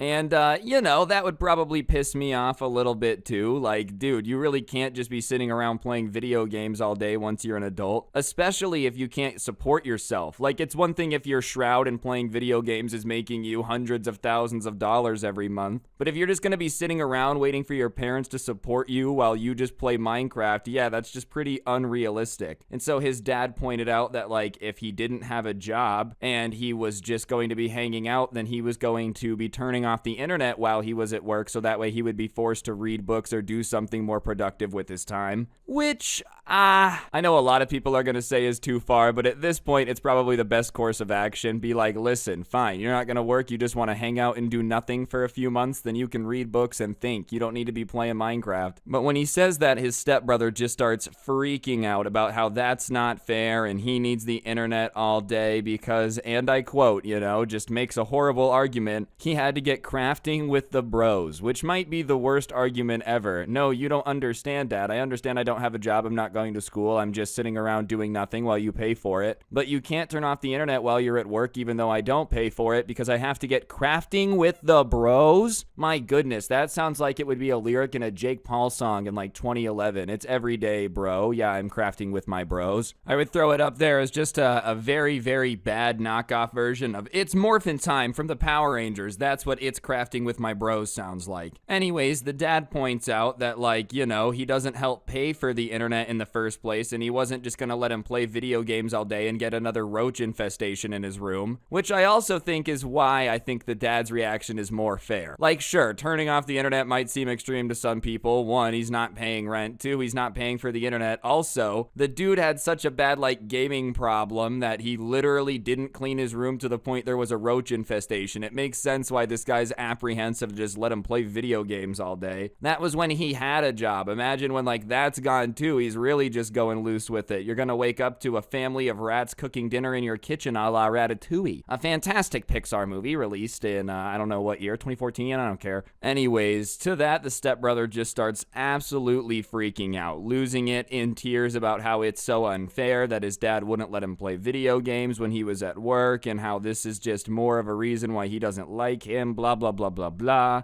And the stepbrother is watching all of this goes down and says something about how, like, it's just Minecraft and everything's gonna be okay. And man, you would have thought that that was like his CIA trigger word to go full Manchurian Candidate. The CIA program where they like wanted to brainwash people so that way they would act normally, and then like when you said the code word, they would turn into an elite assassin. That's basically the like reaction he has to his stepbrother saying it's just Minecraft, it's gonna be okay. The CIA brainwashing came back. He went full assassin and starts running towards the subscriber with his fists raised, talking about like, shut up, you don't know anything about it. And his dad steps in front of him to stop him from hitting his stepbrother, and they're kind of like inches away from each other's face, and the Minecraft kid at this point is yelling at the dad about how he just doesn't understand Minecraft and he doesn't understand why it's so important to him. And he's like, listen man, you can have your hobbies, you can do what you want to do, but like you have to be able to support yourself while you're doing your hobbies. You're not just gonna live here while I pay for everything forever. That's not really how this works. If you want to follow your passions, then find a way to do it. And then the dad says something that everyone would be thinking, but for some reason the Minecraft kid takes the wrong way. He says like, all of this over Xbox is ridiculous. You're literally threatening to fight your family over video games. Cause like, yeah, it is a little bit silly to be threatening to throw hands with your stepbrother and your dad and like screaming at them over the fact that they think you play too much Xbox. And the stepbrother steps back and tells his dad to take that back, otherwise he's gonna regret it. And the dad's like, what are you gonna do to make me regret it? It's true, you're literally doing all of this over video games and it's absurd. Like there's no reason to do it. In fact, he's still gonna turn off the internet when he's at work, and if he's really lucky, then maybe he'll get the internet for an hour a day total, but he didn't work from home, so it's not his issue to provide internet anymore. Basically saying that like, yo bro, I will be fine watching standard cable television. I'm not the person that needs fast internet. That's on you, and maybe I'll just turn it off until you get a job. You know, confirming that he's not going to be supporting this dude's Minecraft addiction to the point where there's a second roach infestation. You don't want the sequel of that. Teenage Mutant Ninja Turtles 2, Secret of the Ooze, but it's just Teenage Mutant Ninja Turtle rats living in this dude's room. Yeah, no thank you. I feel like the first sequel was good enough. This incenses the Minecraft kid so bad. He's so pissed that he reaches back, balls up his fist, and punches his dad right in the face. And listen, the punch wasn't the greatest of all time, but it's still punching your dad over Minecraft at the end of the day. So, even if it's a weak punch, it's still one punch too many. And after that, it was like a vacuum sucked all of the air out of the room as it sunk in what he had just did. And the subscriber starts running over to grab his stepbrother and defend his stepdad, obviously. And his stepdad stops him and is like, no, it's okay. And he's confused by how just like eerily calm his stepdad seems. Even though he had just been punched in the face, it's like a calm washed over him. Like the scary calm, you know? When someone's so calm after something happened, you're like, oh, they're about to snap. And he starts giving the Minecraft kid a lecture about how he's ashamed of what he just did, and said that he had 1 hour to pack up all of his stuff and get out, and he was no longer allowed to live here. And if he didn't have it all packed up and was out in an hour, then he was going to pack it up, and he was going to use all the anger he had from being punched in the face, which, you know, is a pretty scary warning, but fair. He's not going to hit you back even though you just punched him in the face. You just have an hour to get all your stuff and get out. I feel like that's a pretty reasonable thing for the dad to say. And usually this might be like an overreaction, you know, sometimes people get mad and say stuff they don't mean to say, or, you know, they get angry and just like say the most hurtful thing that pops into their mind. But his dad was insanely calm to the point where it was just obvious that he just 100% meant it. He was serious. He had an hour to get his stuff and get out, and if not, then he was probably not going to be happy on how his stuff was packed up, you know, gonna get tossed down the stairs maybe a little bit. But his stepbrother, for some reason, doesn't believe that his dad is serious and just scoffs at him and says that like he's not afraid. He's never done anything in the past when he's threatened that stuff, so he's not afraid of him now. And the dad tells him again, like, listen dude, I'm serious, you're really gonna regret that. I would pack up your stuff nicely. But the stepbrother's having none of it, just not afraid of his dad at all, just being like, no, you're not gonna do anything. So his dad pulled out and like set a 1 hour timer and showed it to him to be like, look, I'm serious, I'm literally setting a timer. But he just rolled his eyes at that and went back inside and said he had better things to do. And pretty soon they heard him back like on Minecraft playing video games within like 2 minutes of going back upstairs.